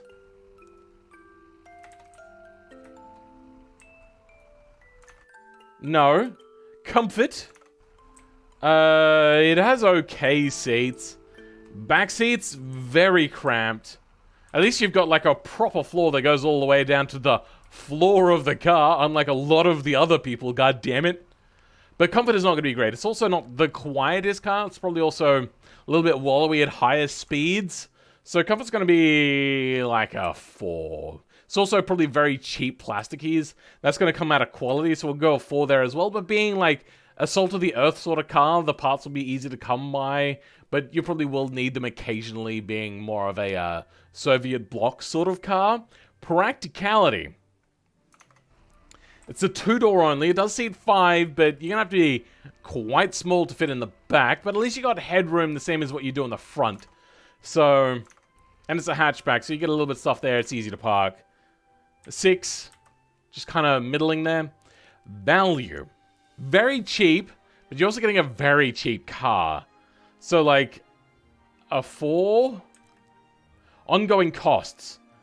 Probably not the best on fuel compared to what you can get nowadays, so we'll give that like a 4 as well. Considering you will need parts for it more and more as these sorts of older cars do start to age. And cars like that will age like a fine cheese. J-Beam editing. I think you said you did some stuff, so we'll add a 2 to that at least. Would I buy it? Kinda, maybe. Oh, not 30. 3. Ugh. The je ne sais quoi factor. 10. Realism, commonality.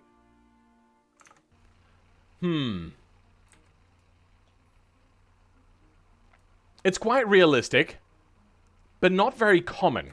Also, does it have a cast log or a short cast? How's a short cast? I don't know. Also, you've got chunky off-roads. I don't know how many cars have chunky off-roads. It gets 28 miles per gallon, by the way. Really? That is unrealistic for that day and age. Like, you can hypermile at that, but most people are not going to be getting that. I left for 28 minutes. Oops. Oh dear. A Fairmount Engineering achievement from Yugoslavia. Okay. Realism and commonality. Let's go like a 9 on that. You're pretty common and quite realistic. I would give it a 10. You know what? But yeah, but they're not very common cars. You know, maybe they would have been common in the day. I don't know. Oh, they're all terrain? Okay, fair enough. I found the value sus. What was the price of it again? I can't remember. I remember it being really cheap. Was it like 4,000? No, 5,700. So very, very incredibly cheap. Making cars that cheap anymore is near impossible to get it registered in most parts of the world. The last, like, super cheap car was the Tata Nano that was made in India. And that was less than this price. It was like 2,000 something dollars. Really, really ridiculously cheap. Yeah, it looks like radial all-terrains. Okay. Beam is the accurate game to use when testing MPG. Sure. 73, that's better than the Yugo Gotten Doug DeMiro. I have more points available. So there's a bit of a difference there. This music is really loud too. For me at least. Maybe, well, it's actually really quiet for you guys. So maybe I'll just turn my headset down. But yes. That is the end of the stream. Did everyone enjoy themselves? I made $2.88 today. Yay. That was from the $1.99 donation by Modern Marksman Clips. Thank you, bro. Very much appreciated. And then the channel membership by God Tempest. Thank you very much. Now it's ending. Yes, this is the end of the stream. And we ended on a high point. I think, despite a lot of the other cars... Not a lot of the cars. A bunch of the cars being unsatisfactory. This car, really quite good. Even though it's really old and really slow, at least it doesn't feel too slow for what it is. You like it? There are no plans for torsion beam. What? I don't know what you're talking about. Weren't the cheap-ass cars stopped because of safety? Something like that. Lola, you go a high point? Yeah. What the fuck is that car I just joined vid? Welcome, Motorsport Maniac. This is the last car of the stream that was submitted to me. And it's actually really fun to drive. Slow, as I said. But chuck it around a corner, so good. High floor cast room. Yeah, I know, what? I feel like this stream has been mostly targeted towards PewDiePie with the No Legs floor gang. Can you look at my car and the Reddit real quick on stream? I'll look at the Reddit, but I won't bring it up because I'm ending now. My voice is starting to hurt. I really do time myself to end my streams at the end of my streams. Thank you, Admiral Obvious, for the $5, bro. Very much appreciated. For your trouble, thank you very much. How do I near? Are you Toilet Man? Oh no, here you go. No, that's corrupt. EJ BMX. Okay, this one. Have I not looked at this one? Okay. We'll see how it goes in the next stream. You know what? Even I'll give you a little bit of an upvote to see how it goes.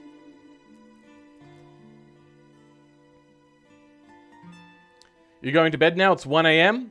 Now you know how I feel when I stream and it goes all the way to like 3 or 4 a.m. But yes. Catch you later, Era. I am glad you gave me this car. By the way, what do you think of Pewd's Land Cruiser? I don't get what he likes about it. I don't get it. Is it a new car? Because it looks like a 90s car. Maybe late 80s? I'm not sure. But it just looks like... Maybe they're rare in England, but here in Australia, they're just some car. They're not special in any way. I don't understand it. Can anybody tell me what he sees in that car? What am I missing something? I've been watching your recent videos and it's been informative. Hopefully it's helpful if you ever want to do anything with BeamNG. Thanks, Father Phil. Okay. Catch you later, Sin. Gremlin is coming next week. Oh, the AMC Gremlin? Is that what it was? I can't remember. Yeah, I don't get many AMC things. Oh, you know what? 10 points deducted because of the, like, shoddy steering box not finished. I'm joking. But yes, let's start saying goodbye to everybody. Thank you for all coming. Bye, boys. I found a good channel. Oh, thank you. See you later, Modern Marksman Clips. Thank you for joining us today. And thank you for the money as well. Thank you, and I'm just going to call you Era. Your name is way too long and complicated for me to try to pronounce. Sin, thank you for coming by. EJBMX, thank you for coming by. Admiral Obvious, thanks for donating the single largest amount of money in one go I've seen in one of these streams. What are we up to? Dr. Eurobait, thank you for coming by, bro. And then we're just looping over the things. Harry Hedgehog, welcome and goodbye. Funny thing, I came from a gun drone video. See you later, Mr. Cheese. Thank you for your car. So you usually stream 5 hours earlier? Just curious. I stream 12, 13... About somewhere around 15 hours earlier than this. Or, you know what, I can just do the math in forwards. It's nearly 2, 10, 9, 8. 8 hours and 20 minutes from now is usually when I'd stream, except 24 hours ago. If that makes sense. Add 10 hours, take 24. Take a day away. Add Zinoven? Sorry, I'm so burpy right now. I don't know what that means. Hiccupy and burpy. Not a great combination. America is 10 hours... America is 10 hours is Aussie. What? That doesn't... English. Oh dear. But yeah, 10 PM is usually when I stream. ACST. Which is Australia Central Standard Time. America is 10 hours is Aussie. Yeah, no, makes no sense. I'm not a morning person, but it was nice to catch a stream. A morning person? Does that mean you're in the Asia Pacific region then? But then again, hold on. It's no longer morning, so yeah, I don't know. But yeah, I'm glad you're able to join the stream. Everyone else is leaving, so I think I'm going to leave as well. I'm probably going to go to bed in a little bit, even though my house reeks of pasta now because I didn't finish off my pasta because it was making me sick because I ate so much. And sitting in the kitchen, I should go put it in some like Tupperware or something and put it in the fridge. I'm probably going to do something stupid and eat it instead though and make myself completely sick. When do you beam MP? I do have a video coming out about it because I did do a BMMP yesterday. Or was that technically... No, that would have been yesterday, yes. I did one yesterday, but I don't do them that often. They are... Like, they're enjoyable to make, but they're not fun to organize, and they are definitely some of the worst to edit. The only thing that's worse to edit is a collab video. Those ones... It's really hard to patch together something from those videos. Which is why I've been so daunted by it and not wanting to edit it.